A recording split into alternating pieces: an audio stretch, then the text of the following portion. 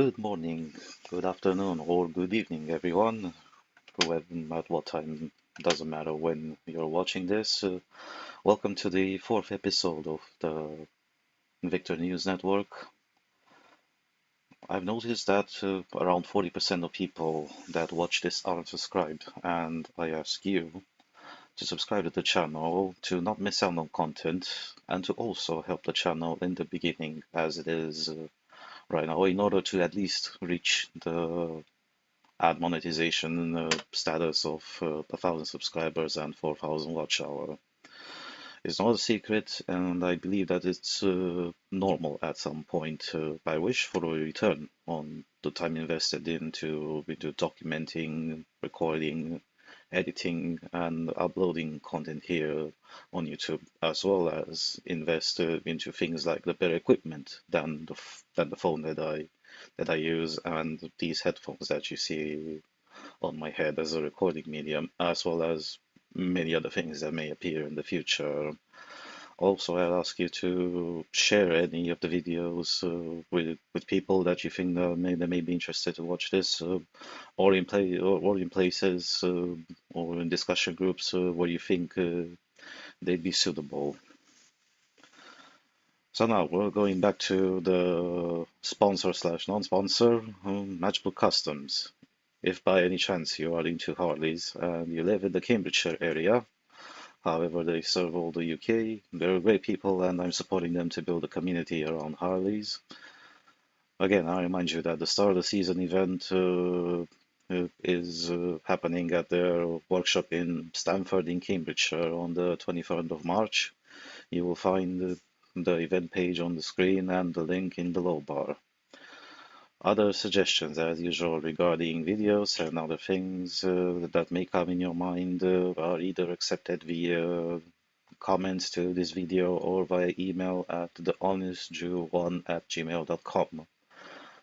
Posted on the screen or on formerly known as Twitter, currently known as X. The handle is at thehonestjew1.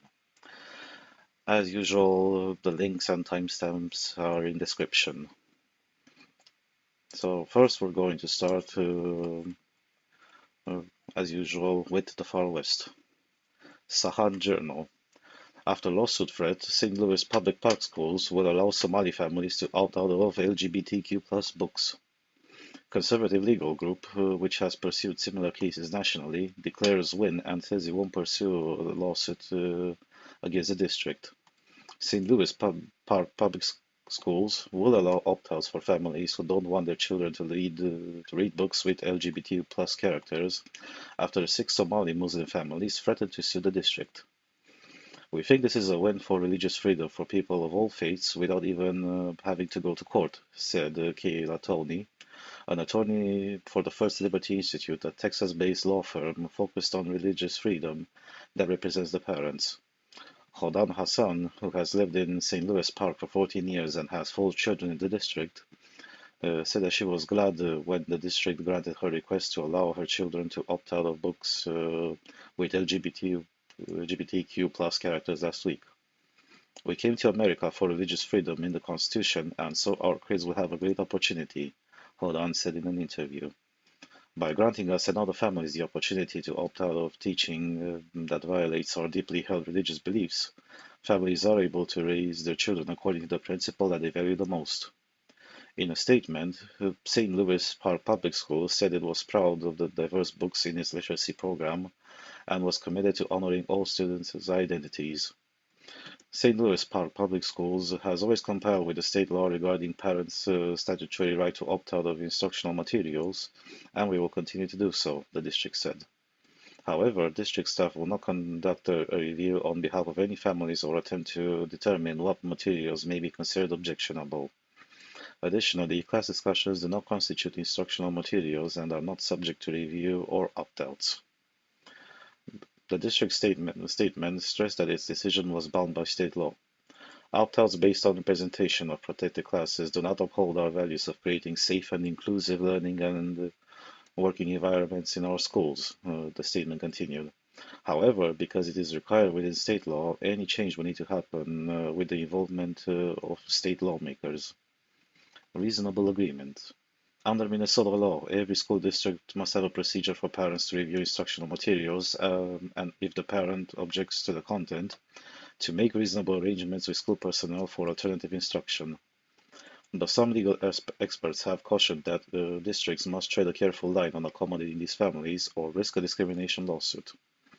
The Parental Curriculum Review Statute says a school district needs to have a procedure for parents to review the content of instructional materials. Christy Hall, a senior staff attorney for Gender Justice, a St. Paul-based law firm focused on gender equality, told Sahan Journal in December. It does not say that procedure needs to be, you tell me if there's any LGBTQ plus content, and then I'll opt my child out of it. In early October, teachers at several St. Louis Park elementary schools introduced books with LGBTQ plus characters. These books included Our Subway Baby, about two dads who adopt a baby, My Shadow is Pink, about a boy who likes to wear dresses, and Honani, Hula Warrior, about a young genderqueer Hawaiian child who wants to lead a boys' hula troupe. Parents said they had made requests to exempt their children from reading these books to two elementary school principals, but the principals refused. The parents then brought their concern to the October 24 school board meeting. We wholeheartedly respect the importance of affirming LGBTQ plus identities, but we are troubled by the way these books have been presented to our children, said one mother, who identified herself by her first name, Ilhan. The manner in which they have been taught appears to exceed the boundaries of affirmation, urging every child to delve into their own understanding of gender and sexuality. The approach, we believe, directly conflicts with our deeply held religious beliefs. Board member Sarah Davis, who is married to a woman and has two children, spoke up at the end of the meeting. "I'm thinking about my child," she said, her voice choked up. "I'm thinking about what it would feel like for him if I said that having a book about the concept of two dads, he has two moms, is troubling. The idea that my wife and I exist, that our family exists, is not controversial." The parents contacted the First Liberty Institute, which argued several religious freedom cases before the U.S. Supreme Court. In November and December, Tony sent two demand letters to the district on her client's behalf, requesting that the schools allow their children to opt out of these books and receive advance notice of any discussions of LGBTQ issues. The December letter criticized the district's form to request alternative instruction as overly intrusive and burdensome for immigrant families. Well, I personally find it funny that this is by no means the first time, and will definitely be not the last time when discussions like these will appear. But it appears that to some extent this school district has caved in because it was mostly discriminatory against Muslims, also known as the religion of special needs. Mm, to some extent, this is in a longer time span quite a victory. However, but this is not the first time we've seen especially leftists. Well, in this case, I'm not talking here specifically about the law firm from Texas, but generally, well, we've seen evidences in the past when leftists would rather cave in faster to the demands of Muslims rather than cave in to the demands of the other group of special needs, which are the LGBTQ, whatever they are right now, because that terminology changes almost every year, and everybody's got their own interpretation depending on what sort of bollocks they're trying to sell you. One great example, the Canadians do not start with the lesbians, but they start with the two-spirit people. Overall, as I mentioned, well, thank God this passed. This is definitely a small step in the right direction. There have been also other cases similar to this, and just as this article says, they brought up a board member who is a married lesbian who has two children. Uh, Well, she is right from this point of view, saying that the idea that my wife and I exist, that our family exists, is not controversial. Yeah, it's not controversial, but nobody said that that your existence is controversial, and I'm pretty sure she knows very well that the point that's being made here is not that her existence or the existence of her sort of called family is controversial. What's controversial is when you're shoveling propaganda. The, just like we've known, the LGBTQ plus lobby has been doing in the past few years. When you're shoveling propaganda to children who are too young, through books like these, and through draconian measures like these, it's absolutely baffling, considering that that in the way that the U.S. functions with the school districts and everything. For people who may not know how the US functions from this point of view, one of the reasons that drive property prices, well, aside from many factors like location and other things like that, one of the major drivers of property prices is also the school quality of the district. And the property taxes paid in that said area, with most of it which go to that school district. Well, don't you think that that the people who pay those said taxes would actually want to have a say into how the schools in their district are run? That's what has always happened. And there's also the option to send your kid to either charter schools or private schools or boarding schools. Those exist all over the US. You also got religious schools, although I'm not too sure from the Muslim perspective how many private Muslim schools there are, but alternatives do exist. However, let's not think about the alternatives, but think about the way the situation stands for at least a good chunk of the people. When getting back to my point, you're paying taxes, and you also paid quite a sum of money to live in to have a house within that specific district. And you as the principal or you as the lawmaker, you suddenly start shitting on the said people that are funding your school, and now you are acting upset that the said people. It doesn't matter in this instance. Whether we're talking here about Somali Muslims in this district, or we talk about anything else or any comparable case in the US, the principle still stands. You're kind of biting the hand that feeds you. This is something that's not unique to the US either. In the UK, several months ago, a similar case happened regarding a school where they tried to shovel LGBTQ plus propaganda, and that school happened to be quite a good chunk of it of Muslim kids. And when the parents found out, well, that principal was lucky not to get lynched for doing that. And suddenly, when the school's headmaster, more so, uh, found out the situation that he was in, well, he pulled back that decision, and then nothing was heard again about that. Things went on normal. So it appears that normal schooling, as normal as it can be done, can actually happen. But all these sort of clinches, they definitely aren't helping.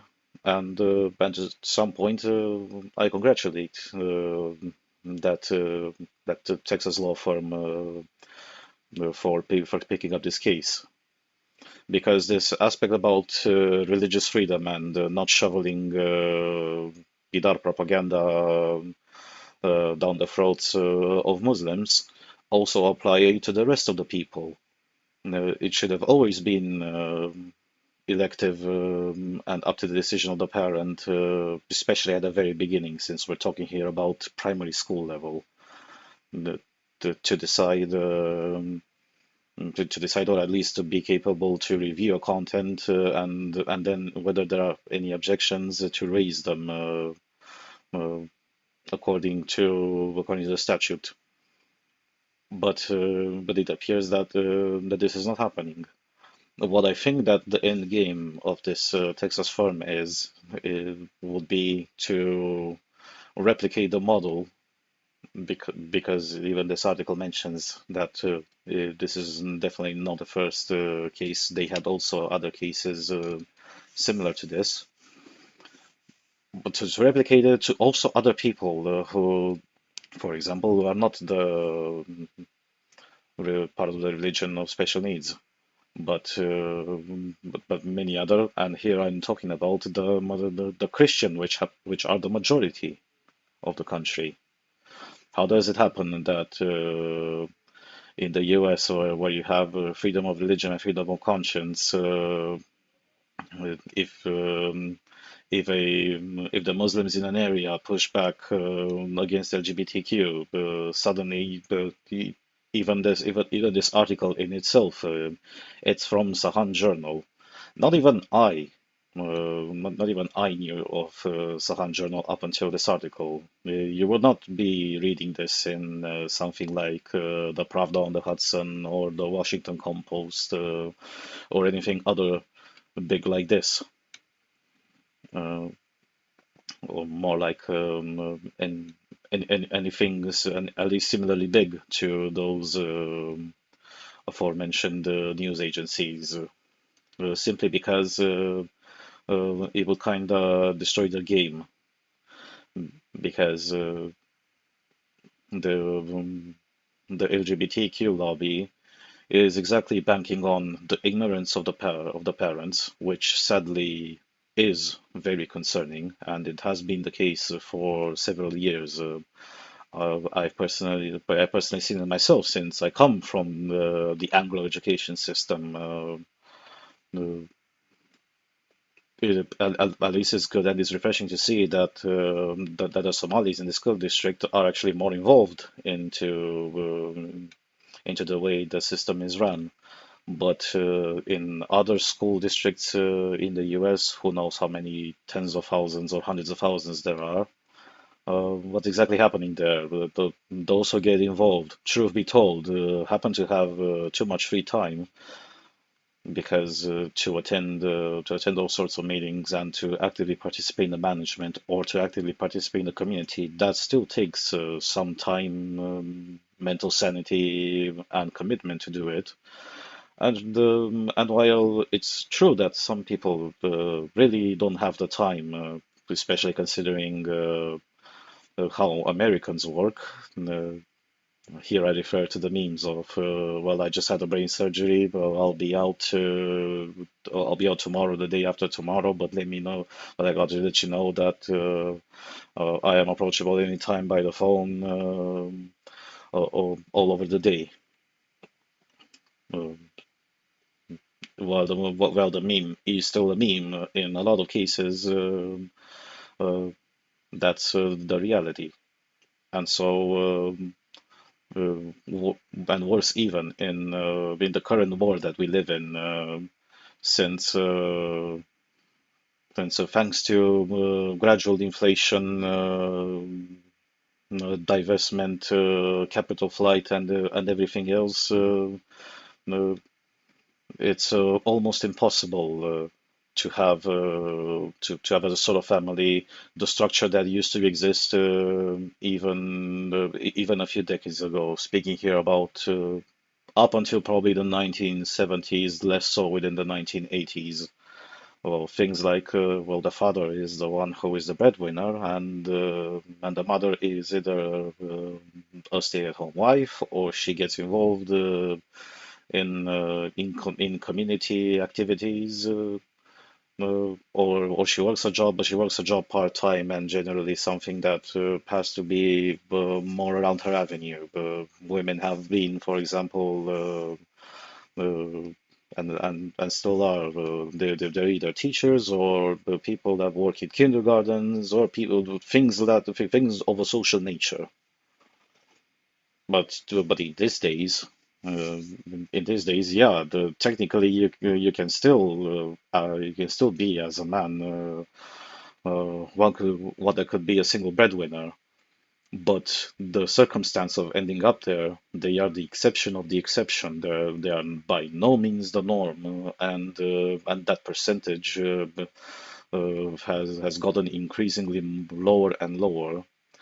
Coupled with the insanity that this world is suffering to a larger degree, more and more every passing day and every passing year, but also due to the lack of opportunities and then everything else. I don't disagree uh, that to raise a child has proven to be something more and more expensive. But here I also make the argument from the other side. If How much money do you think you would save if you were to raise a child at home? Say, for example, if you didn't have to pay a creche or a kindergarten for him, especially in his first 5 years at least. Although my personal recommendation and preference is 7 years before you actually send him to a school. And even about the school, that's already another topic of discussion that will definitely take hours if we were to delve on it. And even so, getting away from the financial argument, which is still a pretty strong one, we're going into other sorts of other soft factors. Well, what sort of other attachments uh, would a child have when you see that both parents are directly involved into his upbringing? Although it will be mostly the mother's case, but still also the dad has passed his own involvement to a lesser degree because, yeah, breadwinner role, that's part of the job. Or also, what sorts of other benefits would your child or your children get if they were to be raised home or raised within a community rather than to just simply be dropped somewhere in the morning before parents have to go to work to a crash? Sure, yeah, sure, he'll get social involvement there, probably more social involvement than they would get if they were to be raised at home. But still, you're still leaving the part of early education, which is very important to a child, and especially uh, up to the age of 6, most importantly, and to a lesser extent up until the age of 12. The upbringing is very important. I stand by what I say right now, among many other reasons. One of the reasons why we have so many dysfunctional adults these days is that pretty much, sorry to say that, but the parents didn't exactly care about their upbringing in their early ages, and that's very sad to see. It's very sad to see, to set up your children for failure in such a way. And although God has always proven to be full of love and merciful, and said people, a good part of them do find their way into adjusting themselves. It's still a much more painful process to do that in your adulthood, or just when you end up to have some sort of independence, rather than address these potential issues early on. And here I'm not talking about something that's completely science fiction.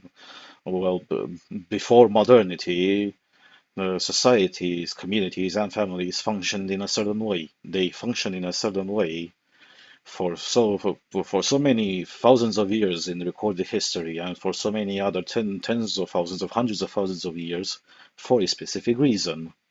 You would think that we as a human species uh, we've succeeded in, at least partially, into finding a system that functions. But suddenly, in these times of modernity, the old system is no longer viable, which is why everything is so depersonalized, and we start uh, delegating such responsibilities to other people rather than us. It's as if said parents don't want to be responsible for their offspring in the end because it's not me that made them. It's not they didn't exactly shoot up from a tree. They came from a man and a woman. So when you end up having a kid or two or several, uh, wouldn't you think that it would be normal to be more present and more involved into their upbringing, especially at the very early stages? I'm just saying, this cycle will at some point break, but as several generations of dysfunctional people have appeared, especially after the boomers. The Gen Xers also have their own dysfunctionalities. The millennials have their own dysfunctionalities, which are slightly more magnified than the Gen X, and then you have the Zoomers. Uh, and at this point, it's still too early to tell because I think that the oldest Zoomer is, I think, now turning 20 or 21, but these functionalities are still present. Uh, One great evidence of this dysfunctionality is how Zoomers happen to be the generation that's most addicted to screens. Regardless if we talk about mobile phone screens or if we talk about other sorts of screens, even Gen Xers were addicted to their screens, especially the TVs. But the TVs, by their nature, if you must remember, they used to be heavy. They used to have those CRT screens that would pop and crack when you turn them on and when you turn them off. It wasn't something that was exactly portable, and that's what limited to a great extent the Gen Xer addiction to screens.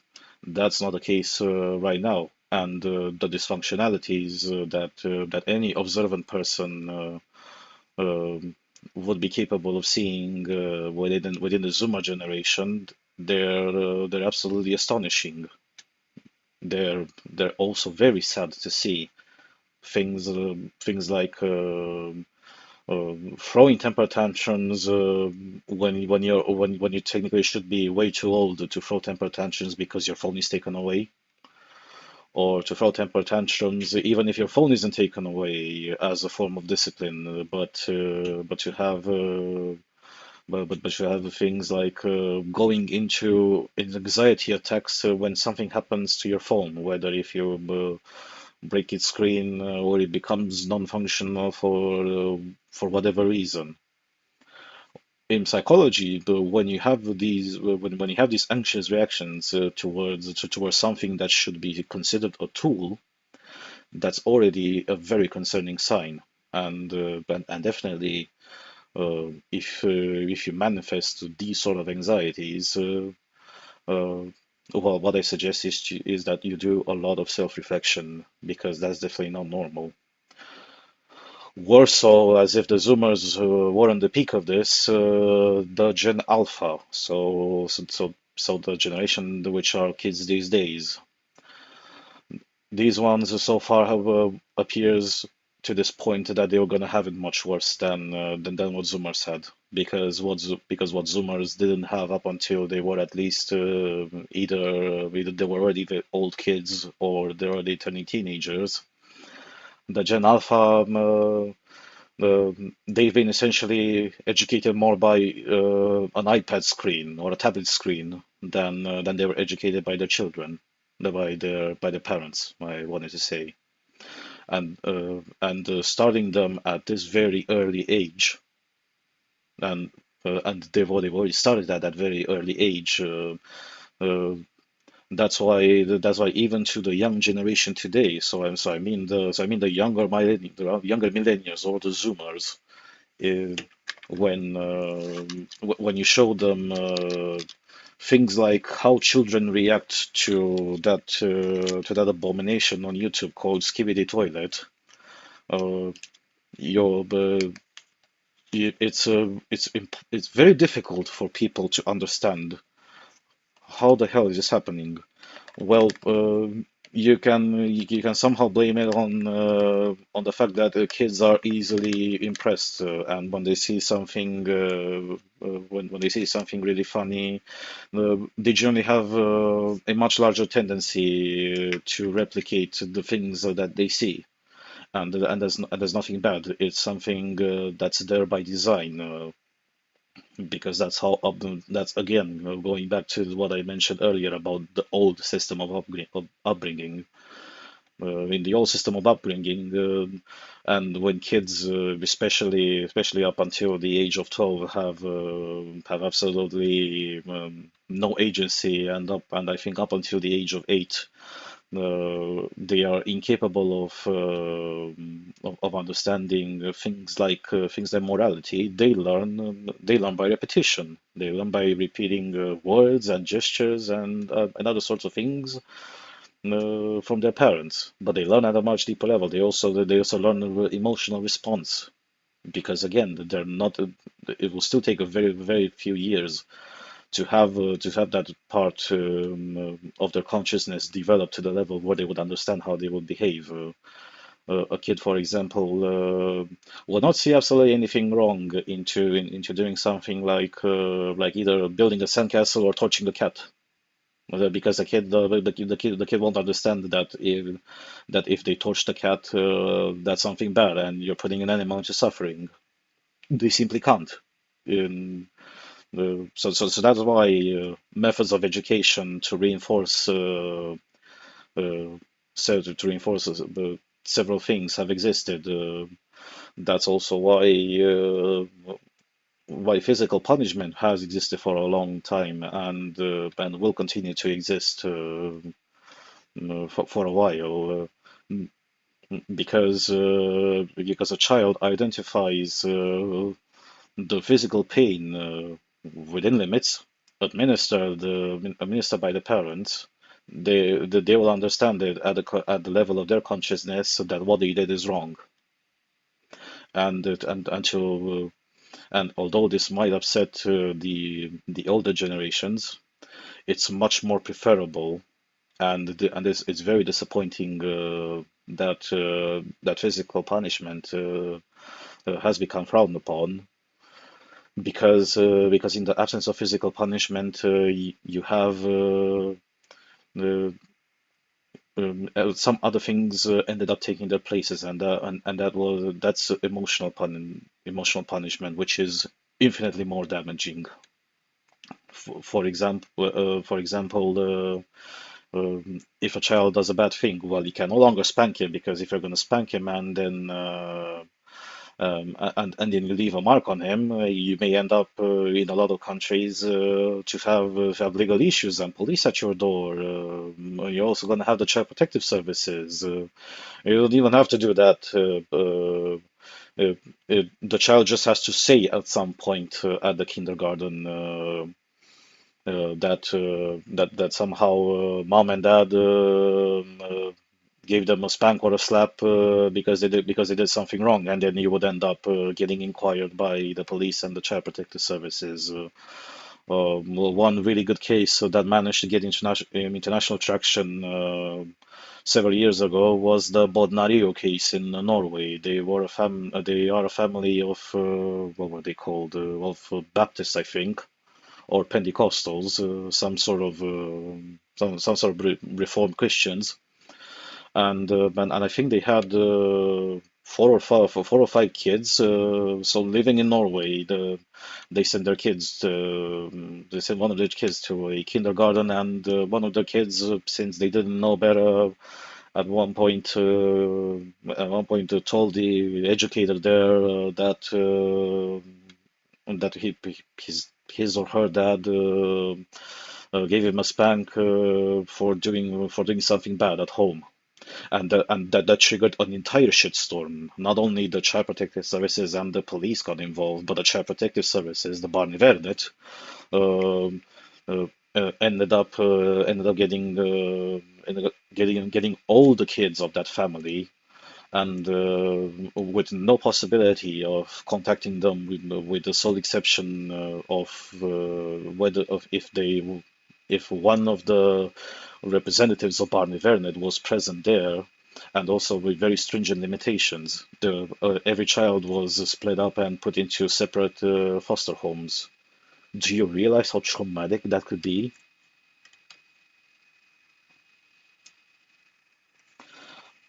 Hopefully, at some point, divine justice and the pendulum of history will resolve such things, simply because they are abnormal. And here we still talked about the traditional families made up of man and woman. I don't even want to go into those other sort of dysfunctional families with two husbands or two wives, two mothers, two dads. Uh, well, when it comes to that, leaving aside the other sorts of arguments as to the abnormality of that, you can even look into other very displeasing statistics, which the same LGBTQ lobby tries their hardest to bury. Things like how the two dad families also happen to have the highest in instances of child molestation and other sorts of really heinous shit, and two mom families also happen to top the charts when it comes to domestic violence. And by domestic violence, the normal families pale in comparison with the fights and the discussions that happen in the two mother families. Plus in itself, I don't have to say this, but I'm just going to repeat it for the sake of it. Any child on this planet, for the sole reason why the family unit is made up of a man and a woman, is because a child, whether it's a boy or a girl, requires in life for sustainable development of all kinds. Both examples in the house, um, uh, the mother and the father, because each child gets different things and he observes different things from each other. The one great evidence when it comes to, especially to the lack of a paternal figure in a family, especially because there are a lot of single moms in the West, and the number seems to be getting bigger. The you just simply have to look at how their offspring operate. They they don't know what they want either. Some if they had a bad relationship with their mother, end up hating women, and when they end up hating women, uh, they essentially become a problem that perpetuates itself. They will be at their point in adulthood resentful of women, and they also become abusive because they haven't seen We haven't seen any other method of behavior from another paternal figure. Even if, yes, men haven't been perfect, men also applied physical punishment to their wives in history, and even in recent history. Uh, However, there are rare instances when that sort of thing has happened with the children viewing such a thing. Simple as that. And worse even, to lack a paternal figure, and if you lack a paternal figure, not be lucky enough in your adolescence to realize this major issue and find yourself in some way a paternal figure. And by paternal figure, I'm not talking here about what Zoomers consider these days Andrew Tate or any other people like him. Uh, you also don't know, especially if you're a boy, in the future to become a man, you also don't know how to carry yourself within society. So you start adulthood, it doesn't matter, between the ages 15 to 18 or slightly later. Well, it happens to be slightly later these days because of the current circumstances. You start already with a severe handicap than the rest of other people who lived more or less more normal lives with either undivorced parents or who also had a decent-ish relationship uh, with their parents, and also within at least relatively healthy communities of any sort. And that's very sad. It's worse even that in the current situation, even less people take into consideration because of the societal bias that if something happens to girls and women, that's suddenly more important than when it happens to men. It's also it's also largely forgotten that even though, yes, I agree that women have the intrinsic value in a society, but what happens is that the men also guarantee that said perpetuation uh, of said people. Be, because a simple country with say 100,000 women and no men is going to be just a country of 100,000 women, and that's going to be the end of it within a generation if you don't get a man. So men also have their own importance in society, and societies cannot function without these two basic blocks of it, preferably both of them together and not separate. Now I've delved way too much into this topic. We're going to continue with the rest of the news. G Captain, OPED, the urgent need for US maritime reform. This is an article which actually came up from the Boyd Institute by William Kehoe. American sea power is under attack, not just by Iran-backed Houthi rebels that have blocked US flagships in the Red Sea, but by a far more damaging vector. A century of policy neglect has driven America's once great commercial maritime industry into near oblivion, and the resultant decay has come home to roost. The nucleus of American maritime policies, which sever the industry from competitive forces, have become fossilized and unmoored from 21st century realities. Consequently, our nation's shipping and shipbuilding industries tread water in the wake of a modern, competitive global maritime market, constantly adapting to stay ahead and to win. Unleashing the intrepid American entrepreneurial spirit that has dominated so many other strategic industries would have profound economic, environmental, and national defense impacts. But this requires bold modernization of America's maritime approach. One of several core challenges lies in a political patchwork of laws that, despite noble policy intent, have failed policy outcomes. The Jones Act of 1920, the Passenger Vessel Services Act of 1886, and the Foreign Dredge Act of 1906 are relics of simpler times and simpler supply chains. Each of these laws essentially prohibits the use of foreign-built and foreign-crewed vessels for revenue-producing activities between U.S. coastwise points. Widely considered the world's most draconian maritime laws, they operate unaccompanied by supporting programs that tie them into a functional national maritime strategy. As a result, American maritime is characterized by little competition, insufficient innovation, and decrepit fleets. And because we have drifted away from our roots as a maritime nation, there is little awareness from the American public. Of the over 50,000 ocean-going ships that move over 80% of today's global trade, fewer than 200 fly the American flag. America's shipbuilding industry sometimes goes entire years without producing a single commercial ocean-going ship. Labor shortages plague the maritime sector, and the naval shipbuilding industrial base has eroded to the point where ships are delivered billions of dollars over budget and years overdue. The lack of a viable commercial maritime industry abets the lack of a viable navy.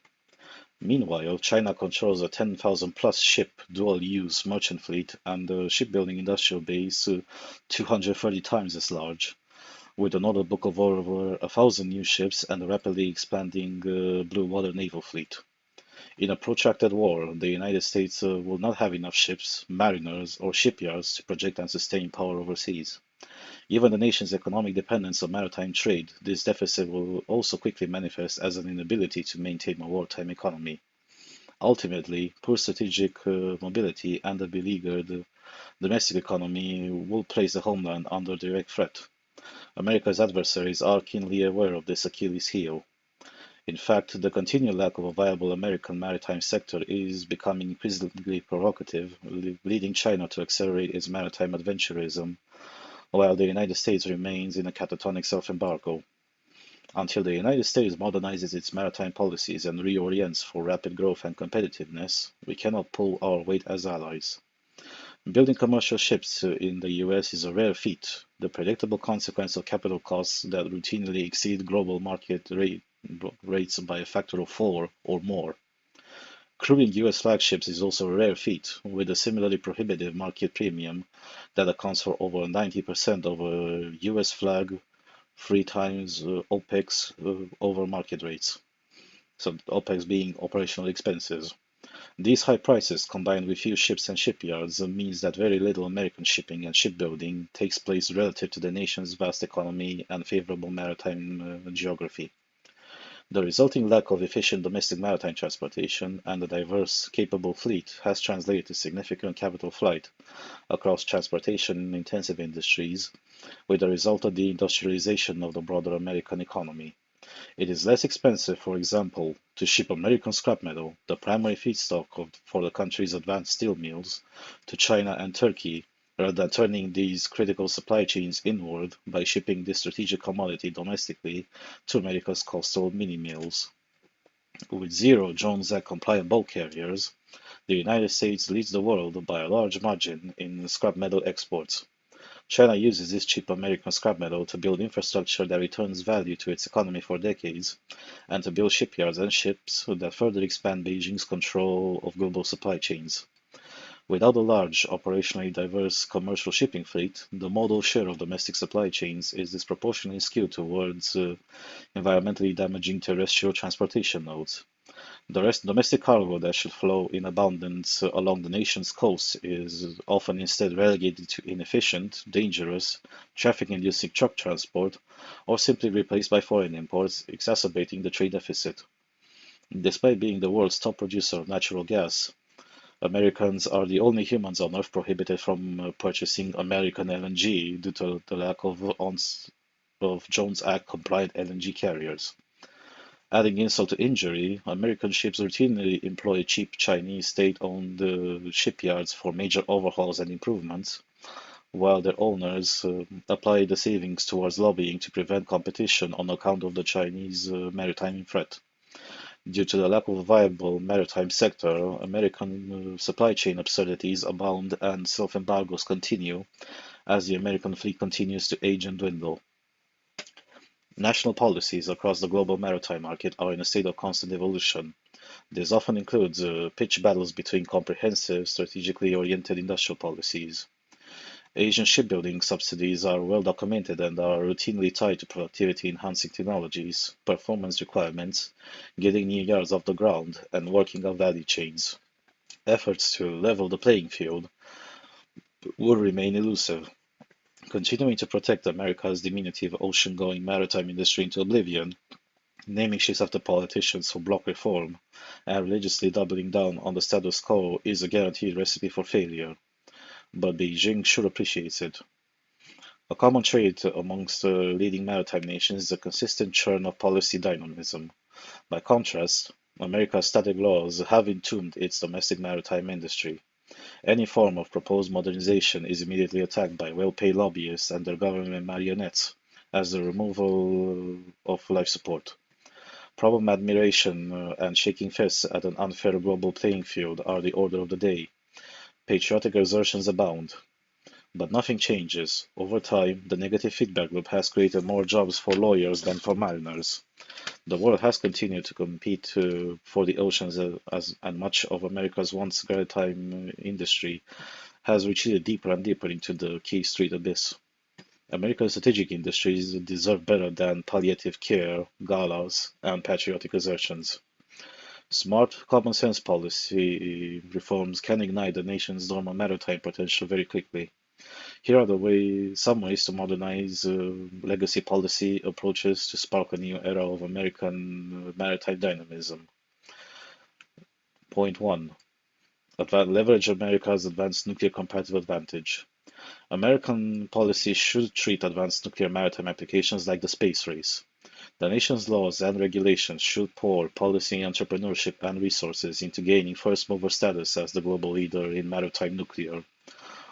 America is already leading the world in the development of small modular reactors.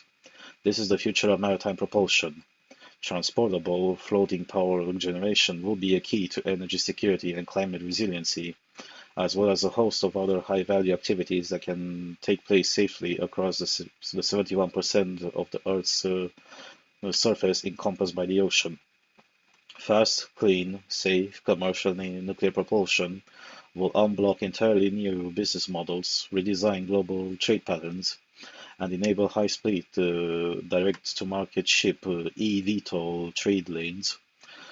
Additive manufacturing, large-scale vertical farming, desalination, carbon capture, ocean uranium harvesting, and many dual-use applications, all at sea, backed by well-designed, marinized SMR systems. American policymakers must prioritize streamlining licensing, regulatory, and financing pathways to unleash this potential at the pace of relevance. Integrate the allied shipbuilding industrial base, reconnect domestic supply chains, incentivize US flag shipping. Modernize domestic shipping laws to support the nation's complex supply chains and to return transportation-intensive industries back to America. Do this in a manner that improves national resilience, grows U.S. maritime jobs, bolsters the alliance, and displaces valuable economic activity away from China. Permit Allied-owned and Allied-built vessels to participate in domestic supply chains in return for a percentage of billets reserved for American merchant mariners, a percentage of the admitted fleet being built in American shipyards, and a majority of the admitted fleet repairs preserved for American shipyards. This incentivizes valuable new billets, fills order books for beleaguered American yards, and unlocks valuable dormant supply chains, which our allies have repeatedly sought to bolster. We use this as a leverage with the USTR for broader strategic trade bargains. Develop strategically focused public funding mechanisms to kickstart advanced domestic shipbuilding capabilities, including additive manufacturing and highly automated processes. Identify economic opportunity zones for establishment of brand new, cutting-edge domestic shipyards in partnership with leading ally shipbuilders. Reduce tariffs for trade employing U.S. flagships. Provide the U.S. maritime shipping and shipbuilding industry the world's most favorable tax structure. Incentivize investment. Tie it to performance, growth, and commitment for dual-use employment. Impel a modal shift from land to water for key domestic supply chains. Reverse course on American deindustrialization abetted by poor domestic maritime freight connectivity. Moving freight on land is expensive, dangerous, and carbon-intensive. Moving freight on the water can be orders of magnitude better by each measure. America needs to move much more freight on the water and less freight on land, where manufacturing and trade geography can be optimized thusly. Quickly orient American policy to incubate and license highly automated cargo vessel fleets and new advanced shoreside infrastructure. Rethink the legacy port model for these fleets, optimizing for high productivity, low cost hinterland connectivity. Begin by enhancing and growing strategic commodity flows in logical trade lanes, including underutilized inland waterways. Build a needed workforce. Incentivize growth of the merchant marine and bring seafaring jobs back into the American ethos. Provide tax exemptions for American merchant mariner earnings at sea. Fund credentialing, provide military interoperability training, and enable VA benefit eligibility for unlimited credential mariners who sign on to sea lift mobilization commitments. Accelerate citizenship pathways. This is a massive There is a massive, well-documented and growing shortage of American labor in the nation's shipyards and aboard its commercial fleets. At the same time, there is a surplus of undocumented people hiding in the shadows within America's border. An accelerated pathway to citizenship tied with performance and service obligations, modeled after the pathway to citizenship through military service, could be an ideal solution to help resolve both strategic challenges. Establish a maritime Fulbright exchange. Create fully funded exchanges for budding American naval architects, marine engineers, and seafarers to learn from global allied leaders abroad and to serve aboard Allied-owned and built ships, bringing back valuable knowledge and relationships. America's ability to rapidly build out a large domestic maritime industry in World War I and World War II was vital to Allied victory in both wars. This maritime growth was followed by peacetime lassitude, allowing our maritime sector to wither on the vine. Given the modern geostrategic realities, America will not be able to pull off the needed expansion a third time, absent a seismic reorientation. Beijing is quite pleased with its current trajectory. Quite simply, American policymakers must take bold actions today, grounded in strategic logic and evolving away from the political inertia and fecklessness that underpin the established order. American prosperity and security are inextricably linked to the ocean, and the nation must return to its maritime roots using 21st century policies. Integrating the Allied shipbuilding industrial base, leveraging cutting-edge technology, and returning Americans to the sea have become non-negotiable requirements to assure another American century. The observations made by this article are absolutely staggering, and it's even much funnier to read these things and then to look at the reality as it is, taking into consideration the fact that, for example, the intermodal container, so every container that you see on a large ship or on a truck carried somewhere is actually an American invention. And even more funnily enough, the the corrugated iron container that you see, well, the corrugated steel container, I want to say, the corrugated steel container that everybody sees on either on a road or on a ship or on a train, is actually an American invention, and it was invented by a guy named Malcolm McLean in 1956. Funnily enough, he was the one who owned the largest truck transportation company at that time. But while in itself the design is still genius, which is the reason why we're using multiple models of it today. We have 20-foot containers, we have 40-foot containers. These are the bare standard ones, and then in other places you also have, I think, 53-foot containers. Uh, it's absolutely shocking that in the US they haven't managed to somehow shut simply grandfather laws such as the Jones Act of 1920. You got to take into consideration the time span.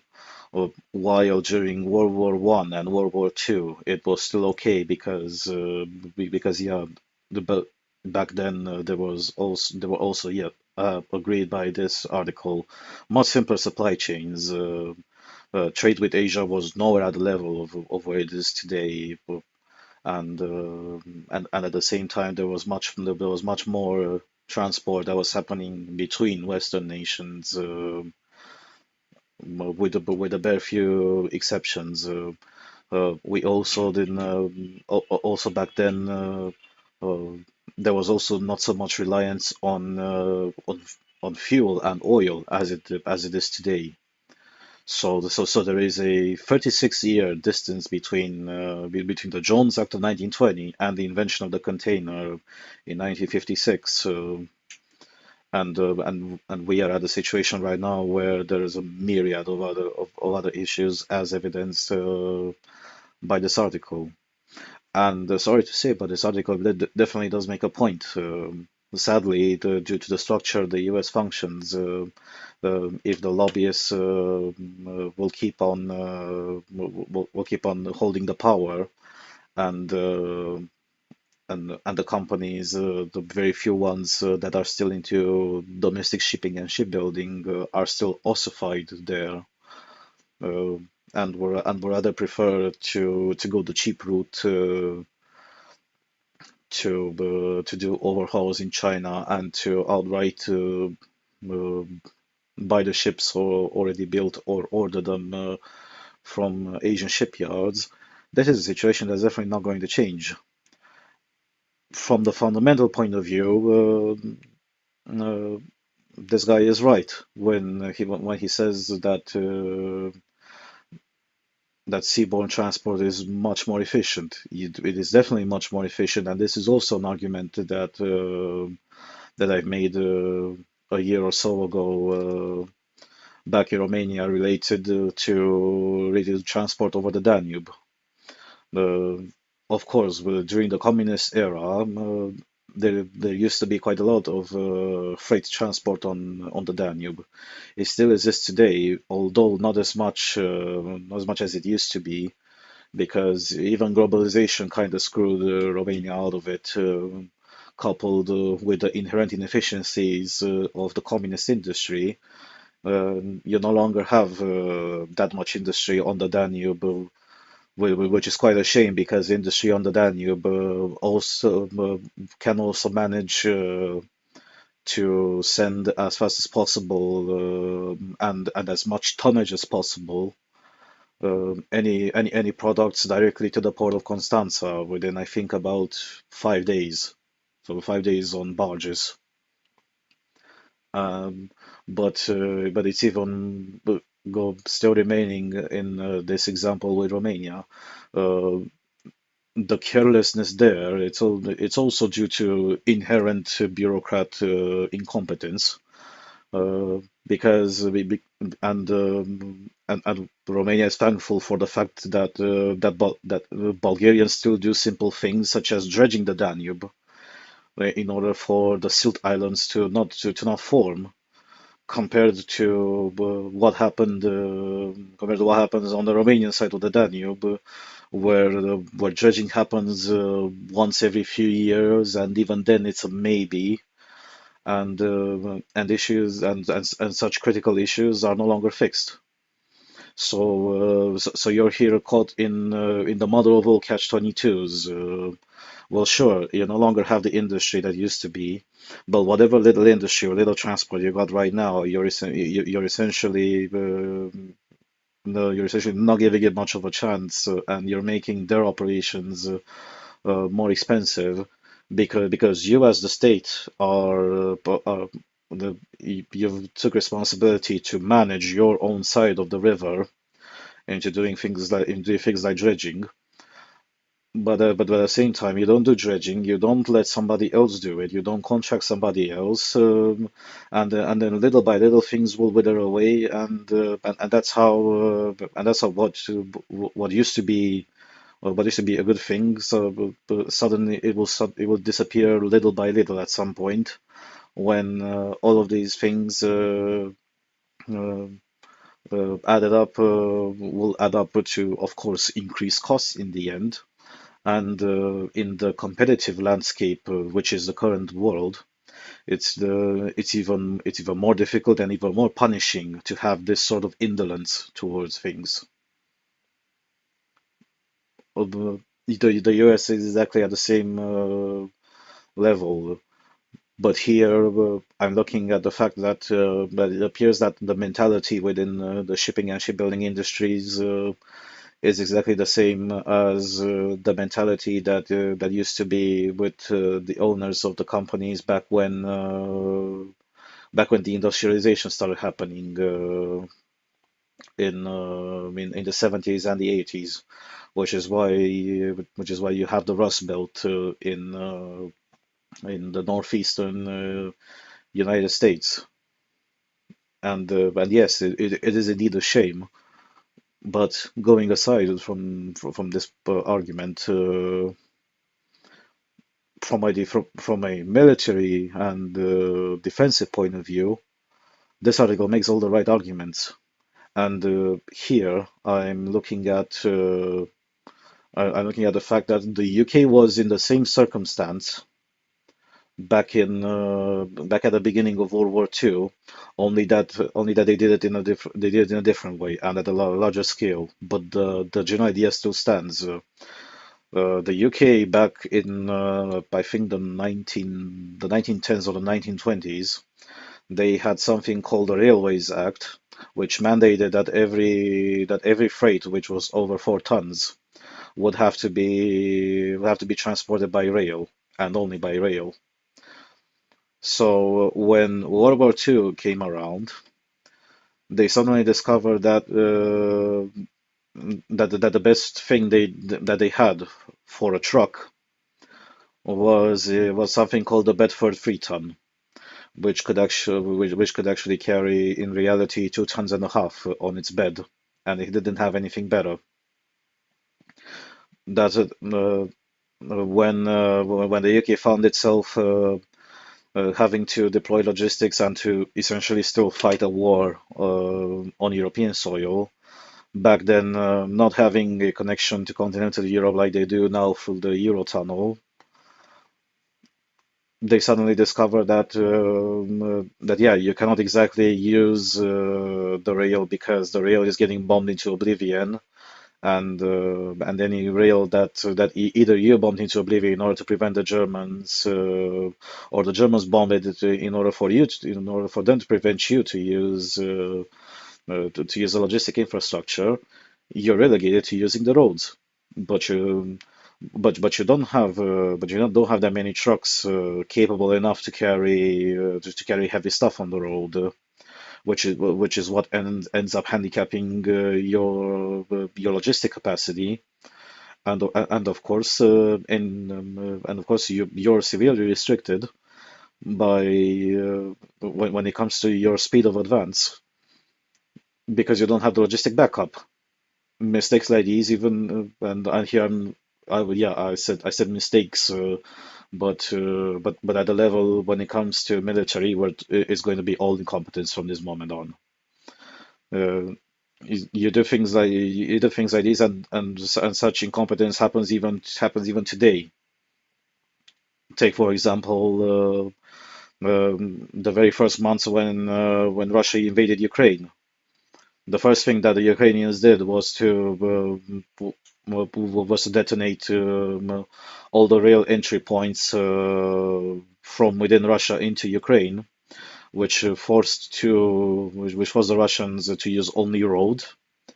But at the same time, because of the shit structure of Russian logistics, thank God for that, they didn't have by any means sufficient trucks to carry things like supplies, food, water, fuel, ammunition, all sorts of these important things which when you're meant to carry on offensive war, they suddenly couldn't. The reason was that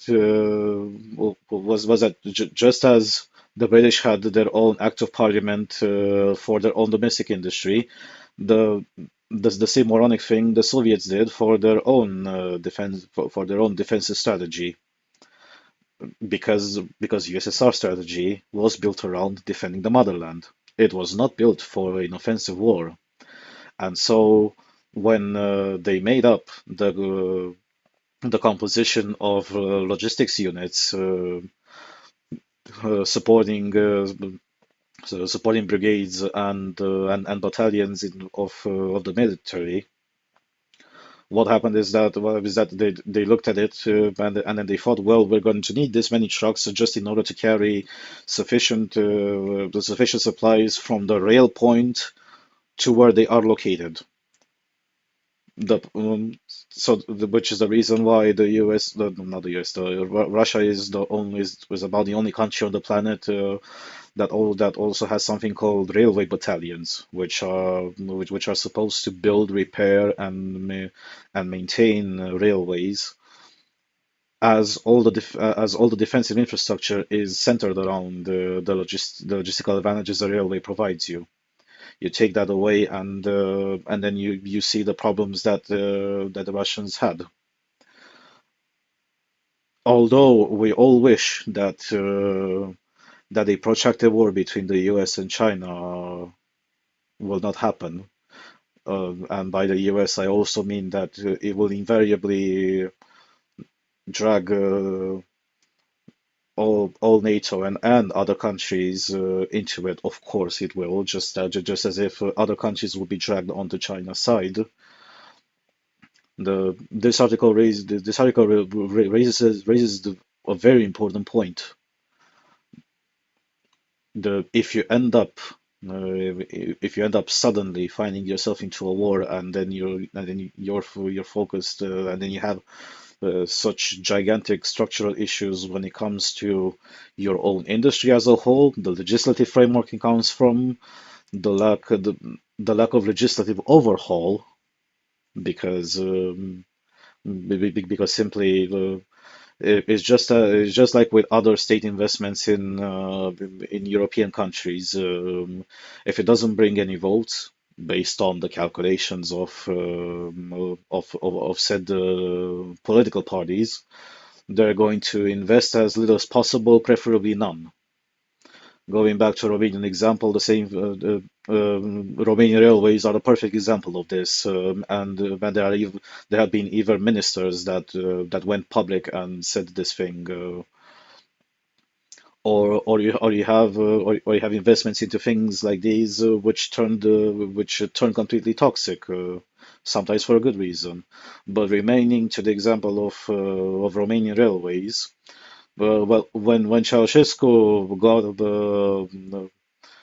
got a song dedicated to him played at the machine gun, his one of the things that he left behind was was quite a performant railway system, and it was performant because from his intention to pay the national debt of Romania as soon as possible, the lackeys below him were at least competent enough to see the fact that in order to export a lot, you needed two things. You needed good land infrastructure, which happened to be in the case of railways, and then you needed the streamlined seaborne infrastructure, and that's why close to the Black Sea, the the there are still a few shipyards, but there used to be many more shipyards, and at one point in either the early or the middle of the 1980s, Romania had the fourth largest merchant fleet on the globe.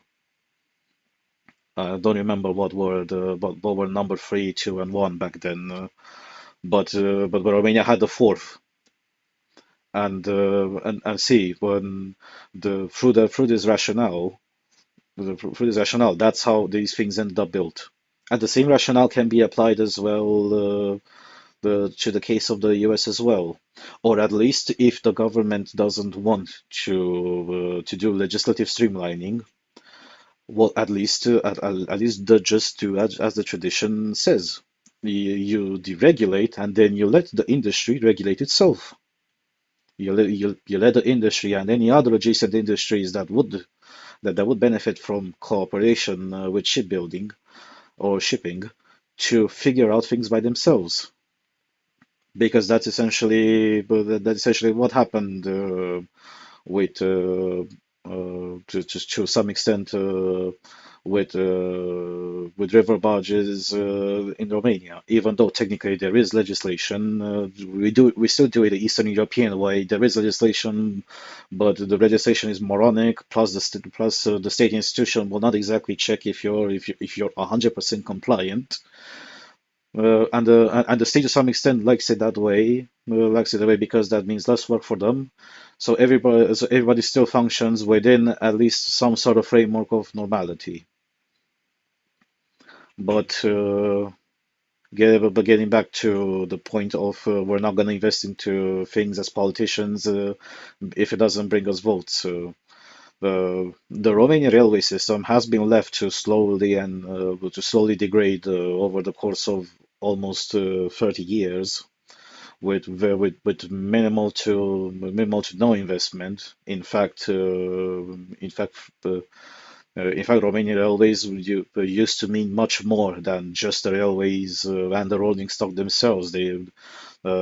Just as it happened with every other historical state European rail company, they also owned a lot more assets. Uh, uh, some of which were for public use. Take for example hotels near the train stations, but also other sorts of assets which are built over time in order to keep the rail workers within the company rather than have them leave and do something else because working in the railway industry you can just ask anybody, it has never been simple. Things from some perspective have gotten slightly better with the advancement of technology and with all sorts of streamlining and digitalization, but in the end, no matter how much you streamline things, it still sucks to, to end up start your shift in the morning sometime at 4 p.m. Do your inspection at 5 p.m. You have to be out of the depot. Your train has to be cleaned by 5:30 in the morning, and then at 6 you already have to be on the platform to receive your passengers. So once you're done and then you leave, you'll find yourself several hours later, God knows where, in that country. And here. Well, what I mean by this is that I'm using the British framework I'm using the British framework of thinking. By the nature of this job, you're going to be away from a community, a tribe, a society, and your family for quite a while, and you're going to find yourself, depending on the company's needs, in all sorts of weird places. So that's why those assets and that infrastructure was built in order to at least make this thing. Make these sort of demands as less punishing towards you as an employee as possible. So as it was left to degrade, and of course, just like in any other Eastern European country, there were a lot of jackals that appeared over the times, and then suddenly snuffed the assets from under the company's books in one way or another. Overall, sticking to infrastructure and rolling stock, it was left to slowly degrade until the Free Seas Initiative started gaining traction again after a century of it not being relevant. And when one of the first things, as all the Eastern European countries have had a terrible relation to Russia, and Russia is still being considered and will still be considered the greatest enemy in Eastern Europe, one of the very first things that were discussed were exactly logistical infrastructure, and that has been discussed with the Americans as well. One of the reasons why Via Carpatica, which is a railway line that starts at the port of Constanța and goes all the way to the port of Dansk. Uh, it's a conversation that began first with the Americans back in 2017 or 2018. I don't remember if it was at the summit in Slovakia, but that's when investments began for the same exact reason. For the same exact reason, what if a war begins and then us being NATO, and we have so many supplies and so much machinery and tanks or other supporting hardware. If we need to move it as fast as possible, how are we going to do it?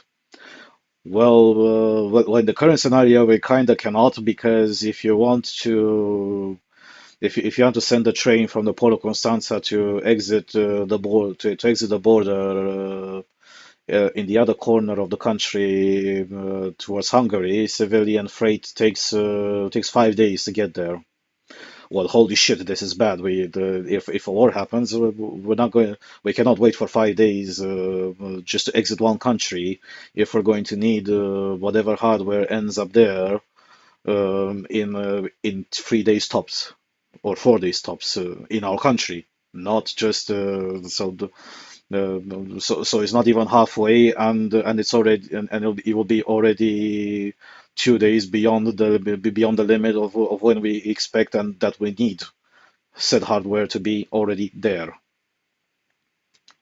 And same argumentation could be applied to in the case of the US as well.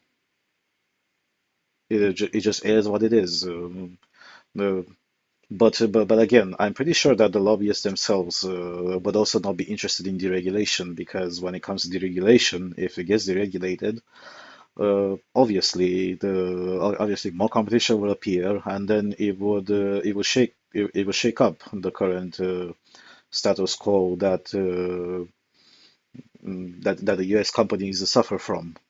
However, at some point, something will have to be done, and something has to be done. Otherwise, if it cannot be done, then then the sins committed now will have a punishment exponentially higher and exponentially more painful in the future.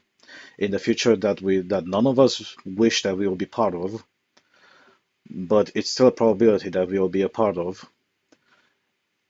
And as usual, it's much better to prevent something rather than to treat in that moment. Before we continue,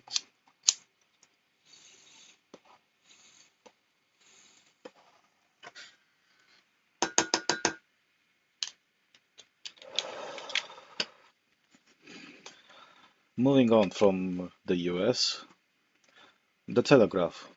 For the first time in my life, I'm now beginning to think Britain is finished. Oh boy. The country's self-image as tolerant, decent, and hardworking is being smashed. It's only going to get worse. Britain's decline over the past 25 years has been staggeringly rapid. Almost everything is getting worse, and almost nothing is getting better. Our public and private institutions are broken, presided over by an incompetent, selfish, and narcissistic ruling class. Oh boy. Living standards, when adjusted properly for living and property costs, are declining. Even the simplest things don't work any longer. Queuing, scarcity, and congestion are rife, our infrastructure is embarrassingly poor, and the honest and hard-working face endless bureaucratic battles to obtain what they are due. Free riding, crime, disorder, fraud, littering, and generalized rule-bending are rife, and all too often tolerated by apathetic citizens and an indifferent state. Britain's residual virtues, our individualism, independence of mind, tolerance, and openness, uniquely appealing features of our national character, are fading. Like a frog in boiling water, we saw the full scale of the decline coming until it was too late, and those who did were ridiculed by the bien pensant. Yet even in 2024, when millions now realize that Britain is on the wrong track, there is no hope of meaningful improvement. The Tories have been abysmal, but Labour will be even worse. Keir Starmer will double down on the social democratic and culturally nihilistic policies tested to destruction by the Conservatives. Fact check true. In the 2000s, Britain had a particular idea of itself. A country of post-Thatcherite property owners which reconcile modernity and tradition, globalization and national self-determination, low-tax dynamism and fairness, where you didn't need IDs to vote, where MPs weren't attacked by screaming mobs, and where, finally, racism was increasingly a thing of the past. We saw ourselves as a socially mobile, law-abiding land of high trust, low corruption, the rule of law, improving race relations, and religious toleration, a uniquely open society and a model to the Western world. Such a vision is now largely obsolete. An Englishman's home was his castle, making a huge difference to our national psyche until our deliberate policy of rationing new housing at the time of mass immigration robbed the under 40s of the chance of owning anything of their own. This is a free country, we used to maintain when presented with another idiotic proposal to control us, but that too is over, killed off by the woke war on free speech, the jailing of Christian preachers, the sugar tax, the surveillance society, and the COVID lockdowns. Interesting selection. In narrow GDP growth terms, we continue to outperform the true laggards of the continent, as Brexiteers correctly predicted, but that will be a non-consolation. Our manufacturing sector is being priced out of global markets by the rush to net zero. Our energy policy is a hideous farce. Our misregulated city is in decline, referring to the City of London. And our tax system is an absurd conspiracy against hard work and merit, with marginal tax rates back at 1970s levels for some. The socialist NHS, based, despite massive increases in funding, is a horror show, and one of the main reasons not to live in the UK. True. Some 5.6 million adults are on out of work benefits, and yet immigration is running at extraordinary levels. Our armed forces have been slashed and are now being subject to a woke takeover. Yet while all of these instances of national enfeeblement are tragic, they pale in comparison with the most terrifying regression of them all.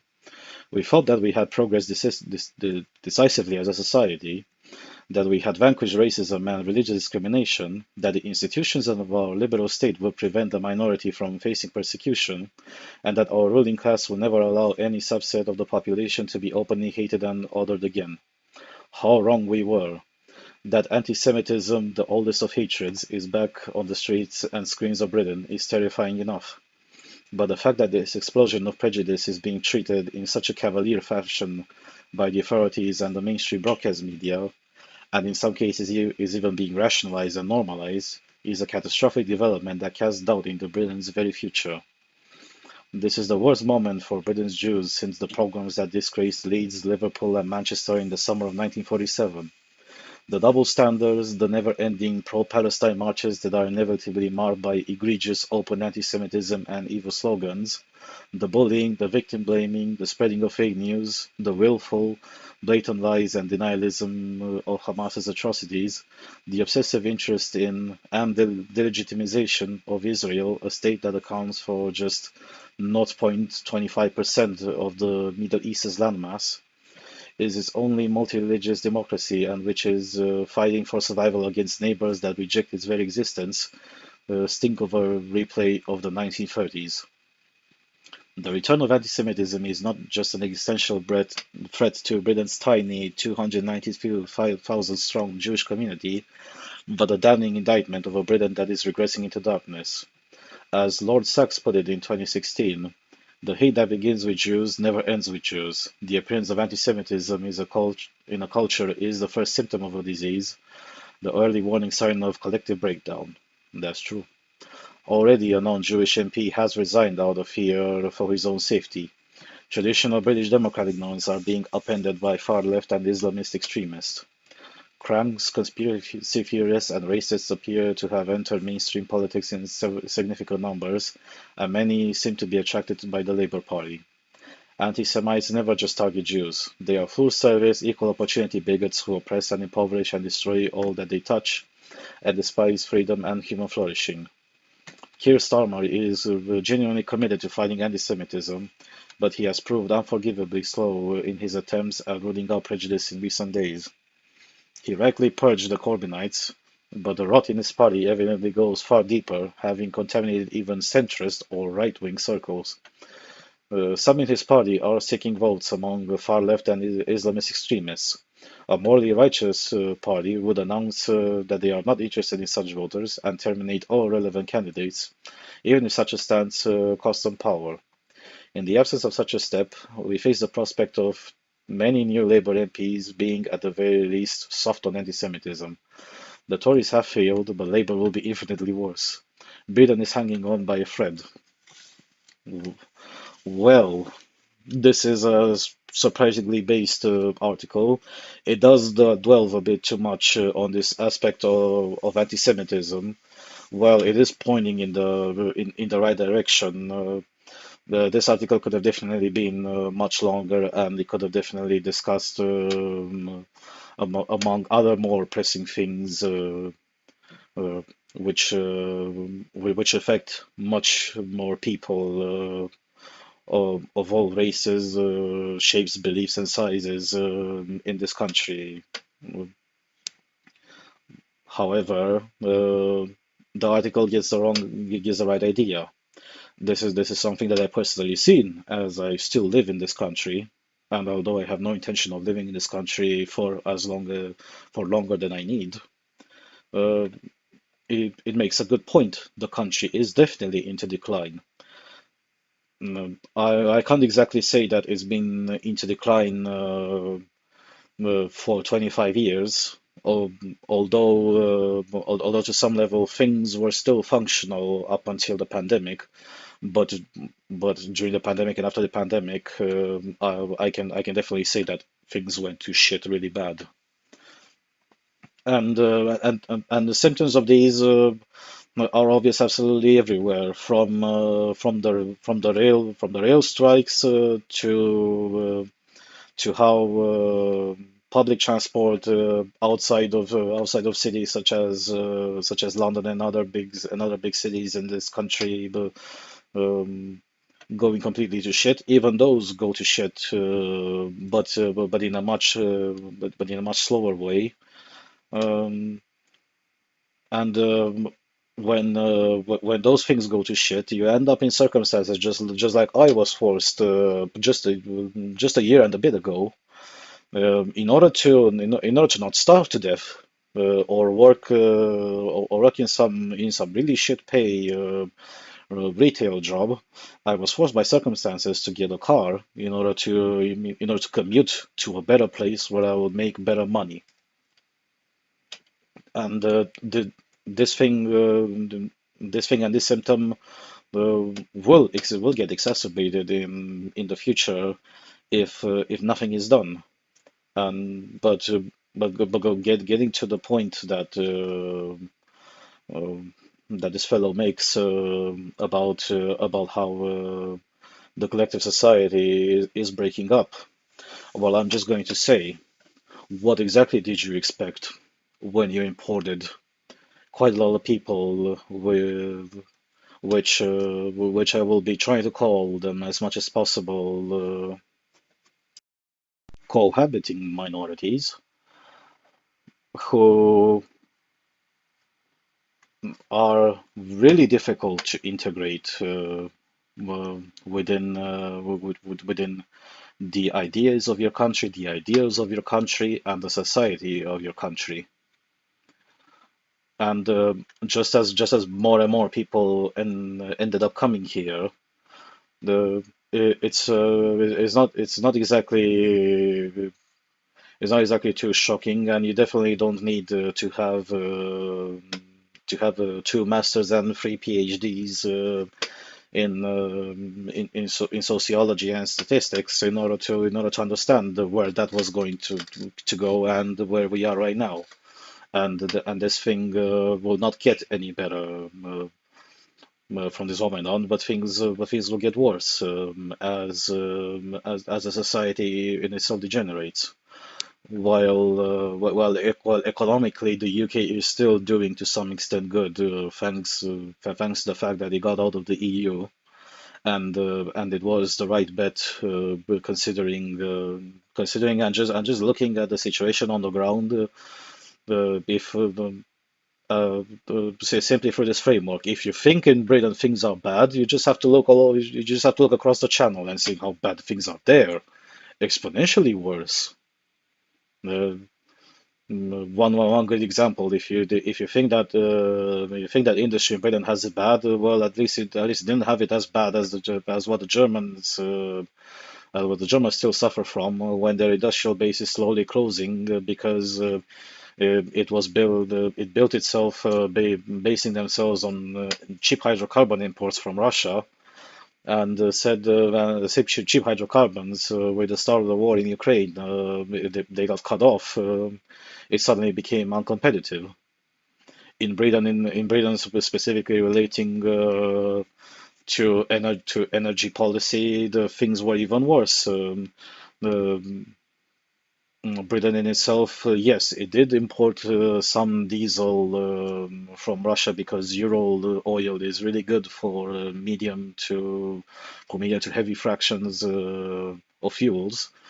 Uh, how exactly does it make sense when you try in order to reach net zero to go as fast as possible to shutting down coal power plants, which is a damn shame because one of the reasons why Britain was competitive both in industry but also in shipping is because coal from Wales was one of the best coals you could get at that time up until the moment when Australia became a coal exporting superpower. It's not as if all sorts of technologies appeared over time in order to still make coal power still not as harmful to the environment as it used to be. Although it is still to some extent harmful to the environment, but nowhere to the level where it used to be several decades ago, where with things like acid rain or sulfur dioxide poisoning or smog. The the entire country shifted to building combined gas generation, which in itself, I agree, it is definitely a very efficient and a system which is much cheaper to build and implement than anything else, especially compared to nuclear. Plus, it can also be, as in when it comes the the said generators can also be powered up and turned off very quickly compared to other power generating methods. But again, going to the net zero and then the sheer lunacy of that measure, which apparently the British state still tries to stick with because they haven't rolled back hideous intents like banning all internal combustion engines by 2035. You go to the other side with investing a fuck ton in the grift that's known as renewable energy. I personally find it absolutely amazing that in this country, and I live in the southern part of the country, you see so many houses with solar panels that were just like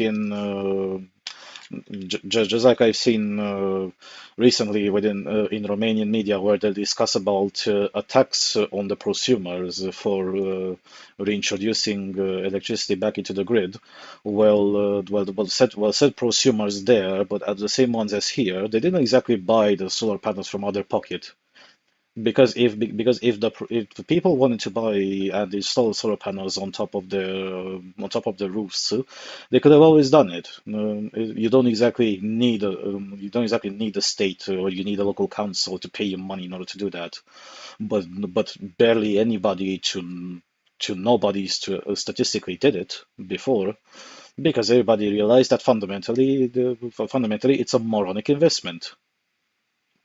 It's a moronic investment considering this country. Well, even if I look right now, yes, it is. You definitely have light outside, but the sky is gray to white because you have heavy cloud cover, and heavy cloud cover means that if you put a photovoltaic panel, you're not going to get exactly too much electricity. Even with this diffuse sunlight that you get uh, through the heavy cloud cover that you get. it's simply fundamentally terrible. Plus, photovoltaic panels themselves are not efficient by any means. The vast majority, which are sold all over the globe, they're manufactured in China. In the very best case scenario, you get 20% efficiency. So assuming that the sun is 100%, and you have ideal scenarios. So that means the temperature isn't too high. You have a clear sky. You're in the summer.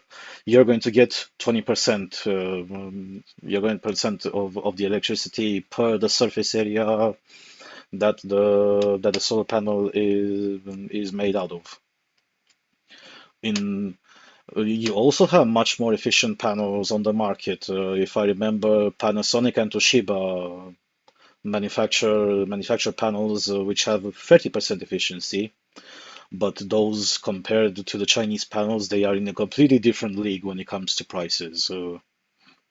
So getting back to my point, uh, quite a lot of people simply subscribe themselves to this governmental grift with solar panels, a grift which costs gigantic amounts of money because you don't need just to buy the panels themselves, which even if they're made in China, they're still expensive.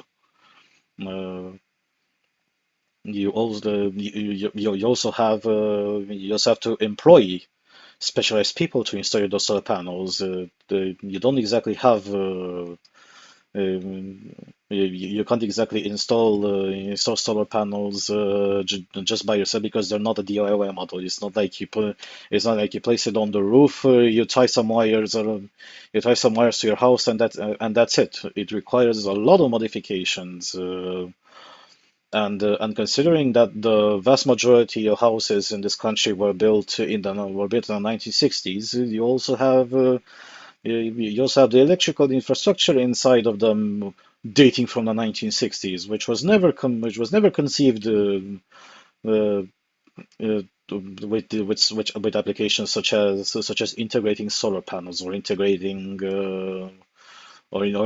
in the case when but I see even in this town of mine several houses that have really tiny windmills on the rooftops. Yeah, those people do have it, but truth be told, the windmill is much easier to implement by yourself. I'm talking about tiny ones, which aren't exactly too big. I think the maximum length span of an entire blade is like this big, so about the 30 centimeters, 30 centimeter wingspan. But uh, but yeah, who's going to pay for the solar panel grift? Uh, and when you bullshit people that yeah, they're a good idea. You just have to pay this little amount of money because again, the grift is not completely free. Because if it was completely free, then everybody would have joined it. You have just pay this little amount of money, and then you'll recoup it back sometime in the summer.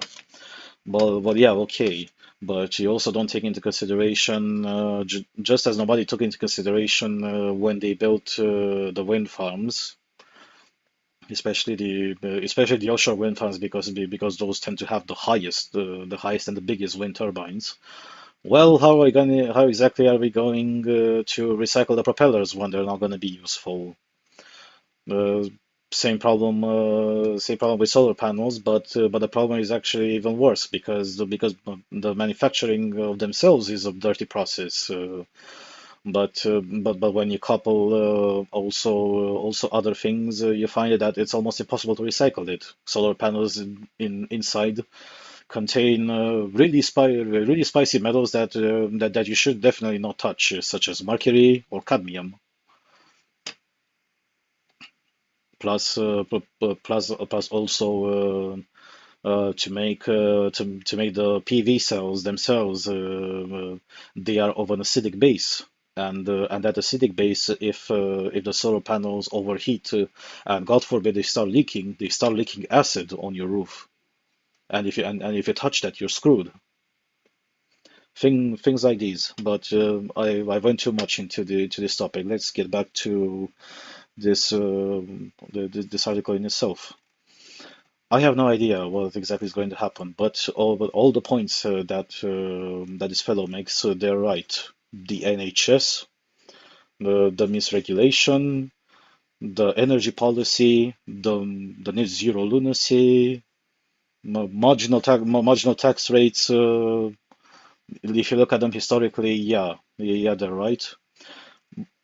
Yeah, but they're about right. They're about the 1970s level, but we got to remember that at the 1970s level, the situation economically in Britain was insane.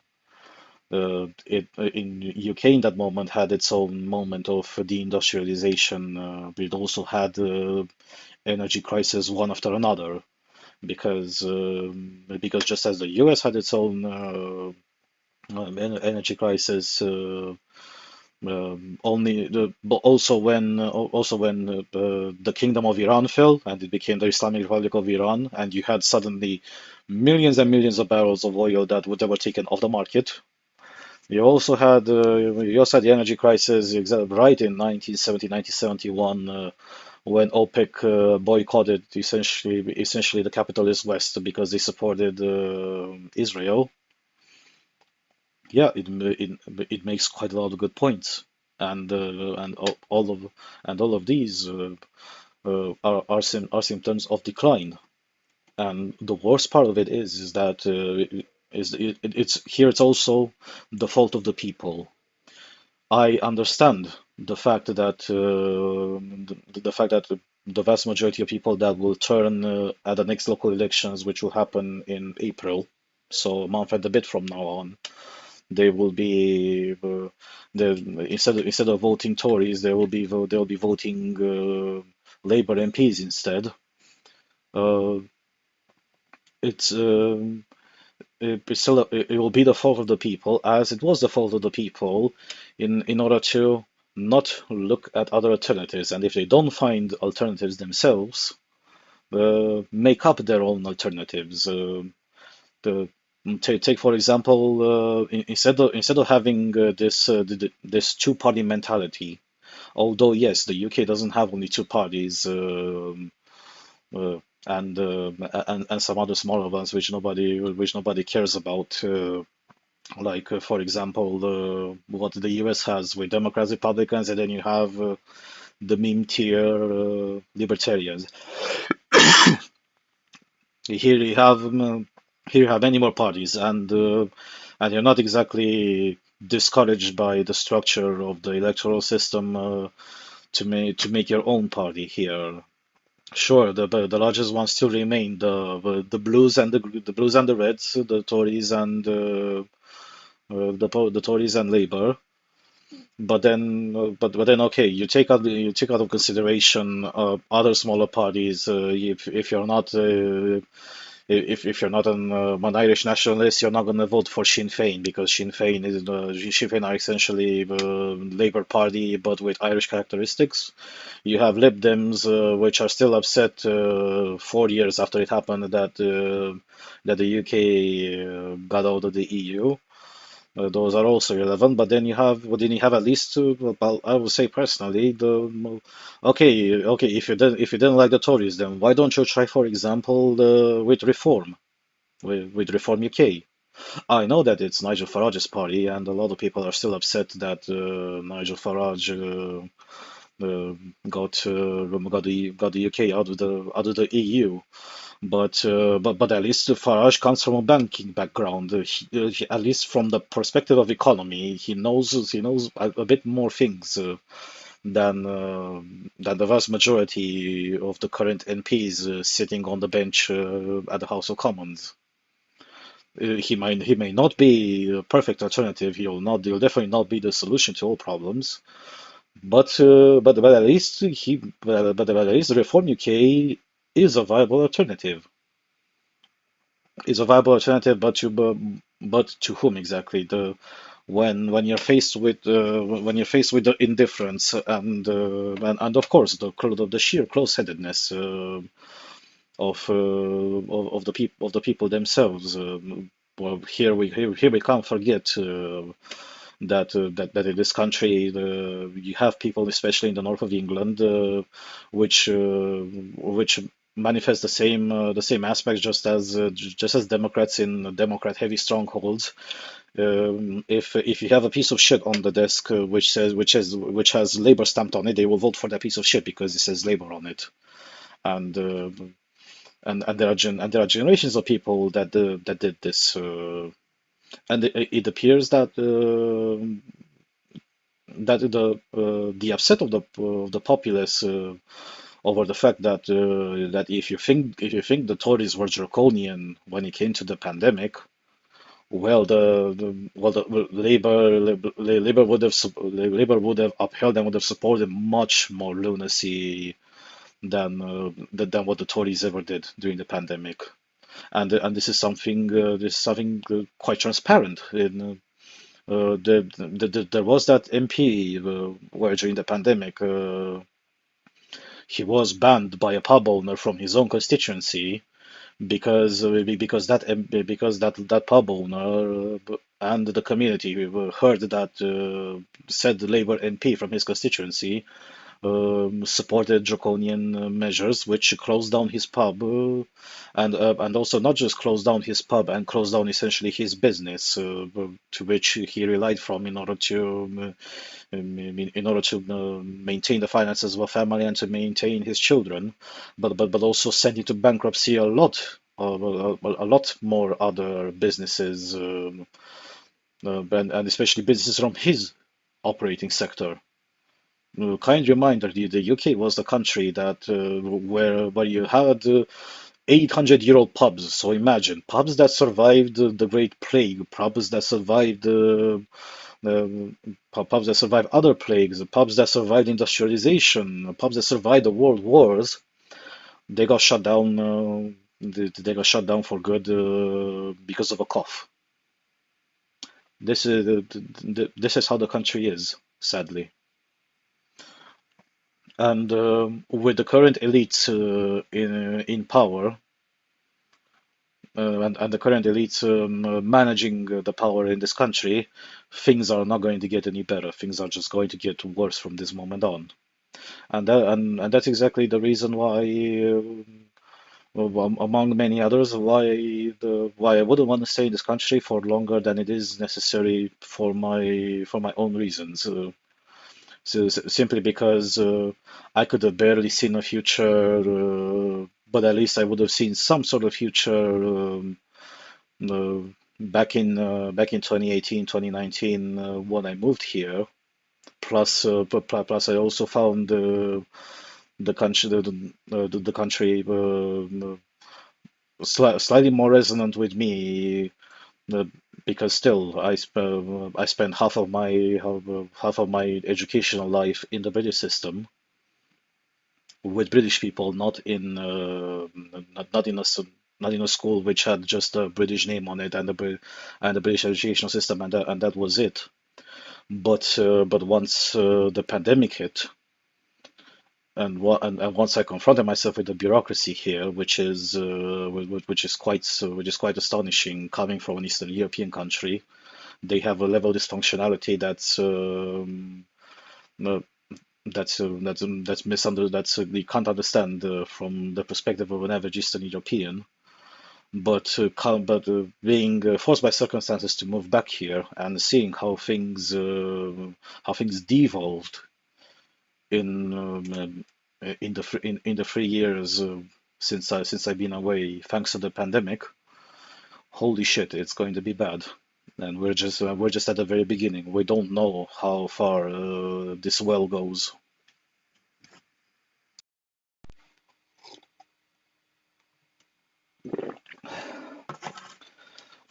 Moving on to continental Europe. Euractiv.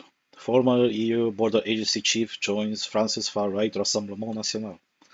The former director of EU border agency Frontex, Fabrice Leggeri, announced Saturday, the 17th of February, that he had joined France's far-right National Rally. Leggeri, who resigned from Frontex in 2022 while under investigation by the EU's anti-fraud office OLAF, said he had joined Marine Le Pen's party list for the European elections in June.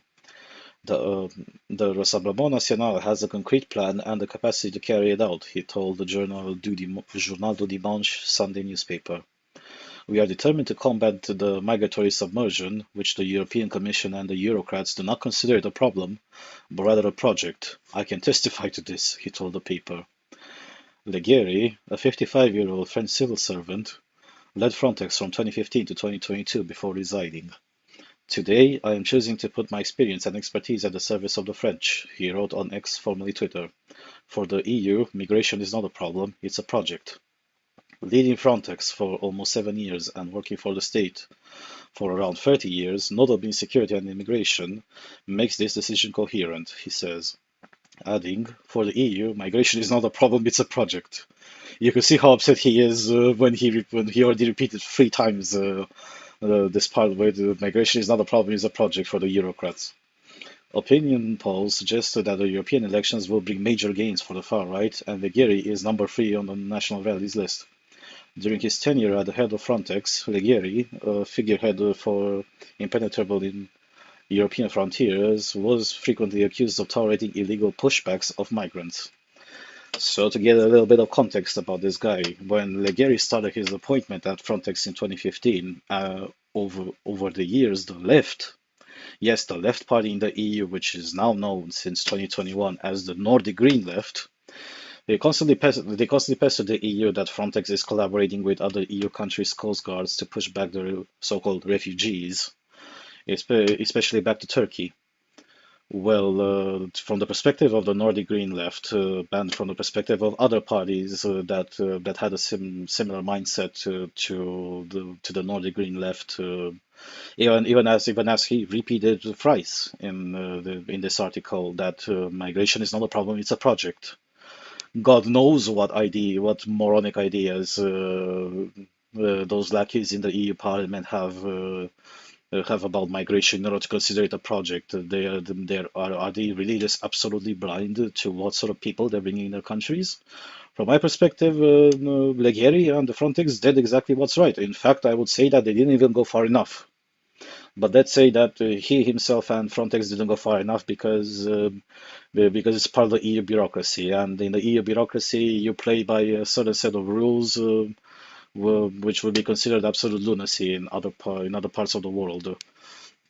But at least Frontex to some extent collaborated with coast guards of other national countries, which faced huge migratory waves. To do as much as possible without getting into hot water with the European Union and then having all sorts of other issues, because we've seen how the European Union functions. You just have to look at how negotiations went with Brexit.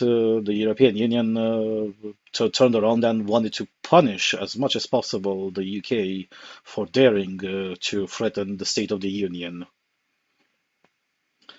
Uh, but Leggeri, just like any boiled state worker, he's also had grifts when he came to his position at Frontex.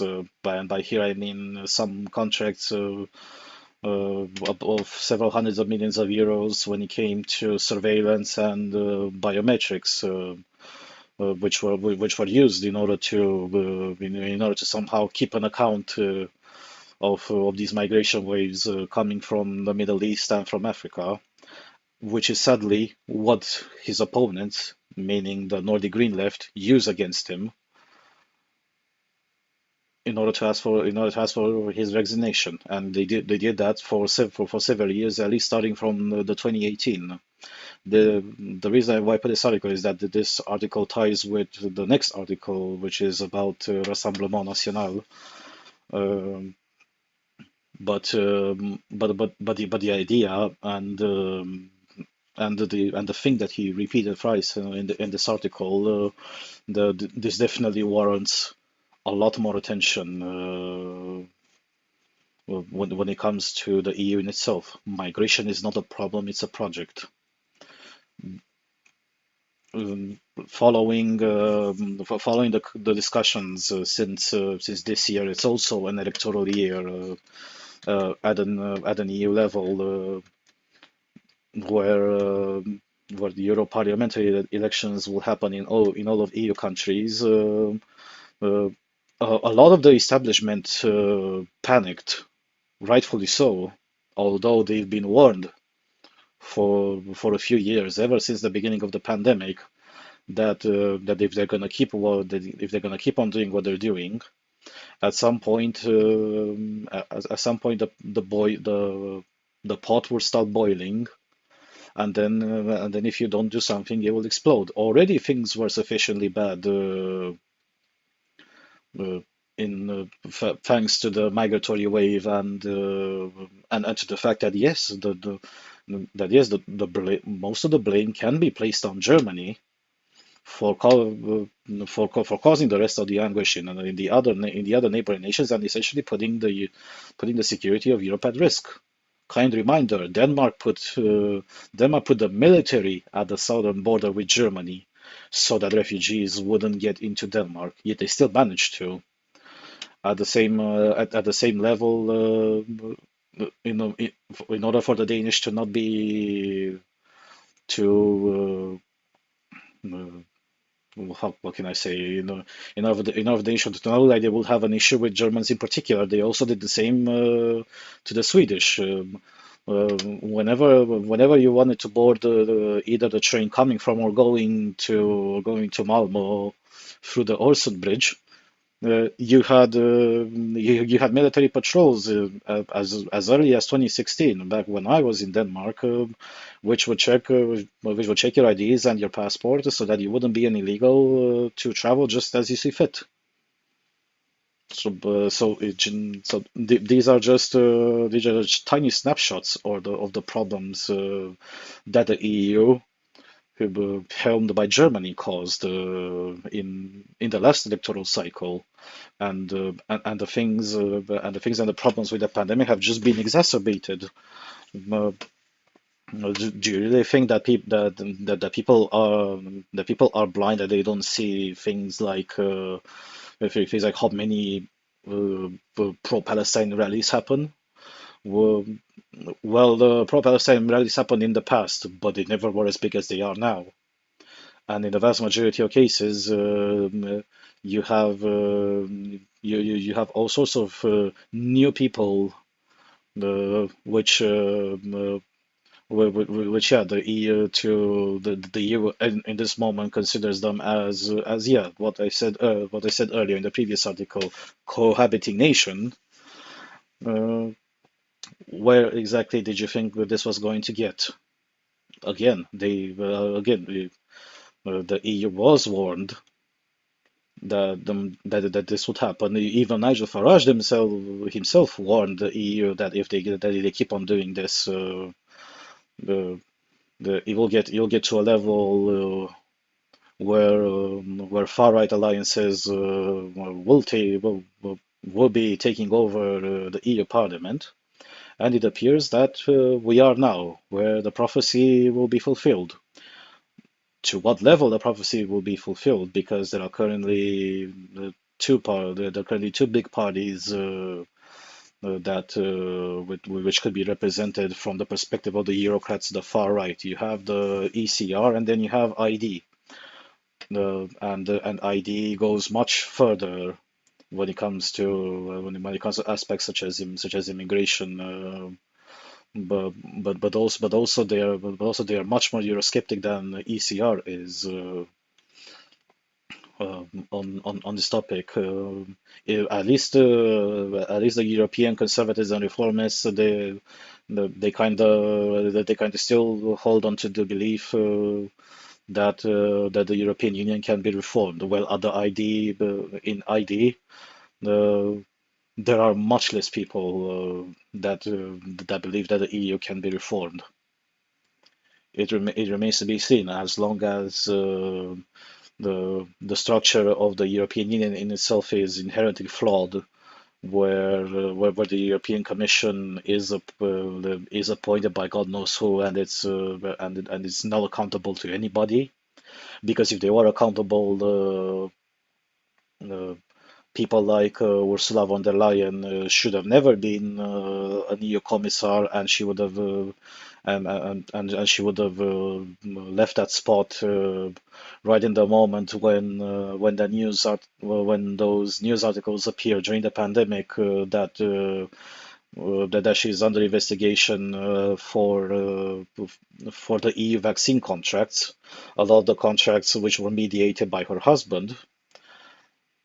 But she's still there. She's still there as well as other EU commissars, which shouldn't have been there. They should have left their posts on such grounds much earlier. But they're still there because because the European Commission has said, just as other people have said, people especially familiar with how the USSR functioned. The European Commission is the Politburo, and then you have the European Parliament, which is the Supreme Soviet. The Supreme Soviet, but with slightly more powers than what the original Supreme Soviet used to have. You reap what you sow. The train of consequences has no brakes. So, as I said, this article with Leguier is tied to the following one. Political: How France's National Rally plans to take the European Parliament hostage. Marine Le Pen's party eyes alliances with conservatives and the centre-right after European election. The French far-right are coming to Brussels. France's National Rally is set to make large gains in the upcoming European election, and within Marine Le Pen's party, officials are strategizing on how to make the most of their new might. The National Rally is currently ranking first in the French polls, and according to Political's poll of polls, its Identity and Democracy parliamentary group is forecast to win 87 seats in the June election, 28 more than it currently has. This would make ID the third largest group in the European Parliament, behind the centre-right European People's Party and the Socialists and Democrats, EPP having 172 seats and SD having 139 seats, but above the centrist Renew group, which includes MEPs from the French President Emmanuel Macron's Renaissance Party. That might not be sufficient to upset the current governing coalition, made up of the EPP, the Socialists, and Renew, but it could give them enough power to prevent legislation from being passed. MEP and National Rally leader Jordan Bardella, who is leading his party's list for the election, in January vowed to become a blocking minority in parliament, while Le Pen told journalists 10 days later that her party would seek ad hoc majorities through alliances with other parties to block specific legislative files. Mentioning this, it doesn't say absolutely anywhere in the in this article about how many seats ECR is going to take in the next election. Well, we don't care about the groups at the European Parliament. It's purely administrative. What matters are the votes, said one of Le Pen's closest advisors. United against the Green Deal. The party strategists are notably eyeing alliances with the right-wing European conservatives and reformists. There you go. The latter includes MEPs from Italian Prime Minister Giorgia Meloni's Brothers of Italy, so that would be Fratelli d'Italia, while Hungarian Prime Minister Viktor Orban's Fidesz party is considering joining the group. The National Rally is also considering joining forces with the centre-right EPP, whose recent opposition to some of EU's Green Deal policies is aligned with the National Rally's positions. Such an alliance has so far been out of the question because the so-called cordon sanitaire, an unwritten rule which forbids mainstream parties from making alliances with parties from the far right or the far left. But what was once a clear red line now falters more and more, Renew MEP Marie-Pierre Vedren said. In November, a bill to slash the use of pesticides, which constituted a key pillar of the Green Deal, was rejected by Parliament after the centre-right and the far-right both voted against it. The National Rally is thus hoping to rally the troops of EPP President Manfred Weber in fighting what it calls punitive ecology. The Germans like their big cars, the advisor quoted above said, referring to the fact that the EPP group is dominated by German MEPs. Other teams where the French far-right party could find some common ground with the EPP, the advisor said, include the EU's planned enlargement, extending the EU's competencies, and its current migration policy. Putin troubles. But there is another reason why the National Rally aims to forge ad hoc alliances instead of forming a supergroup with the conservative ECR.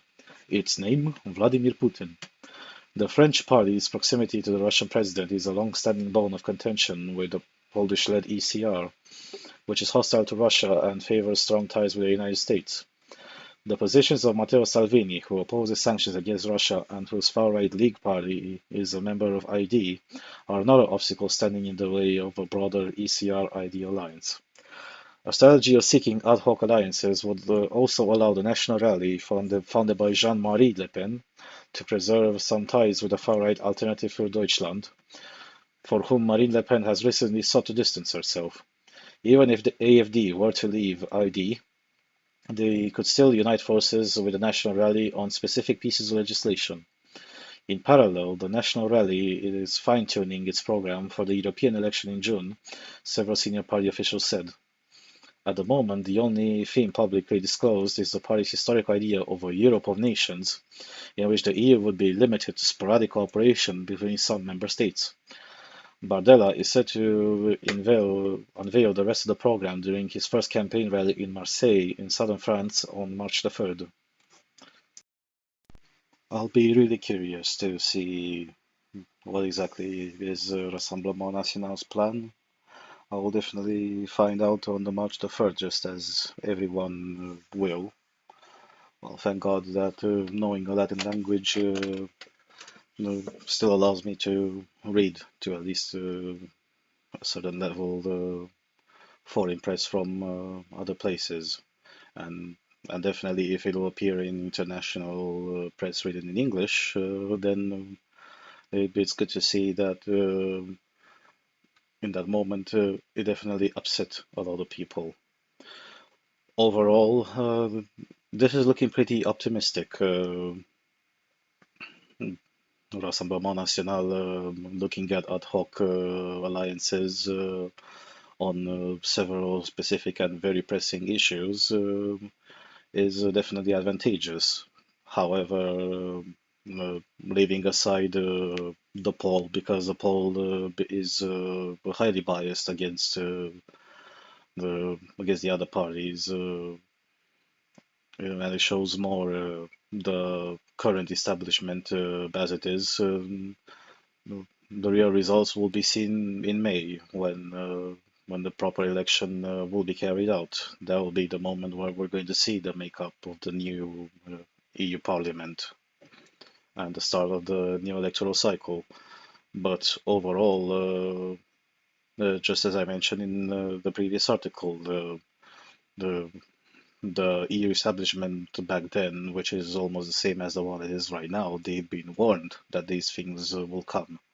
And what exactly did they do? They just pushed on. They just pushed forward more and more uh, with lunacies like immigration being actually a project and not a problem, with the Green Deal or also known as net zero, and other sorts of problems.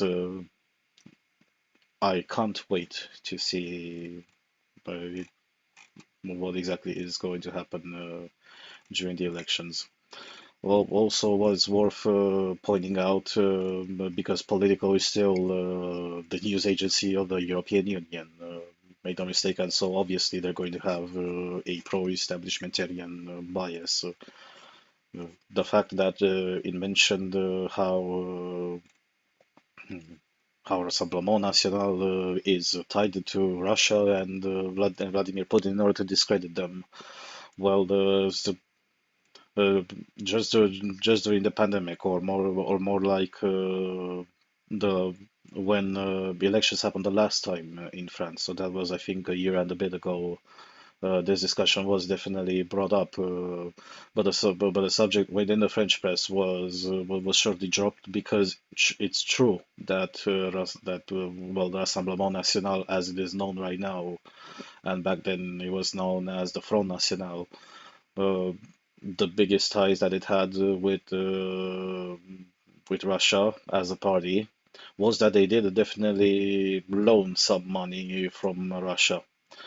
And once they paid those debts, suddenly all the potential collaborations that could have been there with Russia and whatever people that were tied with Front National suddenly stopped.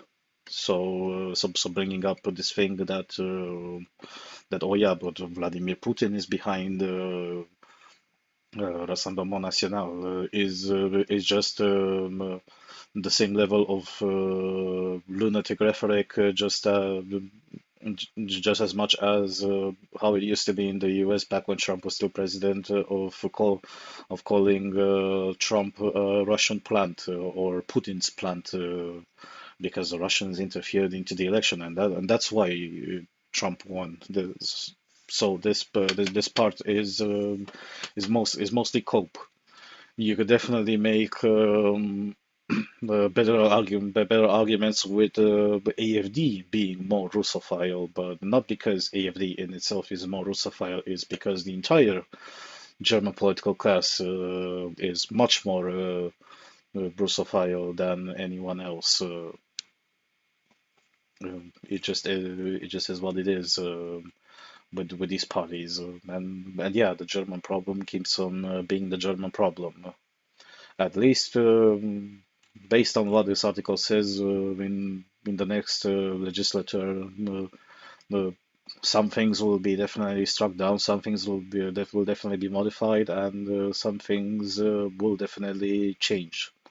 Hopefully for the better, but it remains to be seen. That matters a lot on how the makeup of the parliament end up looking realistically, and that's what we're going to find out just after the election. And it will also depend on how said ad hoc alliances will work as well. But by themselves, and I stand by this point, it's a step in the good direction. I mean, uh, finally getting rid of this moronic idea that the cordon sanitaire, so that ideologically opposed parts of the European Parliament cannot make any sorts of alliances on any sorts of issues. Oh well, of course, from that's purely a leftist way of thinking. Because what the leftists fear most is that their opponents end up unified, and they end up unified against them. Moving on, The Guardian: Italian town in turmoil after far-right mayor bans Muslim prayers. Bangladeshi residents and others in Monfalcone say decisions to prohibit worship at cultural centers and banning burkinis at the beach is part of an anti-Islam agenda. The envelope containing two partially burned pages of the Quran came as a shock. Until then, Muslim residents in the Adriatic port of Monfalcone had lived relatively peacefully for more than 20 years. Addressed to the Darus Salam Muslim Cultural Association on Via Duca d'Aosta, the envelope was received soon after Monfalcone's far-right mayor, Anna Maria Cisint, banned prayers in the premises. "It was hurtful, a serious insult we never expected," said Bo Konate, the association's president. But it was not a coincidence. The letter was a threat, generated by a campaign of hate that has toxicity. Monfalcone's population recently passed 30,000. Such a positive demographic trend would originally spell good news in a country grappling with a rapidly declining birth rate. But in Monfalcone, where Cisint had been nurturing an anti-Islam agenda since winning her first mandate in 2016, the rise has not been welcomed. The town's population growth is mostly attributed to the sprawling shipyard owned by the state-controlled giant Fincantieri, whose policy of outsourcing labor over the past 2 decades has led to a huge inflow of skilled foreign workers, mainly from Bangladesh. The cheaper immigrant workforce far outnumbers Italians, especially during peak periods in the construction of huge cruise ships. Monfalcone's Bangladeshi community has been further boosted by relatives arriving via family reunification policy, which Chisin would like to restrict, and by their Italy-born children. Today, the community makes up 6,600 on Monfalcone's total 9,400 foreign-born population, according to figures provided by Chisin during an interview with The Observer. Immigration has altered the makeup of the town. There is an array of foreign-owned shops and restaurants, and a network of cycle paths mostly used by Bangladeshis, whose bikes are their main mode of transport. If it wasn't for the contribution of the foreign community, Monfalcone would become a ghost town, said Enrico Bullian, a left-wing councillor for the wider Friuli-Venezia Giulia region. Cisint, a politician backed by Matteo Salvini Lega party and by Fratelli d'Italia, the party led by the Italian Prime Minister Giorgia Meloni, won an easy re-election in 2022, mostly on the anti-immigration ticket that facilitated the rise to the power of Italy's far right. One of her first policies was to remove the benches in the main square, allegedly because they were mainly used by immigrants. She seemed to attempt to limit the number of foreign children in schools, while cricket, popular amongst Bangladeshis, was scrapped from the sports festival. Last summer, she banned Muslim women from wearing burkinis at the beach. But it was Chisen's ban on prayers in November, which also applies to a second Muslim cultural center in the town, that has reverberated most. It has had an enormous impact, said Konate, an engineer who has lived in Italy for 40 years. We had been praying peacefully there for over 20 years. But this was not only a place for prayer, people came to meet and chat. Children came for after-school lessons. There are many Islamic cultural centers across Europe where you can pray, and nobody prevents it. Chisin claimed the Muslims had flouted urban planning rules because the premises was designed for commercial use and not for worship. Safety was another factor, she said, after citizens sent her photos showing hundreds of people entering. I didn't say close down and you must not pray, Chisin told The Observer. The space was being used in a distorted way. It was a mosque. They need to respect the laws. The ban chimes with a proposal by Meloni's Brothers of Italy for the nationwide shutdown of hundreds of Muslim prayer spaces that are not in mosques. Asked to comment on the Monfalcone situation during a press conference in early January, Meloni, who has long railed against Islamization in Europe, said, "Those who choose to live in Italy must respect Italian norms." Factually true. Konate said Monfalcone's Muslims have always respected the laws, proof of which is seen in the town's extremely low crime rate, and that the mayor's motive was to curtail their Italian constitutional right to pray. But after passively living with the antagonism for years, he said the ban marked a watershed moment. On 23rd of December, an estimated 8,000 people protested against the move and Chisin's anti-Islam campaign, which many believe is being used to raise her profile in the hope of running in June's European election. The Muslim community is also appealing against the prayer ban through the Regional Administrative Court. For the first time, we said we must defend ourselves, said Konate, who, like many of Monfalcone's Muslims, is an Italian citizen. Chisin said the exponential growth in foreign-born population has put pressure on Monfalcone's social services. But she doesn't have problems with the town's other significant foreign minority, Romanians. They come, they integrate, and they respect Italian norms, she said. Chisin recites a list of stereotypes about Muslims, such as women being forced to wear face coverings and walk behind men. She claims she has done a lot for the community, including building more schools, because they are having so many babies. She accuses Muslims of not wanting to learn Italian, and if they do, the main objective is to obtain citizenship. But at an Italian lesson run by volunteers, a Muslim woman said it was hard to find places on the classes run by the authority. Her teacher, Cinzia Benussi, said, "It seems that everything is done to make life difficult for Bangladeshi residents." Amid the tensions, a women's group made up of native foreign-born Italians has emerged to bridge the divide caused by Chisin's policies. Nahida Akhtar, a 27-year-old student and the daughter of a Fincantieri worker who has lived in Monfalcone since she was a child, said in a recent meeting, "It's important to have this group to share ideas and help change the opinion of those who are fixated on the same prejudices." Fulvia Taucher, a financial advisor, added, "There has never been an issue with this community. Monfalcone is everyone's home." Where should we start with this article? Well, from some perspective, administratively, Chisent is right because this is definitely not the first, but also not the last time when when such things have happened. Well, in cultural centers, well, at least in the countries where the concept of cultural centers exists, it doesn't matter if they are cultural centers for the community or if they are for a certain religion. The one of the very clear rules is that it's a place for culture. You can do anything that you want there, but the place is not designed for things like player spaces, especially because uh, in itself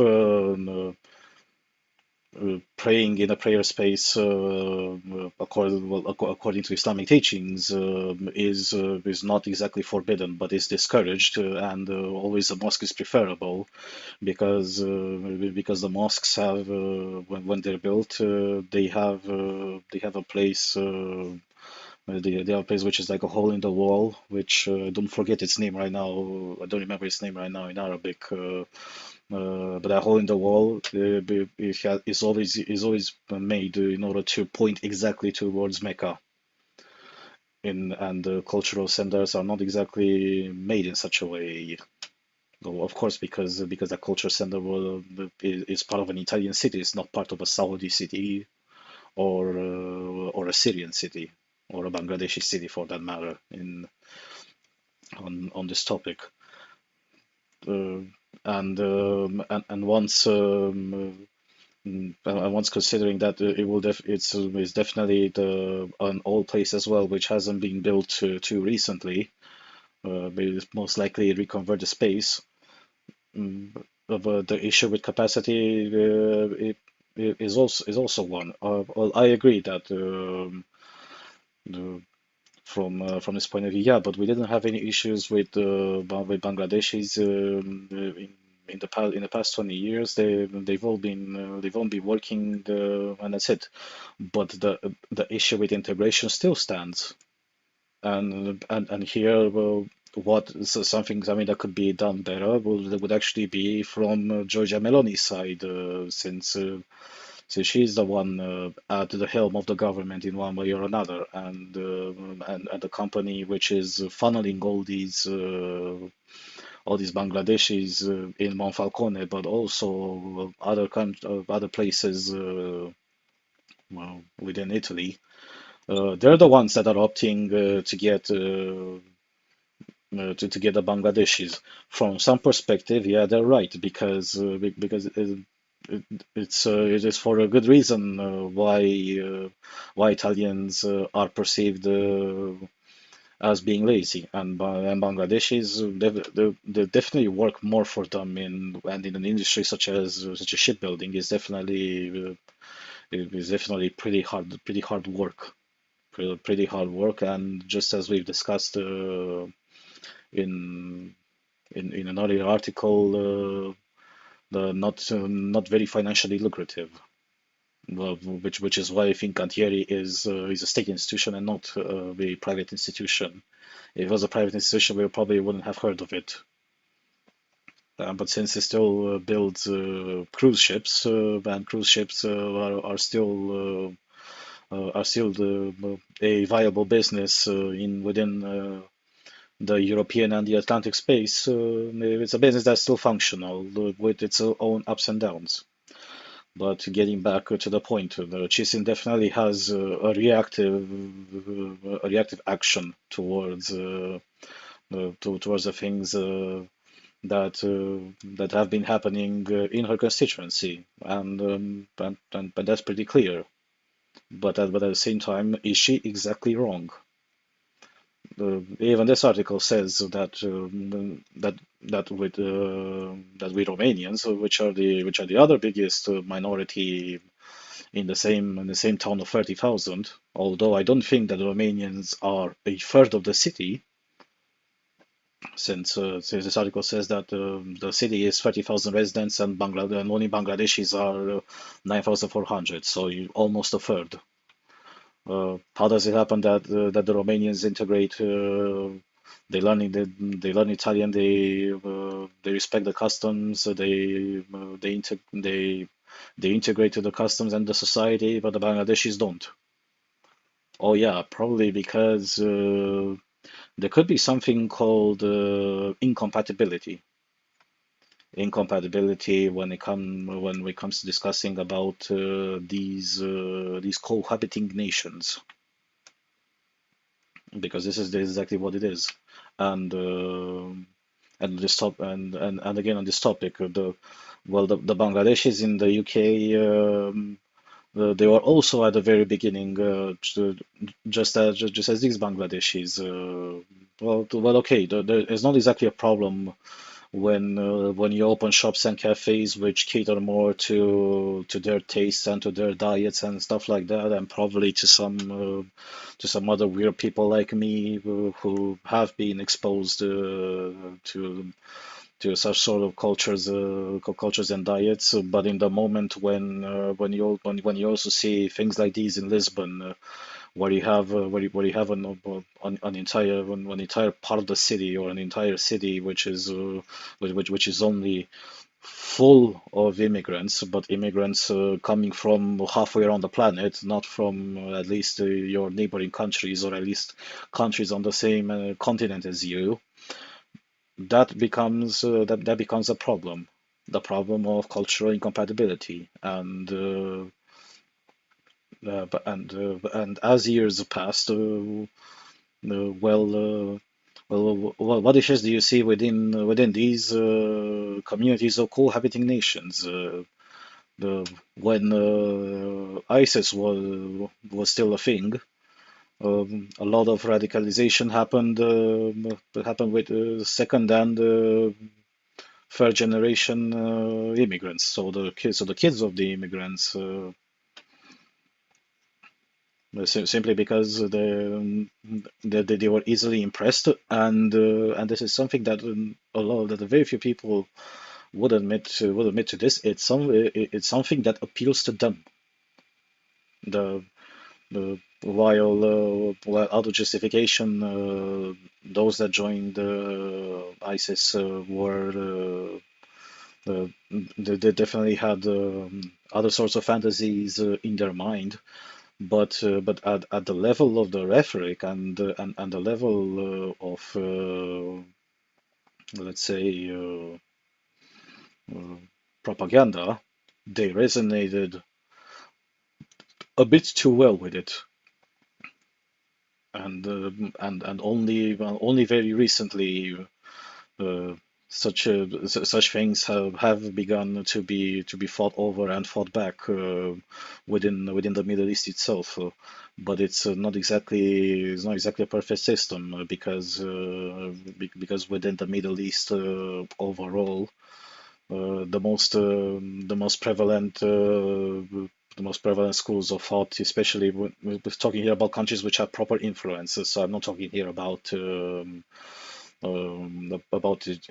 Egyptians, even though Egyptians have the Muslim Brotherhood, and and we're going to get into a bit about the schools of thought in Asia itself. So when for a while you had Salafi Islam and Wahhabi Islam, which are very radical, those were the most well-funded and the most propagated. You just look into Europe right now. How many hundreds of mosques all over Europe are still funded by Saudi money? And when you are a country which is not like Romania, that doesn't have its own an institution which is called a Muftiat, where you essentially have a Muslim Mufti, which acts as a sort of mini patriarch of the national Muslim minority. But at the same time, the Mufti also has quite a sway in what things are said at the Friday prayer.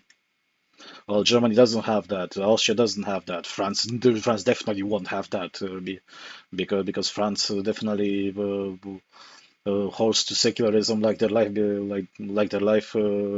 depends on it, and that definitely won't change. Well, how does it happen that in Romania itself, which is where you have high concentrations of Muslims in the Dobroja area, so that will be the seaside area, because there used to be a lot of generations of Turks living there. How does it happen that you don't see flares of Salafism and radicalism there? How does it happen that in Bulgaria, which is what I think a third Turkish minority, how does it happen that you don't see their Salafist or radicalist craziness? It's no- and it's not because it's a system that is so unique. It cannot be replicated. It can be replicated. It's a matter of willpower. Now I don't know what exactly Italy wants to do overall. Italy's problems definitely are much bigger right now. And I personally find it funny that when did this article say the somebody attacked somebody attacked the measures of the mayor into a court. Well, good luck with that. Even though I've never been to Italy compared to a lot of Romanians I know, and I've definitely never lived in Italy like a lot of other Romanians I know.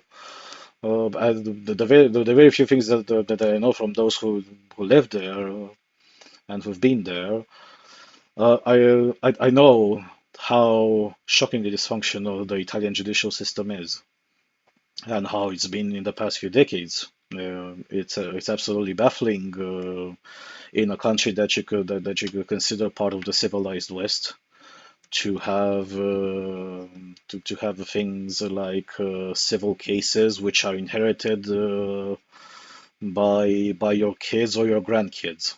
That's Italy right now.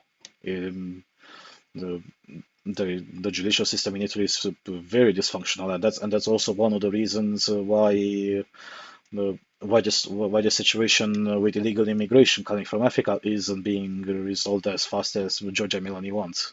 Because in order to do that, plus she also has to fight with the forces which prefer illegal immigration, and by here I'm talking the mafia, not and the mafia opposing her, not the mafia supporting her, but also have she has to do a sort of judicial reform, and a pretty comprehensive one in order to fix the gridlock.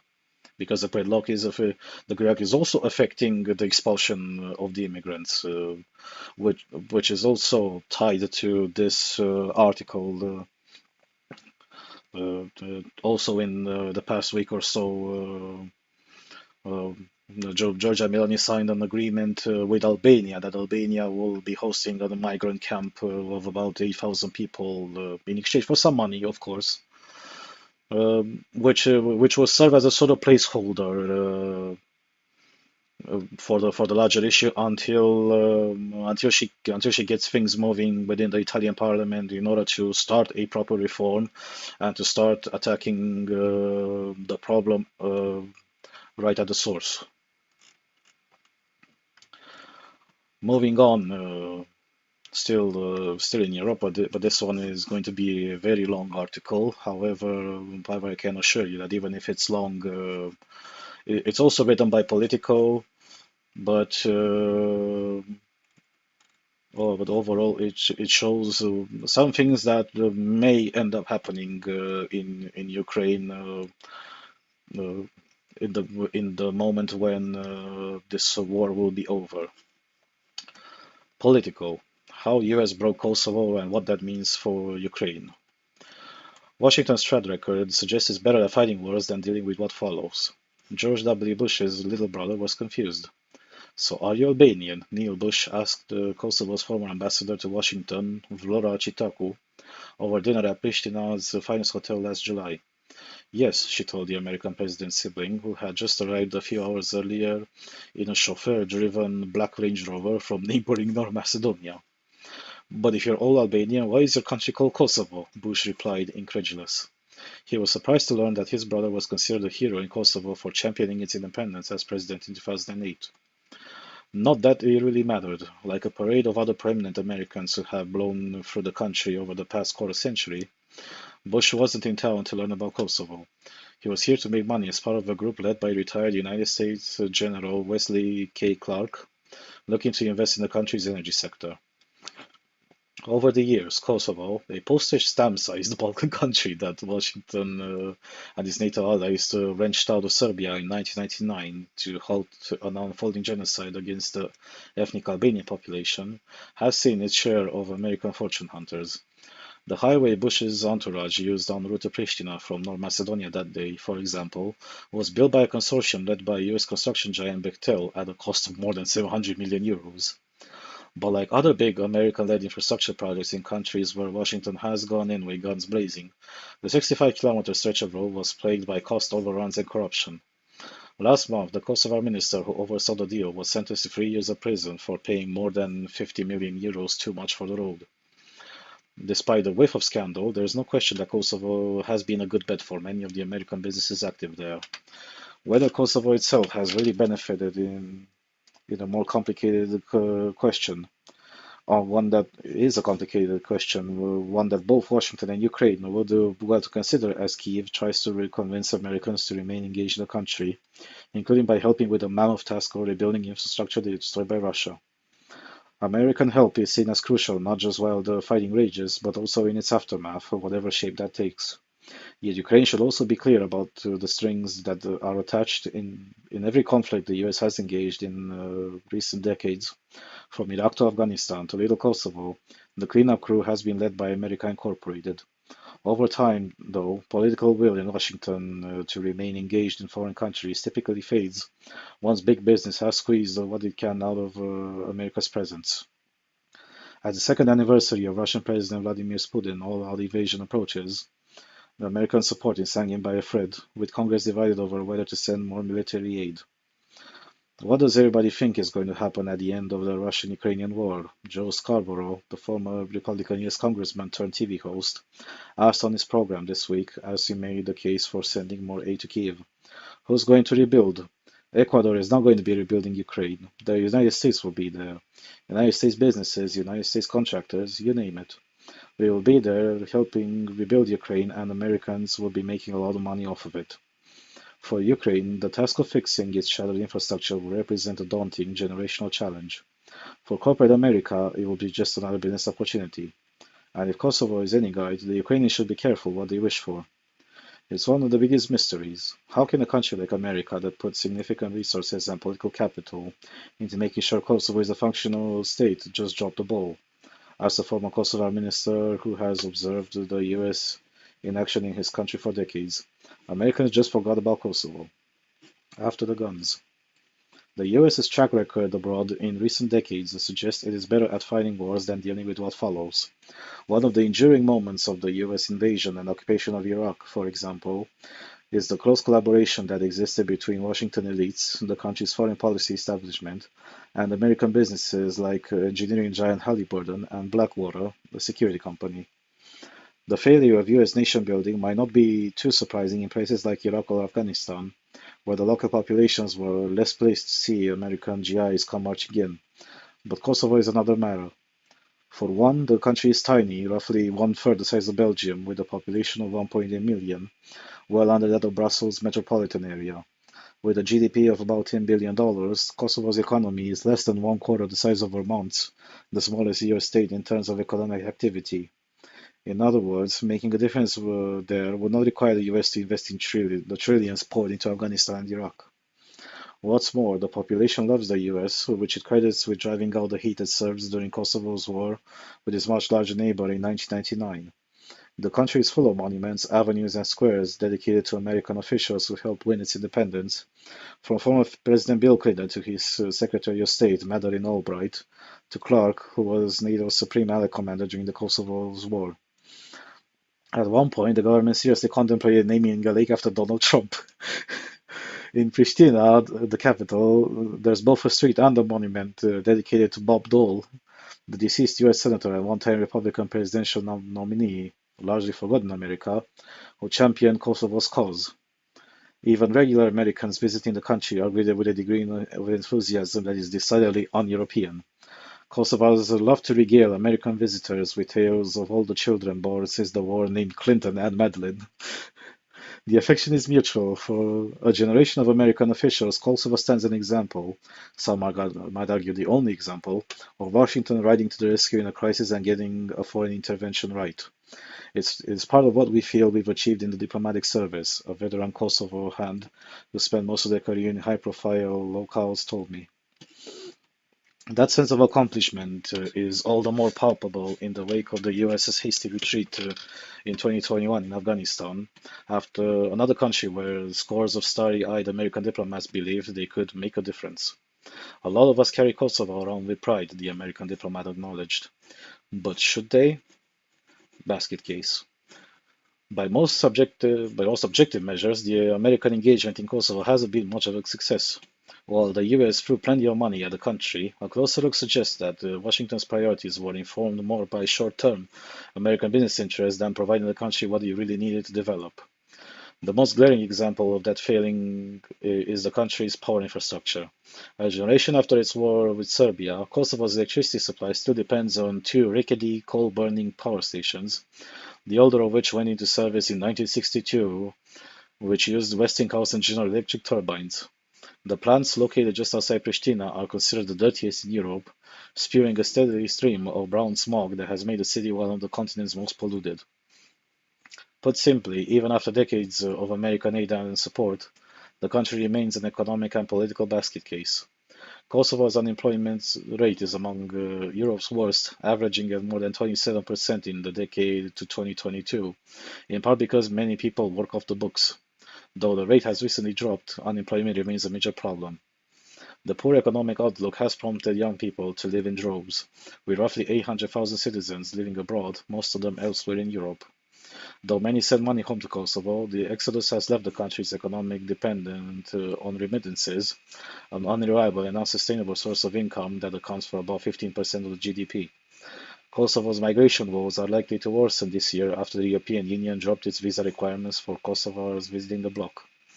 Kosovo remains one of the poorest countries in Europe. Germany's International Aid Agency concluded in a recent analysis of the country's prospects that makes a grim reading.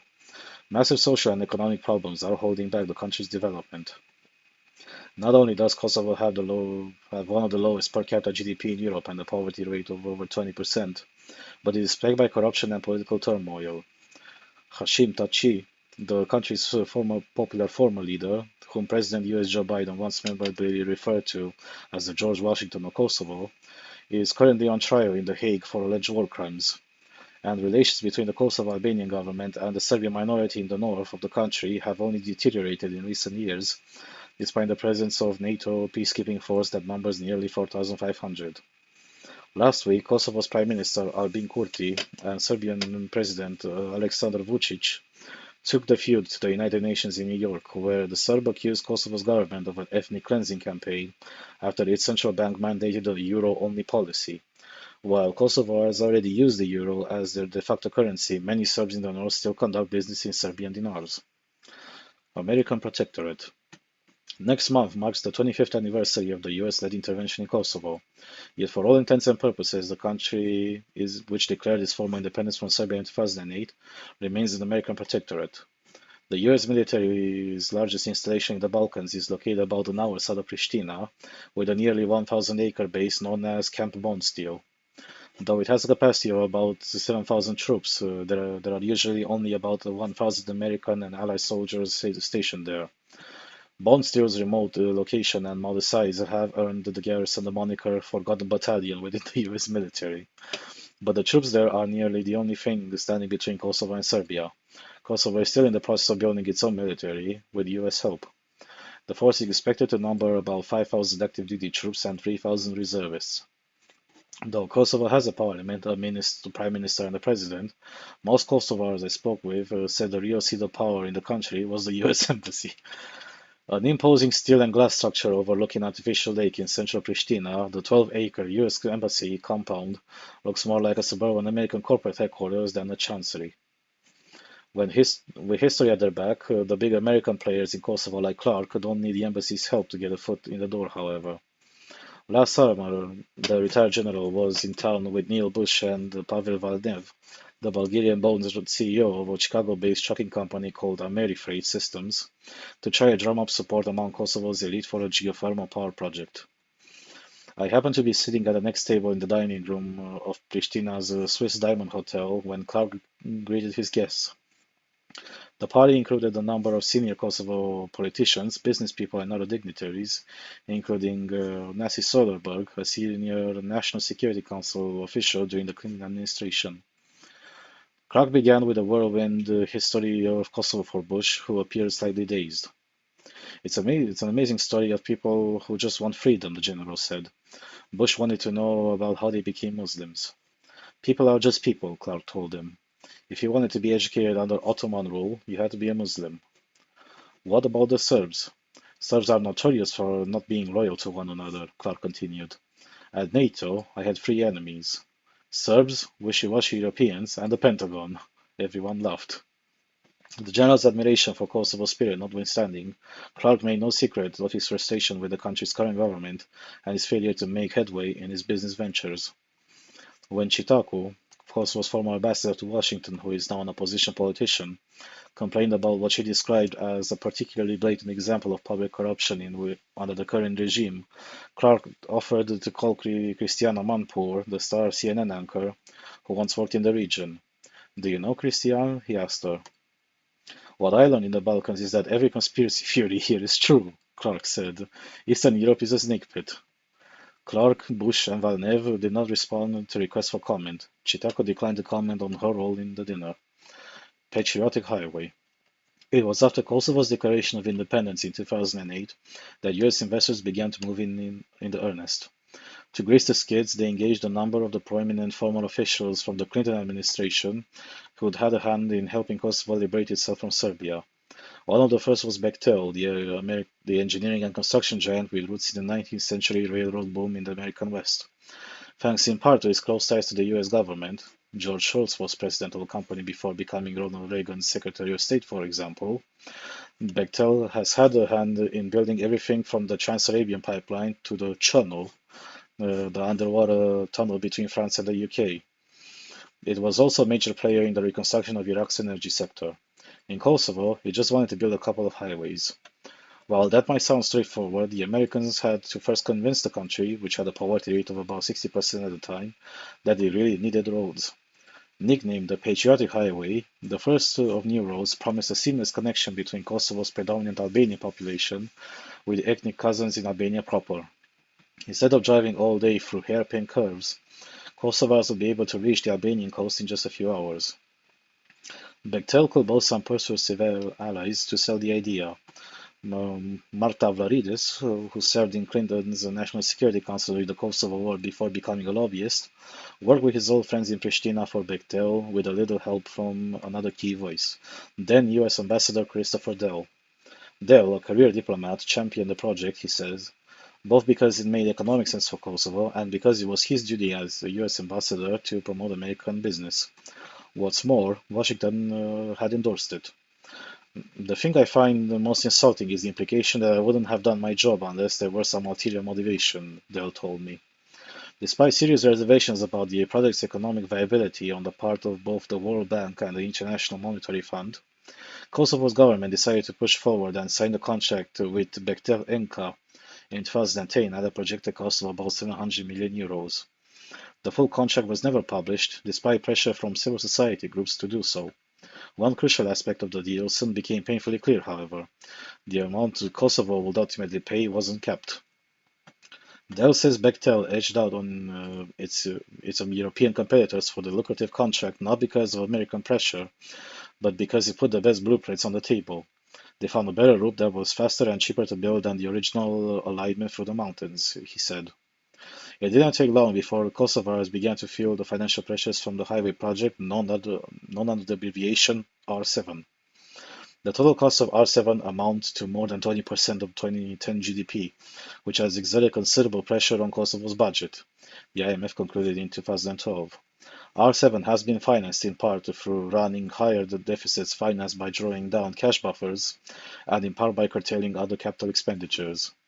As a poor, new sovereign state without a credit rating, Kosovo decided to just fund the deal out of its budget instead of trying to issue long-term debt.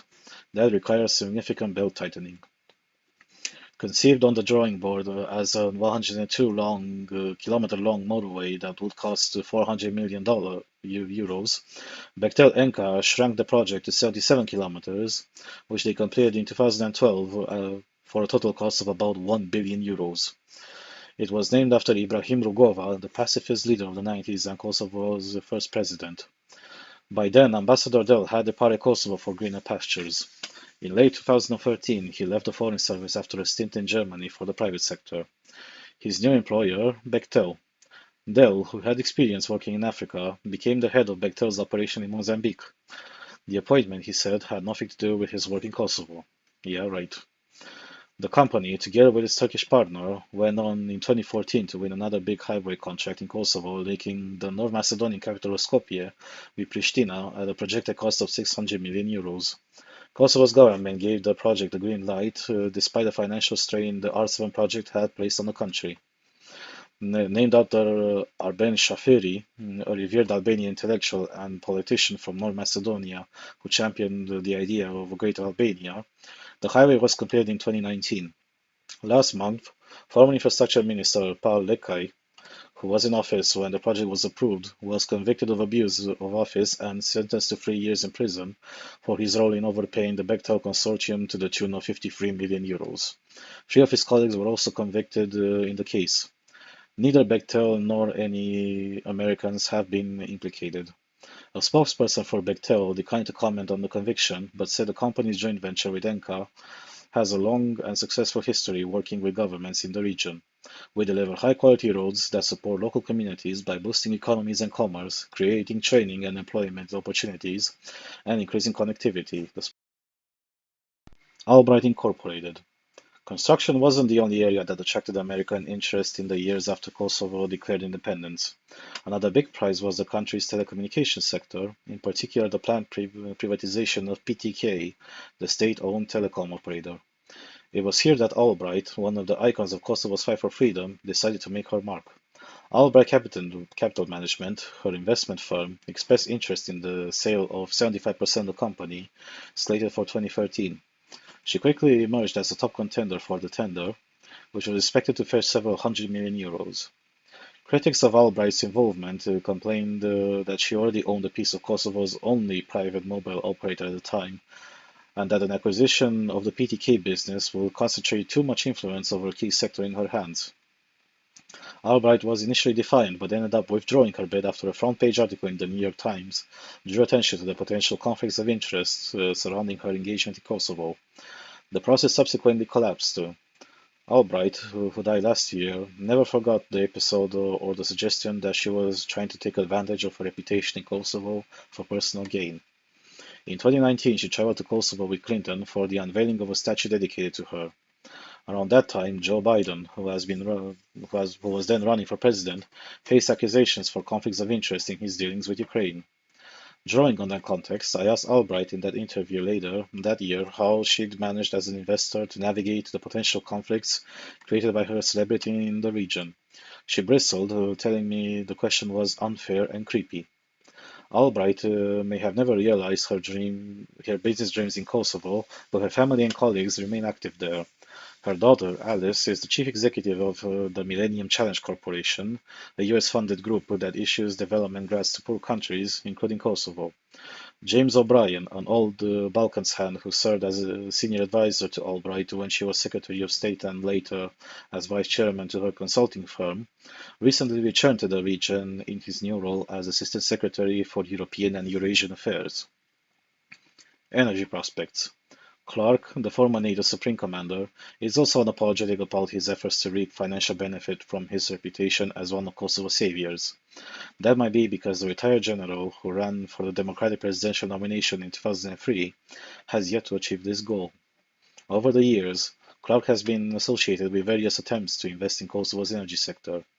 Beginning in 2012, he began trying to secure rights to Kosovo's vast lignite coal reserves, the fifth largest in the world, for Canada-based Invidity Energy Incorporated, where he served as a chairman. Invidity's plan involved liquefying the coal to create synthetic fuels, a technology used by Germany in World War II as a substitute for oil. The company promised an investment of $8 billion.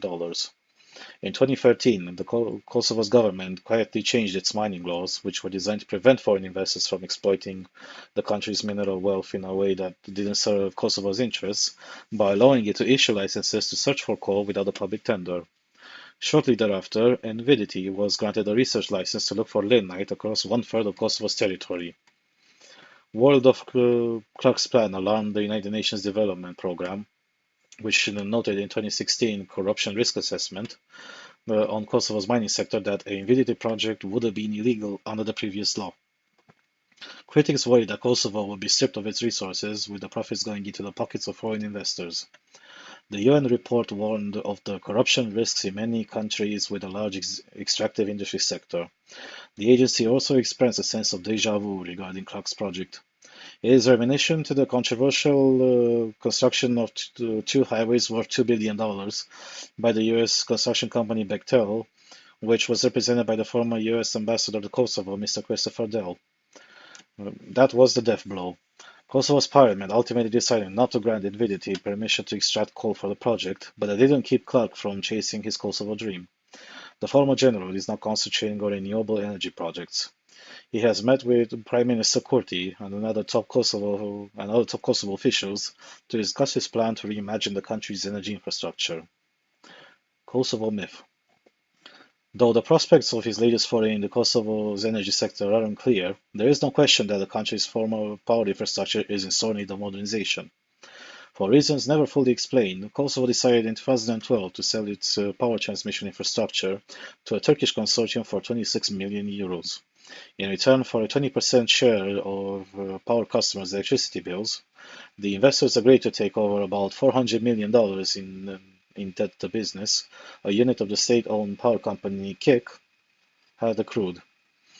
While the move solved the company's short-term debt problems, it made finding an investor for the rest of the business, which includes coal mining and the two power stations, all the more difficult. Once known as a state within the state, with 18,000 employees, KIK's workforce had shrunk in recent decades to about 5,000. It's dangerous work that has cost the lives of about 50 workers over the past decade, but without KIK, Kosovo would go dark. Located in a town of Obilik, near the site of the Battle of Kosovo, the legendary medieval confrontation between the Ottoman and Serbian armies that continues to inflame Serbian national passions, KIK's power stations stand at the crossroads of Kosovo's past, present and futures.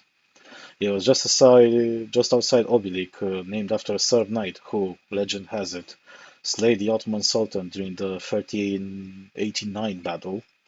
That Yugoslav strongman Slobodan Milosevic delivered a seminal speech in 1989, marking the 600th anniversary of the battle, describing Serbia as the bastion that defended European culture, religion, and society. Many academics argue the address perpetuated the Kosovo myth, the idea Serbia sacrificed itself for Europe in Kosovo, and laid a rhetorical foundation for the bloodshed in the 90s.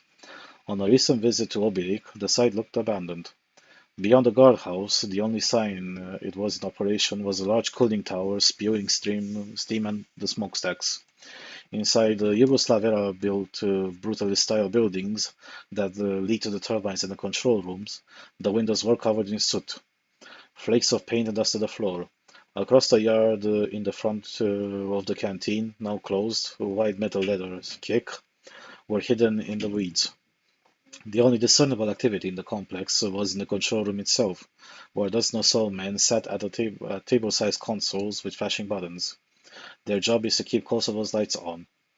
That's easier said than done. The government would like to transition Kek away from coal, which accounts for about 95% of the electricity it generates, to renewables, but the process has been slow. It aims to increase renewable generation to 35% by 2031, from just over 6% currently, through a mix of wind and solar. The challenge will be to generate enough energy to get through Kosovo's often cold winters. We need more power in the winter, Kek Public Affairs Director Skender Bukoli said. We're not ready to close the power plant. That means the stench of coal of Kosovo's air is likely to remain for the foreseeable future.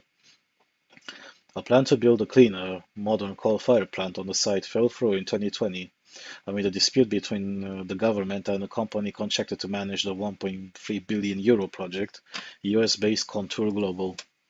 The plant, dubbed Kosovo C, would have allowed the closure of the oldest and dirtiest power station, Kosovo A. The deal was negotiated by Kosovo's previous government, however, and Kurti, the prime minister, believed the terms of the deal put his country at a disadvantage. In October, an arbitration court ordered Kosovo to pay €20 million in damages to Contour Global for not fulfilling its contractual obligations. Territorial disputes. While such episodes give some US investors pause about wading into the country, a bigger worry is Kosovo's unresolved dispute with Serbia. The EU and the US have tried for years to broker a lasting peace between Kosovo and the country from which it declared independence. Brussels has tried to use EU integration as a carrot, but despite pronouncements to the contrary, has achieved little to no progress. Serbia continues to insist Kosovo is a breakaway province and is no closer to recognizing its independence than it was in 2008. While there's no doubt that Serbian President Vučić had his own reasons for keeping the Kosovo issue on the boil, it's also true that Washington and Brussels have utterly failed to resolve the conflict despite years of trying. The main sticking point involves the status of predominantly Serb communities in the north of Kosovo. Only about 50,000 people live in the region, roughly 90% of whom are Serbian. The area, which directly borders Serbia, has been the scene of repeated clashes between Kosovar Albanians and ethnic Serbs, many of whom want a union with the northern neighbor. In September, a Kosovar policeman was shot and killed after confronting a group of about 30 Serbian militiamen, 3 of whom have died in the clash near the border. The tensions have since calmed, but locals say they could flare anew at any moment. Still, northern Kosovo is hardly Gaza. What's striking about the standoff is that despite a quarter century of fighting, the US, the most powerful country in the world, has been incapable of resolving what amounts to a border dispute involving a population the size of an American town. If America wants to solve the issue in the north of Kosovo, it's one of the most eminently solvable problems, the former Kosovo minister told me. The issue, there's a lack of attention and lack of ambition, he said. America can do far more than it's doing. Diplomatic malaise has set in. This is our wealth. America's disengagement aside, one difficulty in finding a resolution involves the region's pride and joy, its mineral wealth. Locals have mined the hills of northern Kosovo for zinc, lead, copper, silver, and gold since antiquity. During the Yugoslav era, the state-run mining company Trepča was one of the largest employers in the Balkans with more than 20,000 workers who manned dozens of mines, smelters, and processing plants across the region. Today, it's an industrial ruin. The Trepča complex, based in the regional capital of Mitrovica, looks more like the set of a dystopian science fiction film than a working mining operation. The only modern touch was the corporate headquarters, a 3-story cinder block structure in fading brown, where there was a white sign with the company's name and logo above the word management. In a small office on the top floor, just past the mannequin in full mining gear, I met Enis Abdurrahmani, Trepča's 43-year-old CEO. An economist, he joined the company in 2003 and witnessed Trepča's decline up close. For years, Kosovar politicians used the company as an employment agency, giving constituents jobs in order to secure their votes. While the management kept the mines running, they also fleeced the company. More than 100 million euros was invested and we never saw it, he said. Abdulrahmani said he planned to quit in 2021, but then a new government took office and asked him to become CEO to clean up the endemic corruption in the company. He felt obligated to stay. After his appointment, a group of miners allied with the old management stormed his office and threatened him. It's a miracle I survived, he said, sitting at his desk surrounded by geological maps.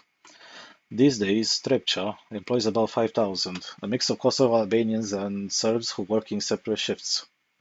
The operation's main product is zinc concentrate, which is used, among other things, to make protective coatings for steel.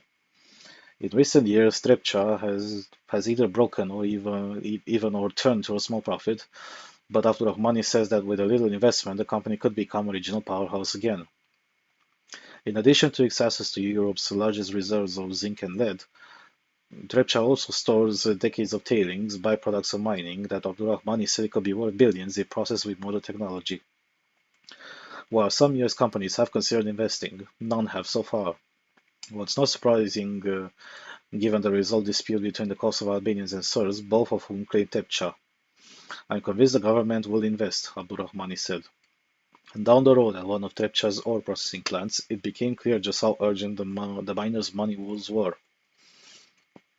In an old brick industrial hall, the kind that will not have long ago been converted into condos anywhere in Northern Europe, a crew of middle-aged men covered in grease and dust operated a vast machine of rotating metal discs, rubber belts, and flywheels that processed crushed ore. No one knew for sure how old the contraption, known as a flotation, was, except that it dates to the early Soviet days, as evidenced by the worn Russian metal tags affixed to it. Lurzim Dibrani, the plant's engineer, said the crew spends more time repairing the machines these days than operating them. It's not economical, it's emotional, said Dibrani, whose father also worked for Trepča. The mines, he said, are Kosovo's only real hope. This is our wealth, he said. God gave it to us. Leaving the plant, the guard at the gate, an older man who had worked at Trepča for decades, asked where I was from. When I told him I was American, he smiled. You should come to invest, he said. Phew, this was quite a long article.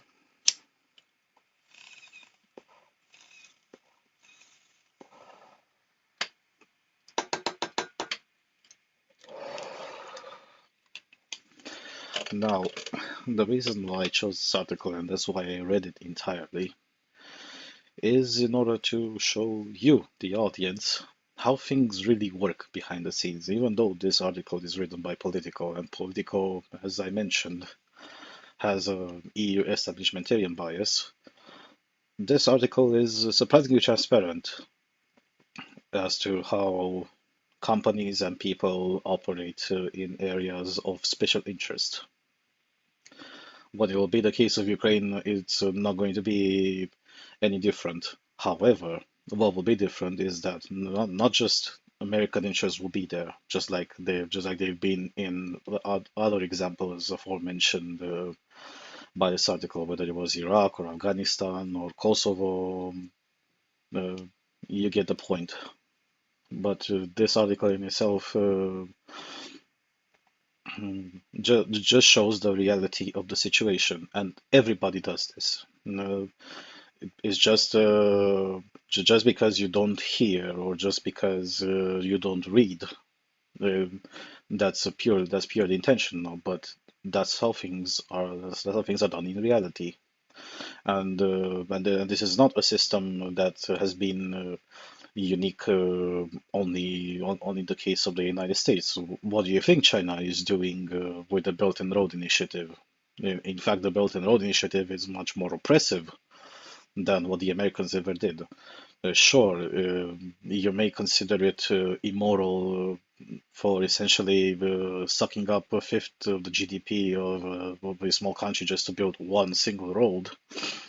But you also got to take into consideration, yeah, of course that was a grift, and of course it's Eastern Europe, so it's not just Bechtel that made the money, but there are also other politicians, both American and Kosovar, that also got cuts from that deal, just like happens everywhere. but overall, the American way of working is much more sincere, and at least when Americans do something, even though it's pretty expensive, well, at least you get a certain level of quality.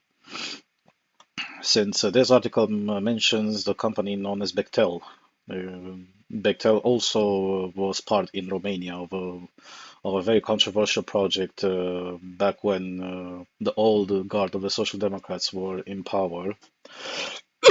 Sorry about that. Which was called the Transylvania Motorway. It was essentially back then it was planned to be a motorway of about 240-ish kilometers. So the Transylvania Motorway was meant initially to be about 201 kilometers. It was meant to start from the city of Brasov, which is on a plateau between the Carpathian mountain chain, go all the way to Cluj, and then exit towards Hungary in Bihor, but I don't remember exactly what city.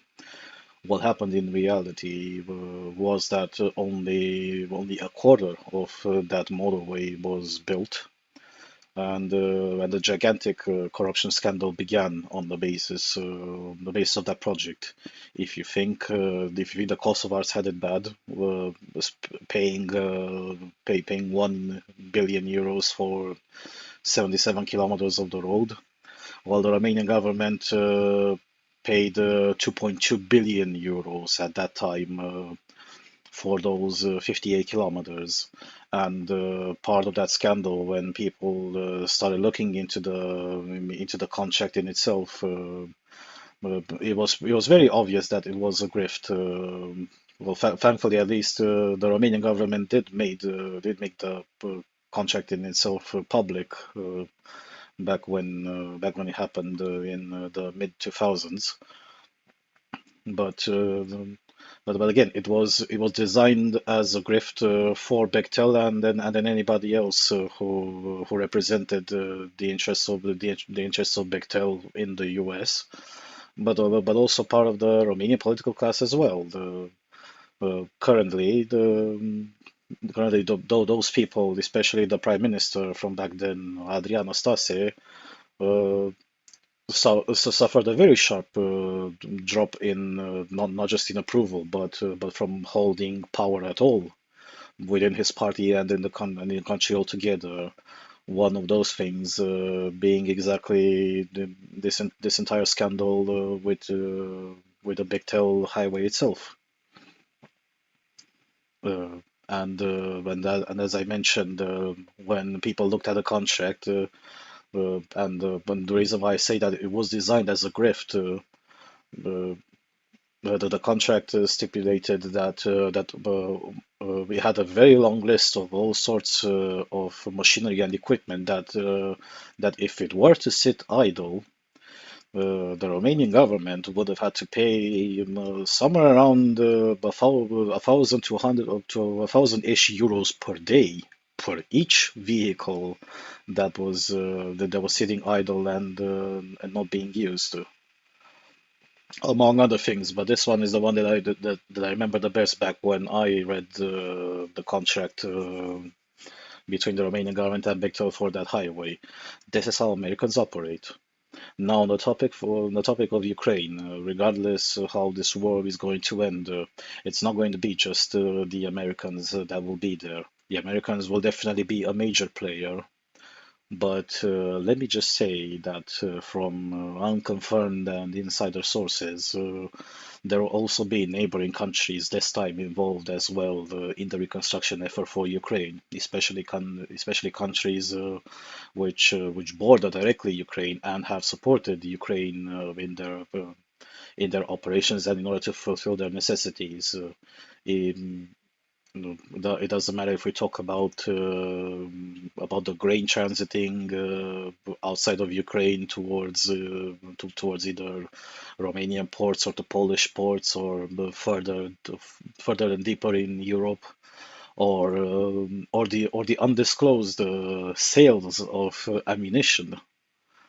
as well as other logistics facilities that have been given to the Ukrainians in order to keep the war going. Mm, But that's how other neighboring countries will get a piece of the deal. And it's all right to function this way. Um, it's again, we don't live in a moralistic paradise where where simply put, well, we cannot do immoral things, and oh my God, getting involved into big things like these is controversial because you have interest there and things like that. It's a practice that is as old as time, as old as civilizations existed. That's what they did, more or less.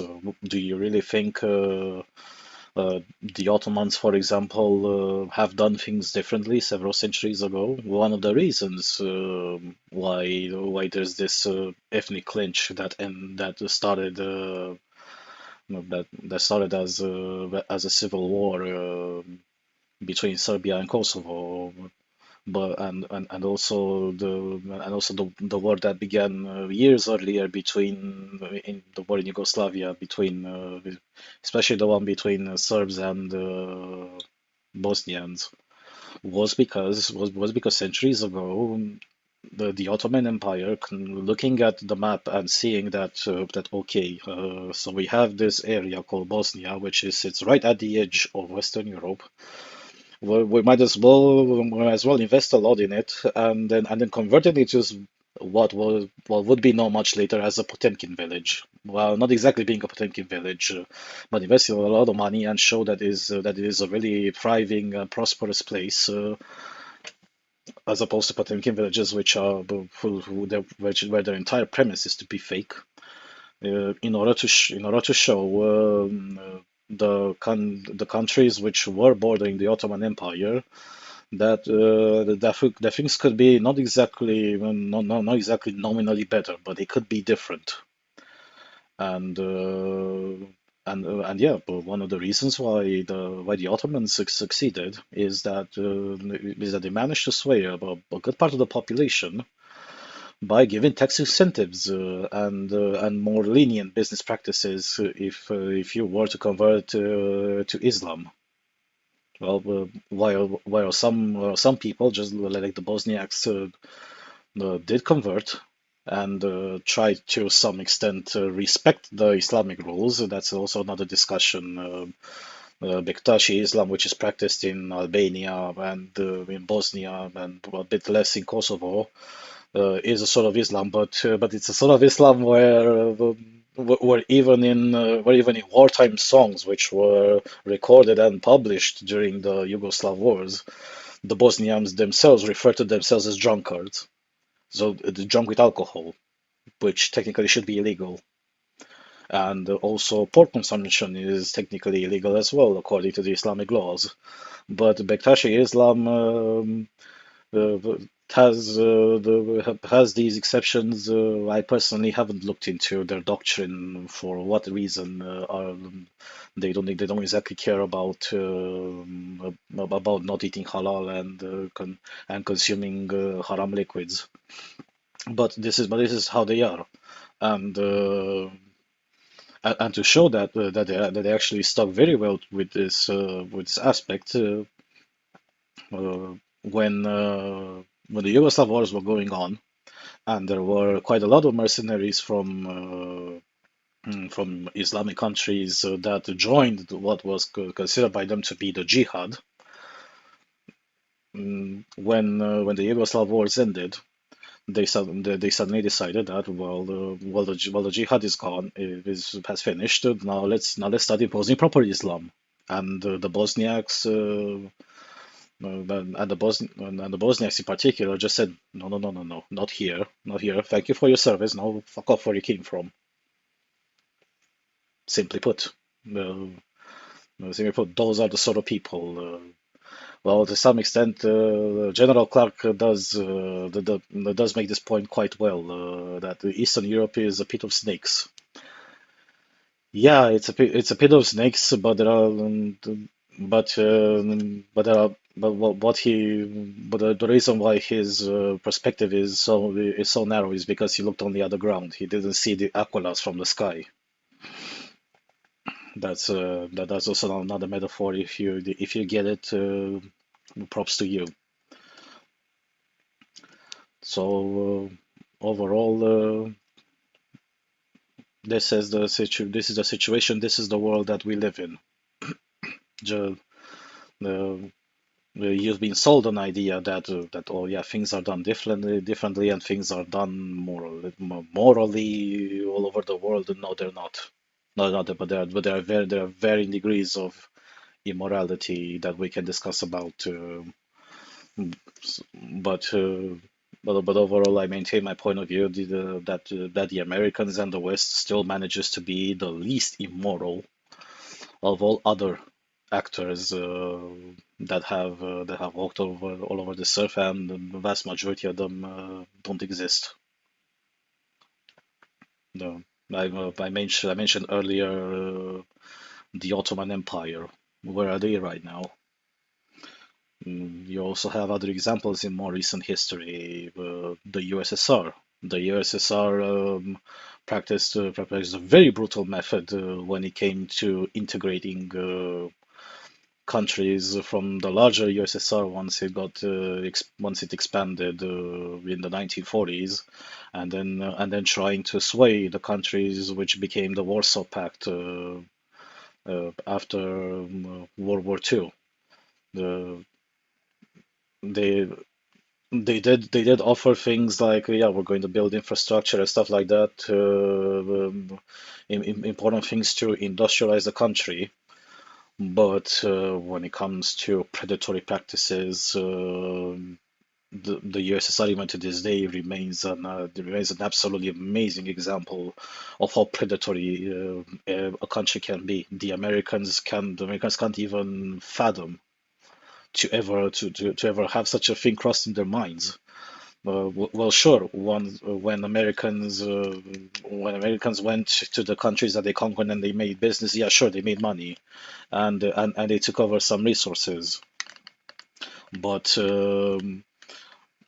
but the scale of but the scale of the money being made and the resources being taken it doesn't even get close to what the USSR did.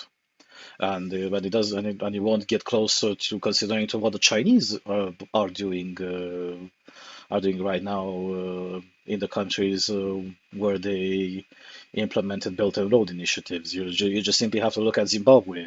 You think that the Kosovars right now have it bad when initially when a Canadian company was meant to take over the extraction of the coal reserves. Well, to try to ask any Zimbabwean or any person that's familiar with Zimbabwe to see to see the level of Chinese mining, and it's Chinese mining with Chinese people, at least the Americans, or at least the Canadian company to which General Clark was a chairman of. If they would have went and that permit rollback didn't happen, at least they would have employed people. They would have taught something. They would have left something behind in the worst case scenario. The Chinese are not doing this right now in Zimbabwe, as they're not doing this absolutely anywhere else in the world. The only reason why the Chinese are more successful is because they paid off the right people in the leadership. When it comes to Zimbabwe, it's pretty easy to guess who. And so their operations function completely parallel to the rest of the country. When you're not employing people from there, where you can teach them a skill, when you don't pay taxes there because you can't afford to have such a position. If the government comes to ask you to pay taxes, you're just gonna say, "Well, fuck you. I'm not gonna pay any taxes. Be glad that I'm here, and also I paid you in order to give me this permit and to shut up." Americans wouldn't have done this in the case of Kosovo. I stand by what I say. The Americans wouldn't have done this. The Americans would have employed people. They would have, they would have brought useful skills to the people. They would have paid the taxes in that country, and to some extent, little by little, get it out of the shithole that it is from. Because yeah, Kosovo has been in a sort of quicksand since it began existing. And I'm not even going to try to get into the entire debacle as to how does Kosovo exist and why it exists. So you get the point. And yeah, this may serve as a warning to the naive people who think everything is all thinking that everything in the world is rosy and have this very skewed opinion that when deals between countries are being done, they're all being done with smiles on their faces and with all sorts of cool handshakes that look nice on the front page. No, no, they don't. Things don't work that way. Um, and the reason why embassies exist everywhere in the world for any country, no exception, is to further that country's interest in that country, in the country where they're located. Uh, well, I would think that the only exception to this would be the North Korean embassy, because the North Koreans are lunatics themselves, and they are such a toxic country that you wouldn't even try to associate with an 100-meter stick, which is why the list of countries at least looking favorably towards North Korea is you can count it on one hand. You have Russia and China, and you probably have Syria, maybe, and that's about it. But the rest of the embassies function on this exact same principle. You further you as a representative being stationed by, say, for example, if you're a British state worker and you're stationed at the British Embassy in Bucharest as an ambassador, your purpose there is to push interests of British companies and the British state in that country that you are in. That's it. Everybody does that. Moving on to more serious discussions. I think everybody knew about this one, so this is definitely not going to be something new. Reuters. Putin foe Alexei Navalny dies in jail. West holds Russia responsible. Alexei Navalny, Russian President Vladimir Putin's most formidable domestic opponent, fell unconscious and died on Friday after a walk at the Polar Wolf Arctic penal colony where he was serving a 3-decade sentence, authorities said. The death of Navalny, a 47-year-old former lawyer, robs the desperate Russian opposition of its most prominent leader, as Putin prepares for an election which will keep the former KGB spy in power until at least 2030. US President Joe Biden said he was outraged and joined other Western leaders in criticizing Russia over Navalny's death, blaming it on something that Putin and his thugs did. Navalny rose to prominence more than a decade ago by documenting and speaking publicly about what he said was the vast corruption and opulence among the crooks and thieves running Putin's Russia. There are no other opposition leaders in Russia of Navalny's stature. More like they weren't. For some young urban Russians, Navalny had offered hope of an alternative future to Putin, who has served as Russia's paramount leader longer than anyone since Joseph Stalin. The Federal Penitentiary Service of the Yamalo-Nenets Autonomous District said in a statement that Navalny felt unwell after a walk at the IK-3 penal colony in Kharp, about 1,900 kilometers northeast of Moscow. He lost consciousness almost immediately and died shortly afterwards, it said, adding that resuscitation attempts failed. Navalny's spokeswoman, Kira Yarmish, said there was almost no hope that he was alive. Navalny's wife, Yulia, told the Munich security told that she would not be sure her husband was dead because Putin and his government lie incessantly. But if this is true, I want Putin, his entire entourage, Putin's friends, his government, to know that they will bear responsibility for what they did to our country, to my family, to my husband, she said. The Kremlin said Putin had been informed of Navalny's death. The 71-year-old former KGB spy was shown meeting workers at a factory in Chelyabinsk in the Ural Mountains. He said nothing in public about Navalny. Western leaders paid tribute to Navalny's courage as a fighter for freedom.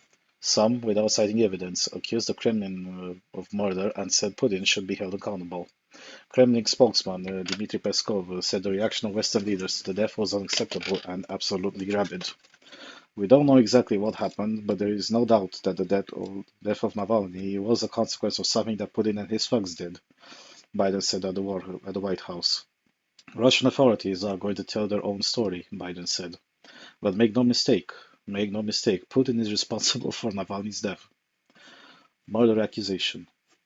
Navalny's movement is outlawed, and most of his senior allies now live in exile in Europe. If this is true, then it's not Navalny died, but Putin killed Navalny, Leonid Volkov, Navalny's chief of staff, said. The Kremlin did not respond to the accusation. Yarmish, Navalny's spokeswoman, said his movement and aims would live on. We are convinced that we will be victorious in the end, she said. Russia is our country, it belongs to us, and we need to return it us. Navalny's lawyer was on his way to the tough penal colony where Navalny was serving sentences that would have kept him in prison beyond the age of 70. Navalny earned admiration from Russia's opposition for voluntarily returning to Russia in 2021 from Germany, where he had been treated for what Western laboratory tests showed was an attempt to poison him with a nerve agent. Navalny said at the time that he was poisoned in Siberia in August 2020. The Kremlin denied trying to kill him and said there was no evidence he was poisoned with a nerve agent. Yeah, right. Grigory Yavlinsky, a veteran liberal, said Navalny's death showed the need for reform and echoed many opposition figures in saying he feared for the health of other activists in jail. In Moscow, at a memorial to the victims of Soviet political repression in the shadow of the former KGB headquarters, some people laid roses and carnations. Police looked on. One note read, Alexei Navalny, we remember you. Russian prosecutors warned people not to take part in any mass meetings in Moscow. Supporters arranged meetings to honor Navalny in London, Paris, Oslo, Rome, Brussels, Berlin, Geneva, Prague, Yerevan, Tbilisi, and Vilnius. Russia's future. Navalny had forecast Russia could face political turmoil because he said Putin built a brittle system of personal rule reliant on corruption. The Kremlin dismissed his accusations about vast corruption and about Putin's personal wealth. Russian officials cast Navalny as an extremist who was a puppet of the CIA, which they say is intent on sowing chaos and turning Russia into a client state of the West. A day before his death, Navalny peered through a barred window, laughing and cracking jokes about his depleting funds and the judge's salary. Your Honor, I will send you my personal account number so that you can use your huge salary as a federal judge to warm up my personal account because I'm running out of money, he said via video link.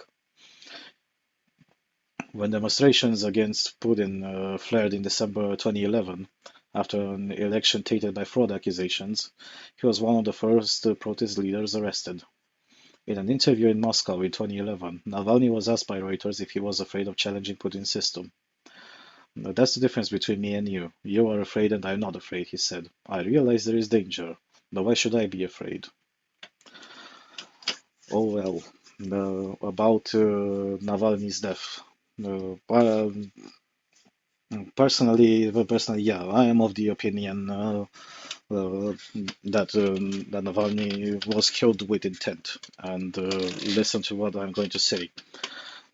Since the beginning of the so-called special military operation in Ukraine, and the measures which aren't discussed in the press that have been taken against Russia, especially the sanctions.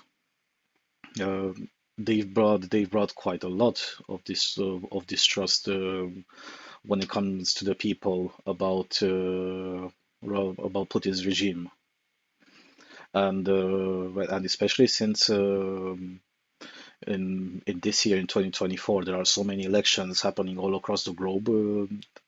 Russia is also no exception. There are also presidential elections that will be carried out this year as well.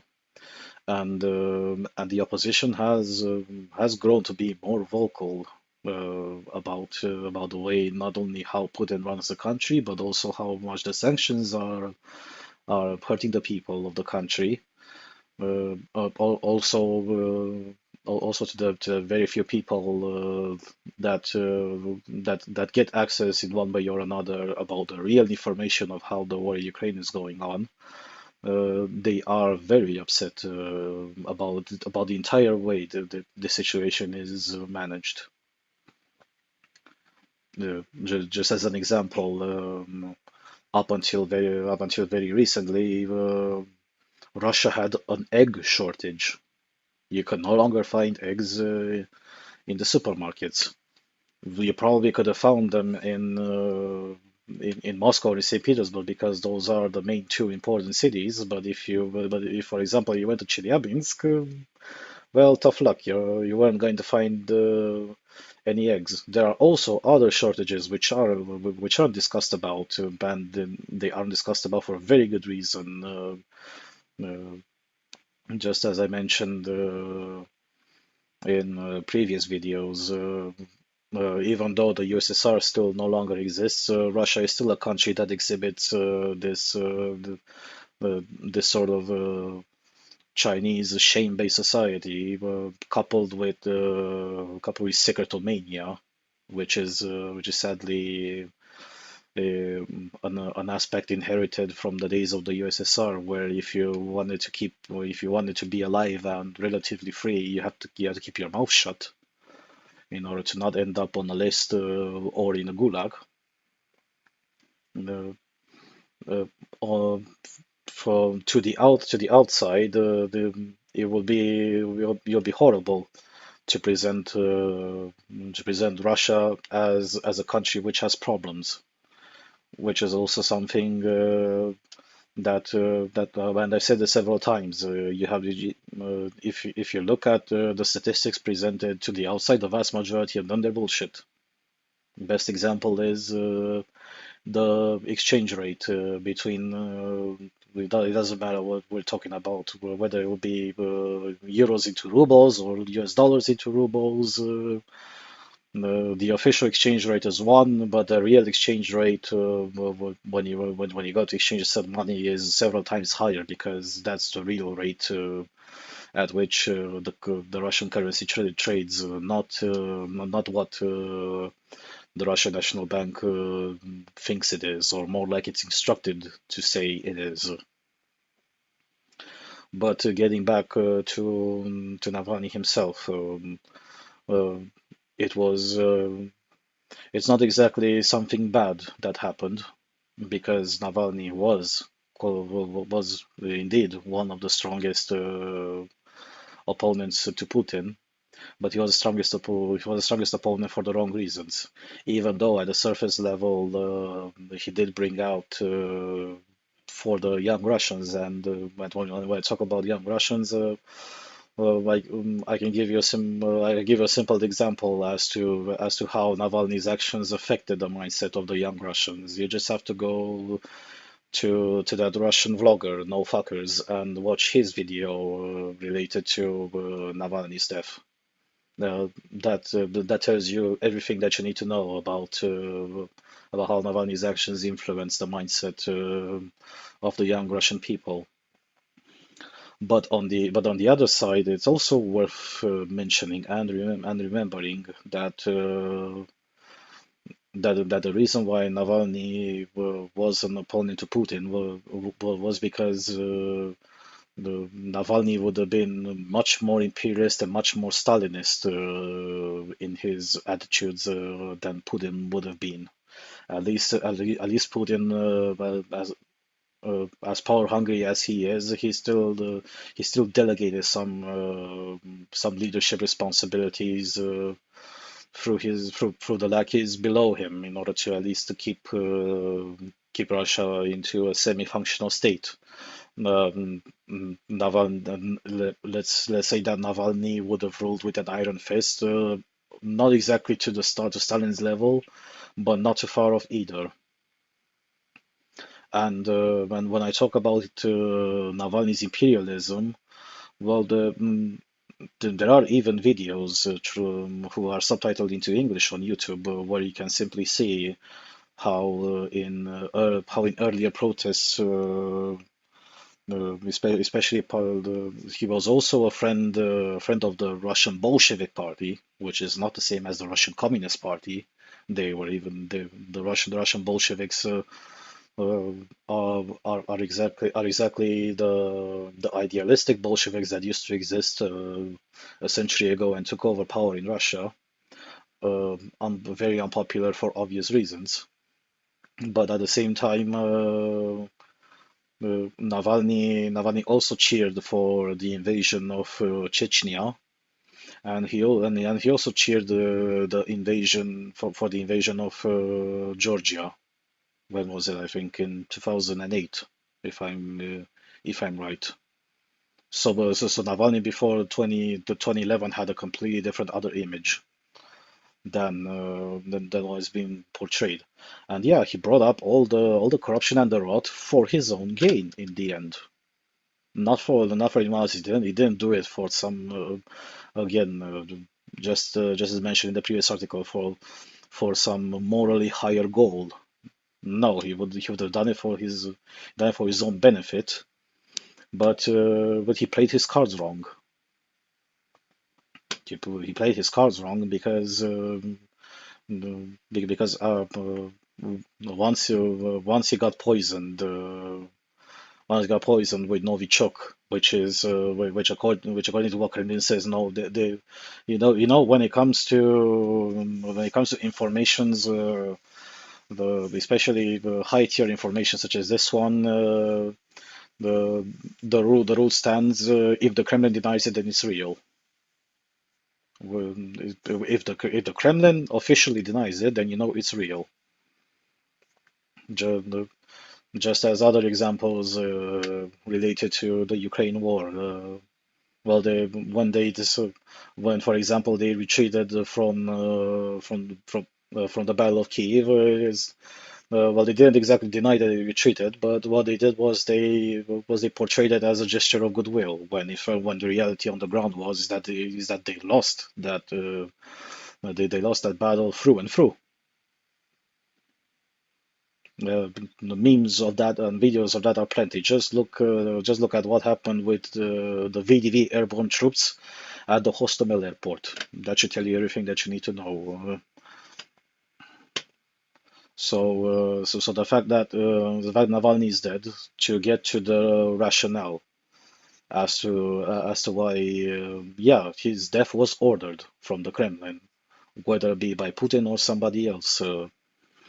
His death was ordered in order to in order to show other other opponents, which at least not yet we in the West don't know who they are, but in Russia, plenty of people know who they are. People who are vocally opposing Putin himself, vocally opposing the war, and Putin because of the current economic downward spiral Russia finds itself in.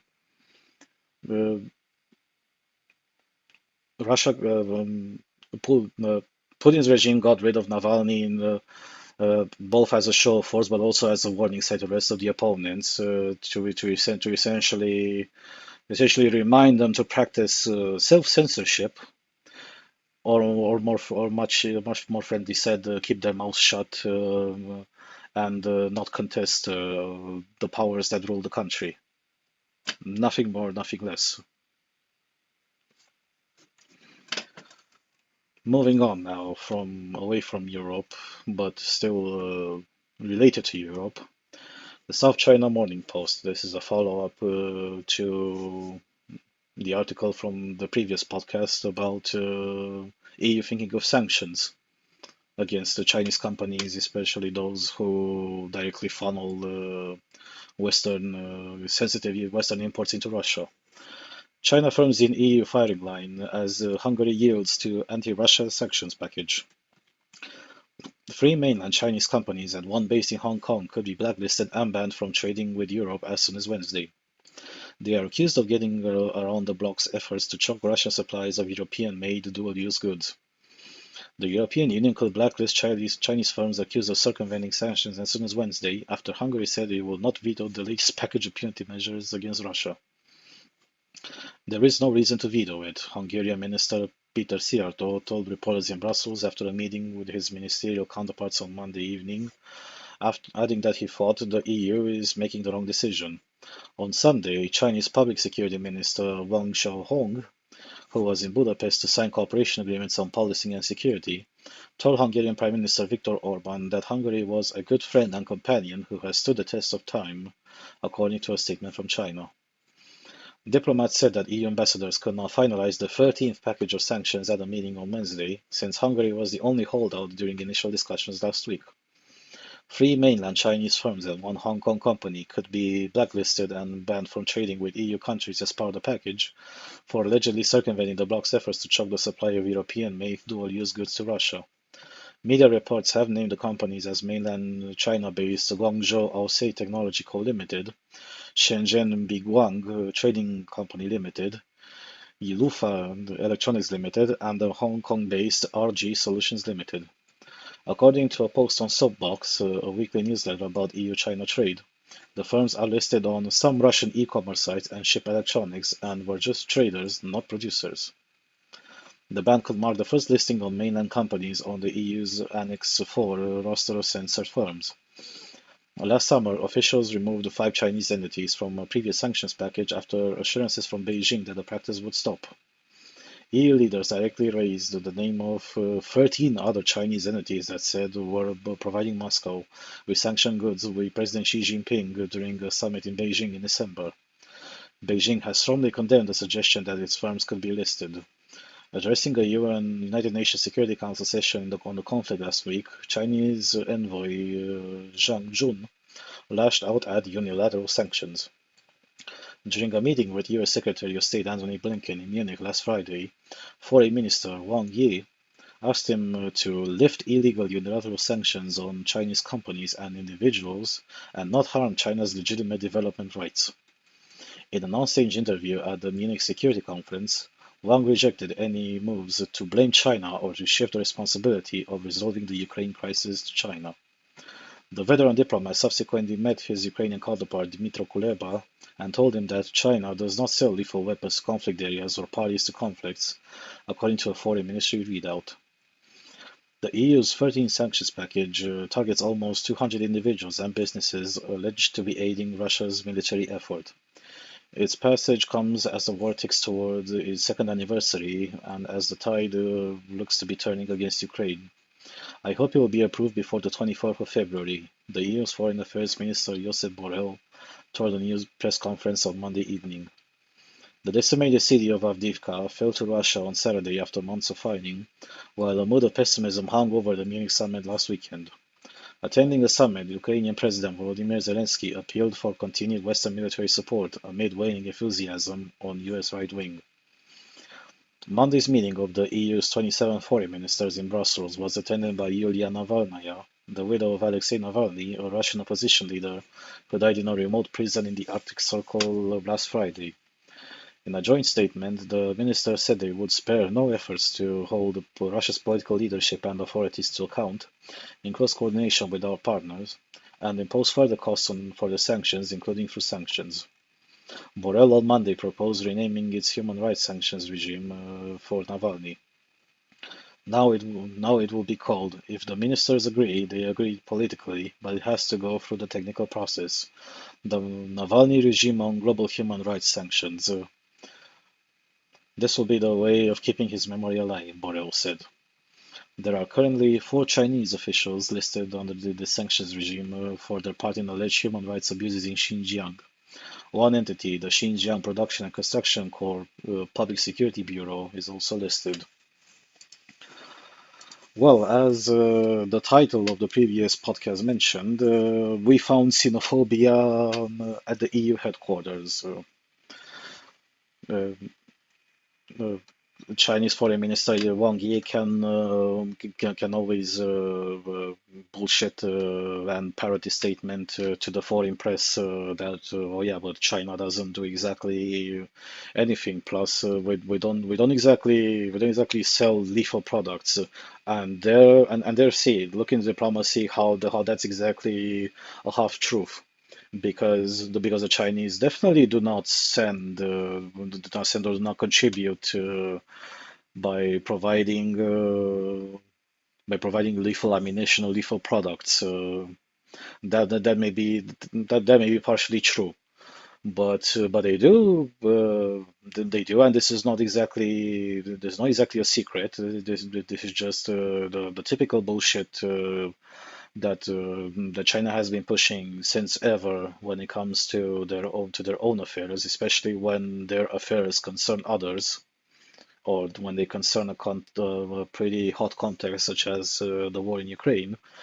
They go and say, well, but we're not exactly doing the things that you're accusing us of.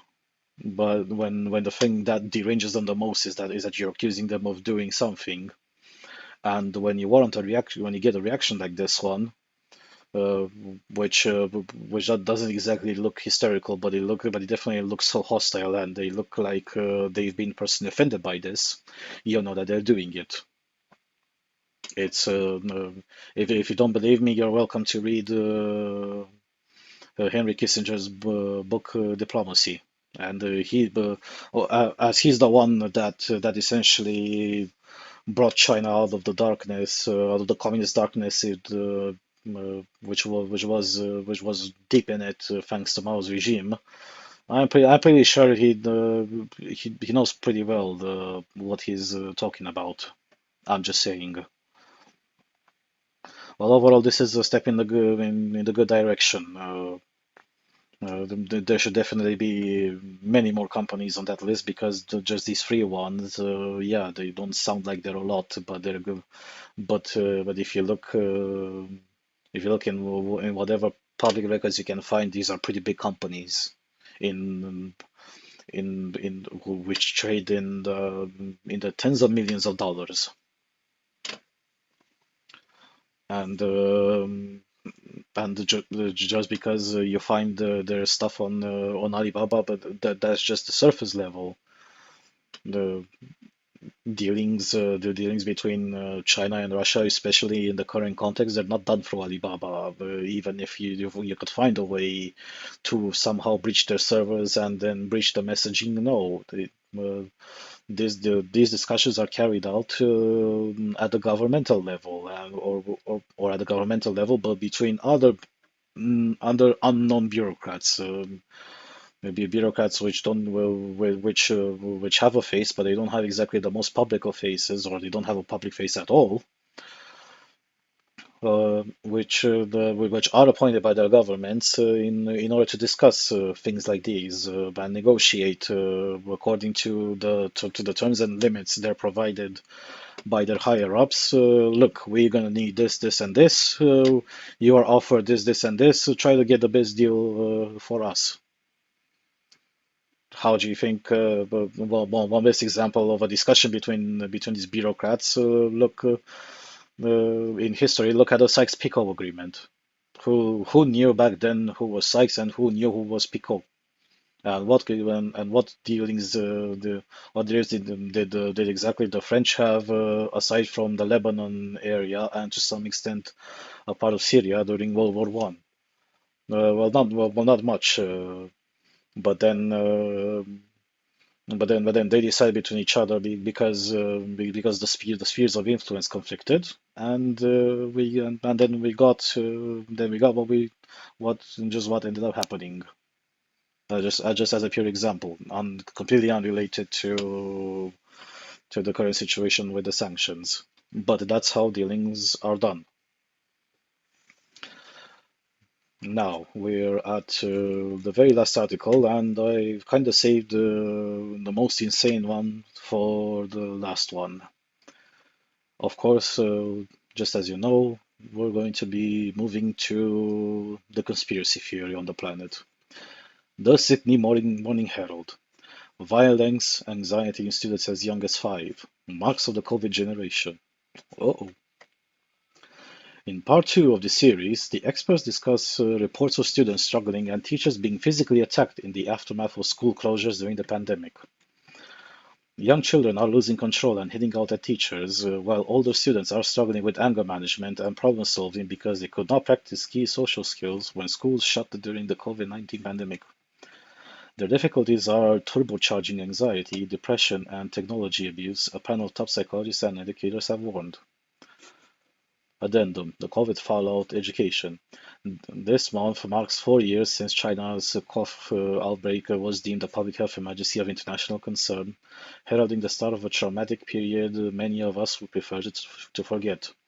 While a federal government inquiry is examining some national responses to the crisis, key decisions made by states will not be properly scrutinized. The Sydney Morning Herald is concerned our political leaders have not adequately studied the lessons, good or bad, of our most recent experience, and we plan to ask tough questions over the coming months about the pandemic's impact on education, health, border closures, and lockdowns and policing. This is the second of our three-part series looking at the impact of COVID on education. The forum discussions with 9 expert panelists were broken up into 2 sessions, one examining the well-being and the behavior of students, the second on academic and learning disruption. Back now to the article. The closures also led to a truancy crisis and sent the number of students refusing to go to school skyrocketing, as struggling students viewed class as something which they could opt out of. Well, who would have thought? This is the long tail of cough that we predicted for kids, said National Children's Commissioner Anne Hollands. We didn't have children and their unique needs on our radar when those decisions to close schools were being made. The Sydney Morning Herald convened experts on education and child social development to assess the impact of the cough on students after the federal government failed to include the decision to close schools in its independent inquiry on how the nation managed the pandemic. 5 experts, Hollands, Director of Wellbeing at Catholic Schools Parramatta Diocese, Greg Elliott, child psychologist Kate Plumb, adolescent expert Michael Carr Gregg, and Sydney Secondary College Blackwattle Bay Campus School Captain Bede Warnock, were united in their view that the needs of children had been overlooked in the pandemic, and the impacts of that had been far-reaching. Carr Gregg was unable to attend in person on the day. They called for a plan for future closures that put the long and short-term needs of children at the center. New South Wales schools switched to remote learning for 7 weeks in 2020 and for over 3 months in 2021. During the rest of the pandemic years, schools had strict infection control rules which disrupted learning and social interaction. They ranged from not allowing visitors on site, including parents and medical professionals, to banning different cohorts of school students from mixing. Elliott, who runs well-being services for 45,000 students in more than 80 schools, said children had missed on important steps in their social development. That disruption also affected early childhood education, and many of the 5 and 6-year-olds now beginning kindergarten were the most dysregulated students we've ever seen entering school. Dysregulation involves emotional reactions that are outside of a typical range for their age. The rates of assaults on teacher in early stage 1, so kindergarten and year 1, has increased dramatically, not just in our Catholic system, but across all systems. There are teachers who've been hit, kicked, slapped, pushed over, things thrown at them, Elliot said. It's very distressing for teachers. Families weren't able to access early intervention during the pandemic, and families also didn't have a normative reference for what the little kids' behavior should be like to get ready for school.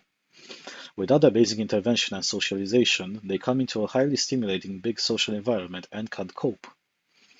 Cargregg said the two heavily disrupted years hindered the high school students' opportunities to hone the self-regulation abilities, anger management, conflict resolution, problem solving, that they could otherwise have practiced in the playground. Emotional self-regulation is out the window, said Cargregg. Speaking remotely, he pointed out that the closures challenged adolescents' abilities to develop their 4 key developmental tasks: separating from parents, forming peer relationships, attending school, and taking risks. As a result, I'm seeing elevated rates of anxiety and depression and a whole range of mental health challenges, including deliberate self-harm and eating disorders, he said. I think children, the ones I'm working with, missed out on normal developmental opportunities throughout the pandemic and their social skills are completely out of practice. and that in turn is having a long-term impact on their mental health. This impact has a very long tail, and we haven't seen the end of it. Well, you're right about that.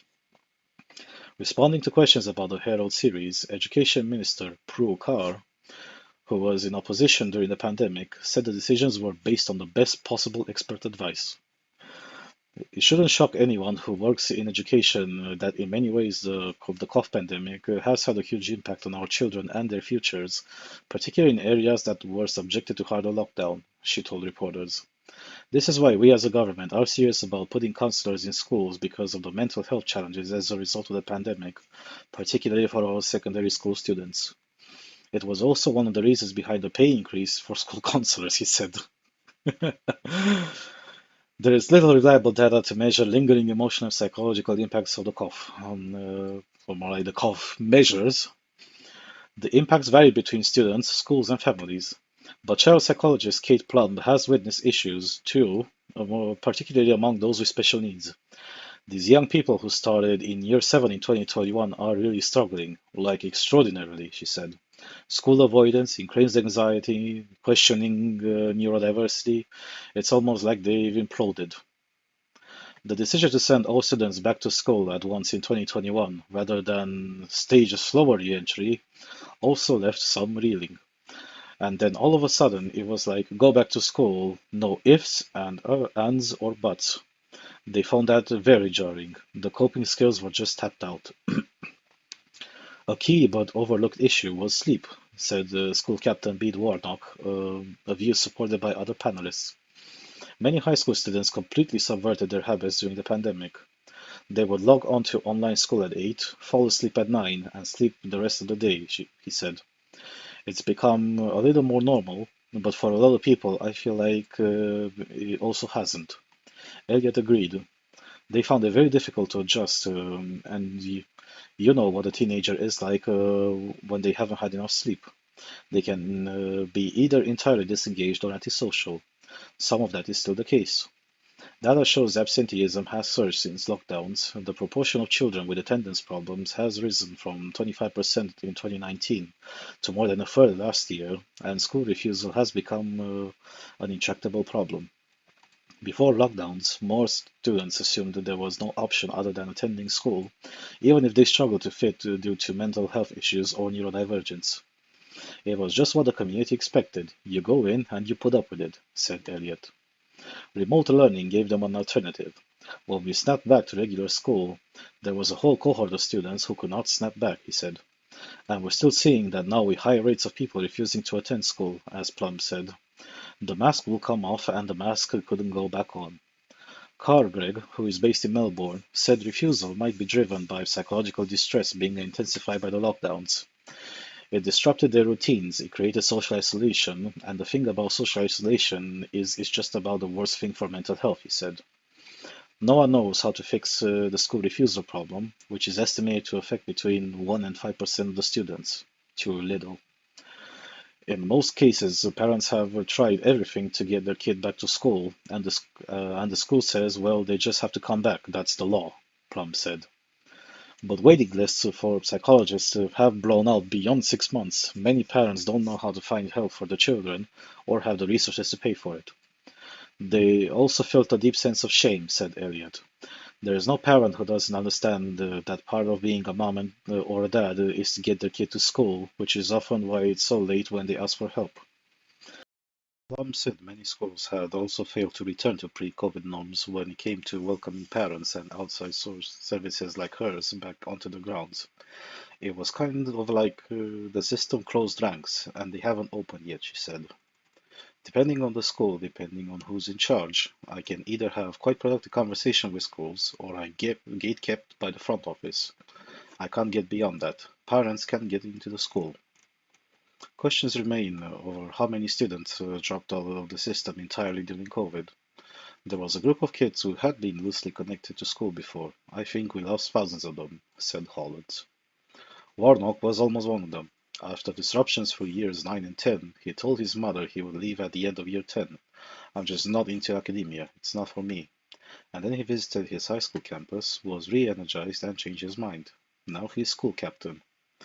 Intensive technology use also became normalized during the pandemic, as students spent entire days on Zoom, interacting with their friends online through gaming or social media, and younger children were given screens by parents who were juggling homeschooling with the demands of their own jobs. Regulators have since reported higher rates of cyberbullying and sextortion among young people.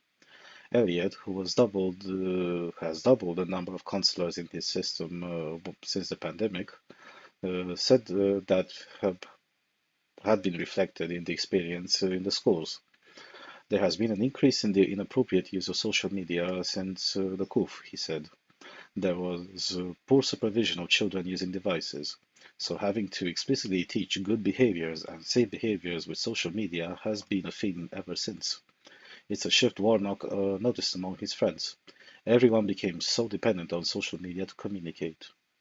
For some students, online interaction during school closures was a lifeline and protected their social connections. But for others, the tech world became all-consuming, said Cargreg. Those who were already pretty disenfranchised and gamed by themselves, they're the kids who developed all sorts of problems, including porn addiction and an absolute reliance on YouTube as a source of mental stimulation. Those kids are really stuck now. The students hardest hit by the shutdowns have been those with special needs, who make up at least 1 in 10 in New South Wales' student population, but did not get much needed diagnosis or intervention during 2 years of pandemic affected education. Many remain alienated from the school system. What the COVID did was reveal the vulnerabilities that were already there, amplify them, and was the catalyst to turn them into something more pathological, said Elliot. Schools are also the protective factor, the connective tissue in the community that keeps kids well. And we lost that, and that was a huge health and safety risk. Hollands agreed. Children already struggled to access support before the pandemic. Then the coup hits and the lockdowns come in, and it just amplifies what is really an inadequate set of systems to cater to the needs of kids generally. The panel stressed the need for any future school closures, the need to plan for any future school closures, whether they are driven by pandemic, floods, fire, or unforeseen reasons, and to build the needs and rights of children into decision making. It was critical of the failure of governments to assess the impact of school-related decisions during the pandemic and look to international experience for alternative approaches. There is nothing about children or children well-being in the federal architecture, said Holland. There is no chief pediatrician in the country. We need to recognize that education is the core of to the lives of children and families in so many ways, and that we need to see them as a hub, as a connector. But the other thing is to recognize the role of the school as not just about academic learning, which is how I think it was seen largely, but that it's a social learning environment.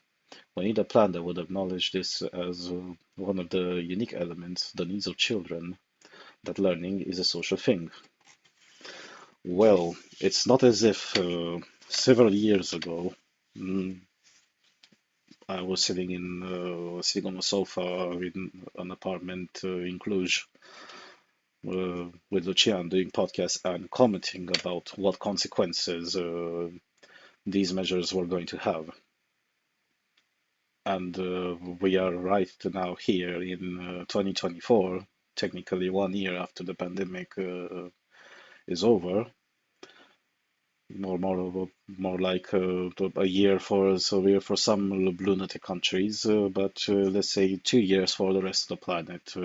Thankfully, in Eastern Europe, the pandemic stopped being a thing when the war in Ukraine began.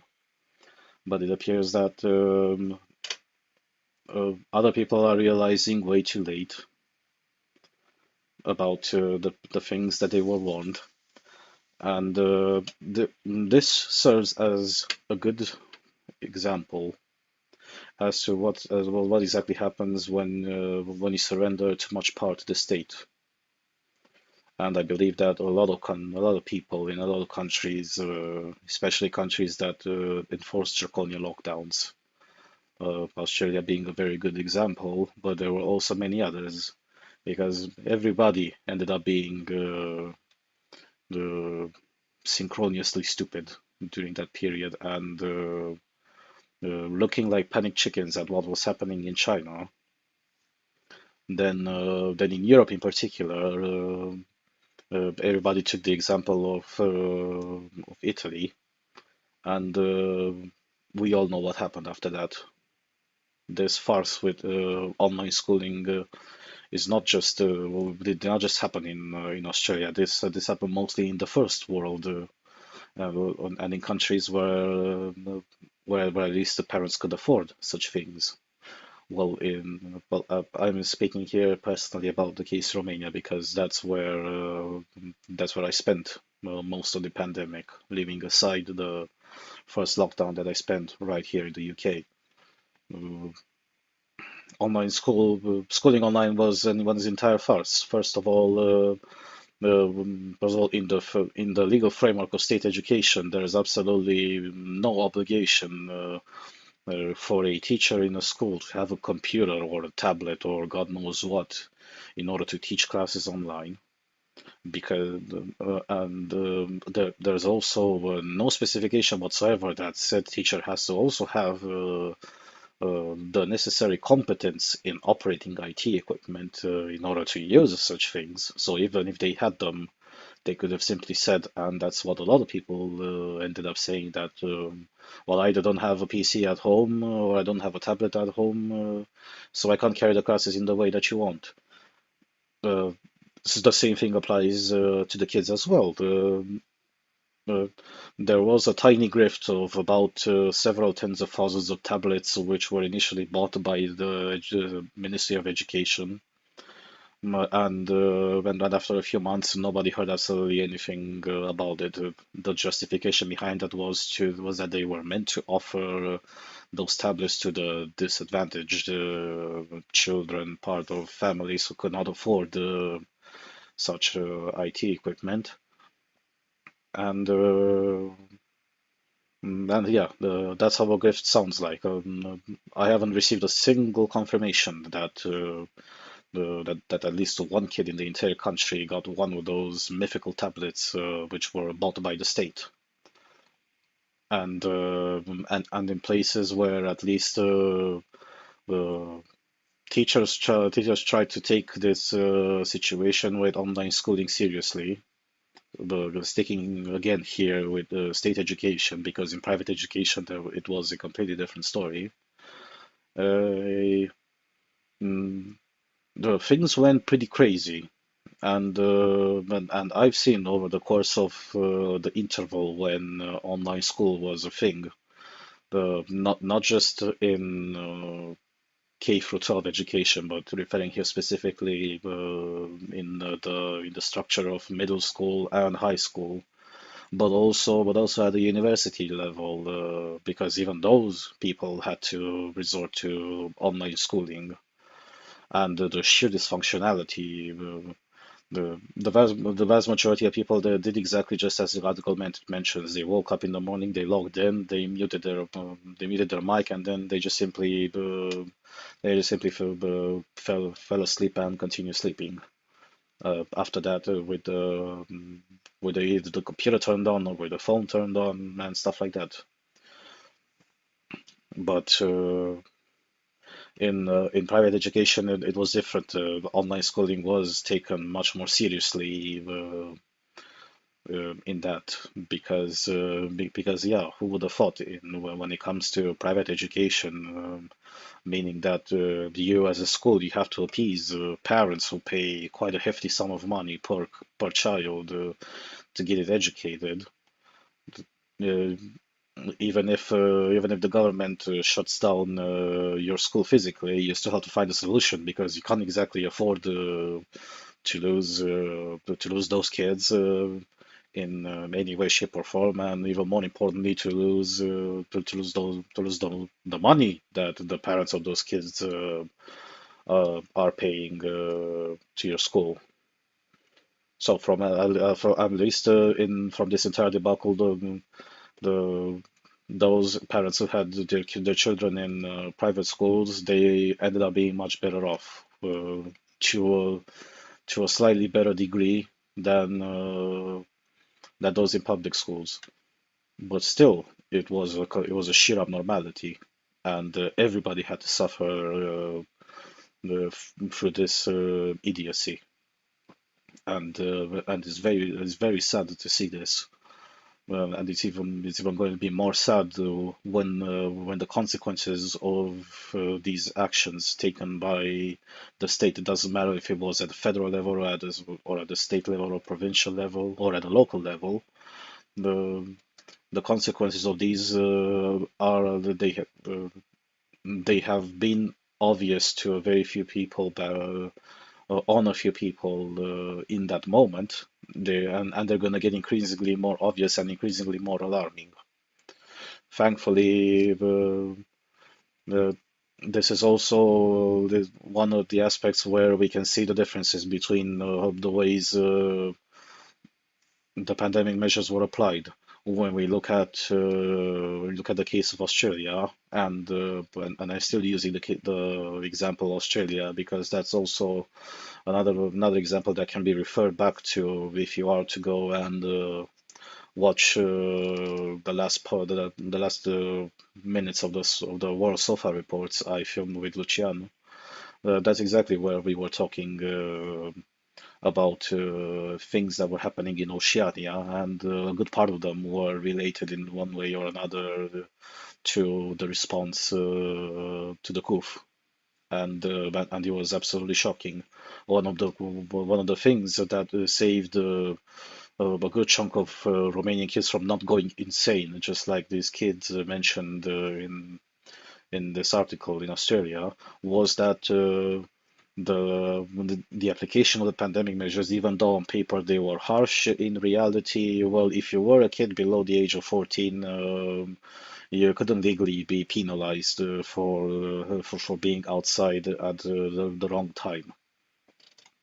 The, that's the only thing. The parents couldn't be penalized because their kid was outside at the wrong time or mingling with people.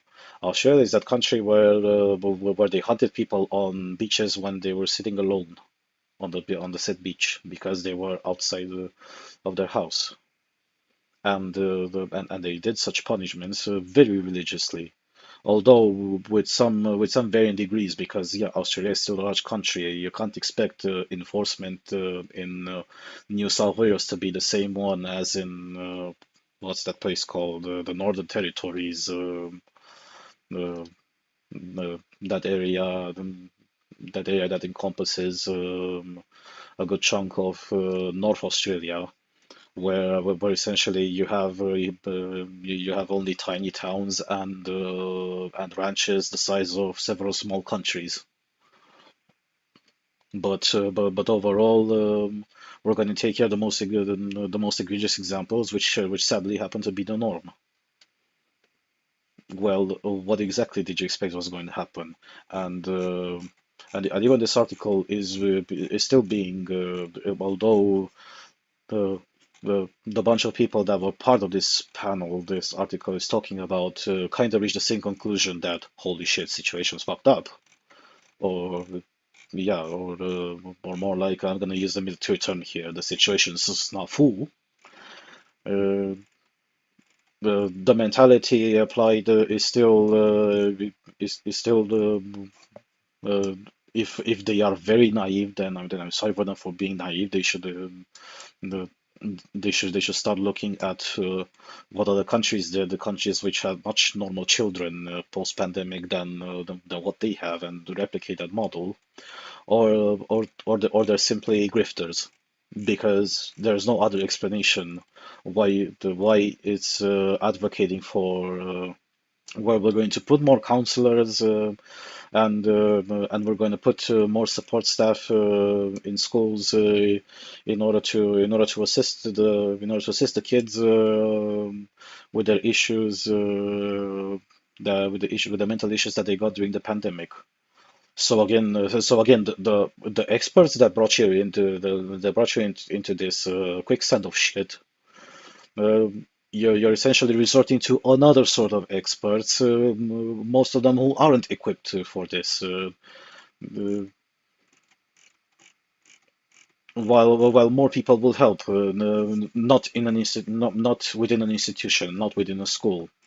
Well, on this topic with the school, you've fucked the system. There is no way to repair it for the great majority of them. And even if you talk about how it affects how the severe issues affect only 1 to 5% of kids, this is severe underreporting. It's severe underreporting. The also because you have to look at the criteria. Well, what exactly is considered severe? Well, already the system in itself created dysfunctional people even before the pandemic in one way or another. And once they were screwed over back then, but in a much lesser way. But with the pandemic, you screwed them royally. Can you exactly blame the people who resorted to truancy and that they no longer want to have to do anything with schooling? I wouldn't. I wouldn't have the nerve to do such a thing, especially when I know who the culprit is and what they were capable of doing, and how incapable they are right now to essentially shovel the shit they got themselves into. But it's not that they just got themselves into, it's that they also got others who had no blame into this. The situation could have been handled differently. There have been sufficient voices that have been told that have been saying this, but those said voices were either fined the thousands of dollars or tens of thousands of dollars in Australia, or imprisoned outright when they voiced their concerns. They simply voiced their concerns. They didn't go completely against the state and the measures. And now you have this. Congratulations, what can I say? This is a monumental example of you fucked around with restrictive measures applied at the level of an entire society in order to save some grandma who didn't die at the age of 85 and 6 months, but she died at the age of 85 and 11 months. The um, Destroyed irredeemably the economy and all the delicate mechanisms. You destroyed it both internally and externally. You've destroyed the people. You destroyed the livelihoods of a few people who dared to go against the narrative. Uh, you've also been very ignorant, only to look into the mouth of experts. I seriously advise to round up those experts and pretty much organize a sort of Nuremberg trial for them, because that's what they really deserve. That's what they really deserve, them as experts, and that's what the people also deserve to see the people who are to blame. And once you're done with the doctors and the experts, well, when it comes to politics, who already the former the former politicians who lost the election are out, so they've already paid they've already paid for their sins. But I'm pretty sure that these ones currently, the vast majority of them, are also on the same paper as they were. So do yourself a service and also see yourself on the way out for the things that you did, if you want to at least save some face and, uh, and then show to the people that you care the tiniest bit about their opinion, about the fact that they put you into office. This is about it from the fourth episode. This is definitely much longer than the previous ones, but I realized this because you're not going to see this because I'll edit it out. But the phone that I use at one point ran out of battery, even if it's connected. What can I say? The recording for hours and hours on end connected to the laptop does hurt the battery, and it just happened to consume it right when I was close to being done. Well, thank you very much for watching this. Uh, Please like and subscribe and share this video with with the other people that you might know that they may like this sort of content. You don't have to watch it all in one go. I'm pretty sure that it takes a long time, and there are definitely better things to do in a day rather than watch me on the screen. That's the reason why I put timestamps or in the description box, simply because not everybody is like me, who has sufficient time and isn't affected by screens that much in order to watch a single podcast from the beginning all the way to the end. And even that, it doesn't happen always. So my last request would be, yes, please keep on being supportive. Thank you very much for watching, and have a good day. Cheers.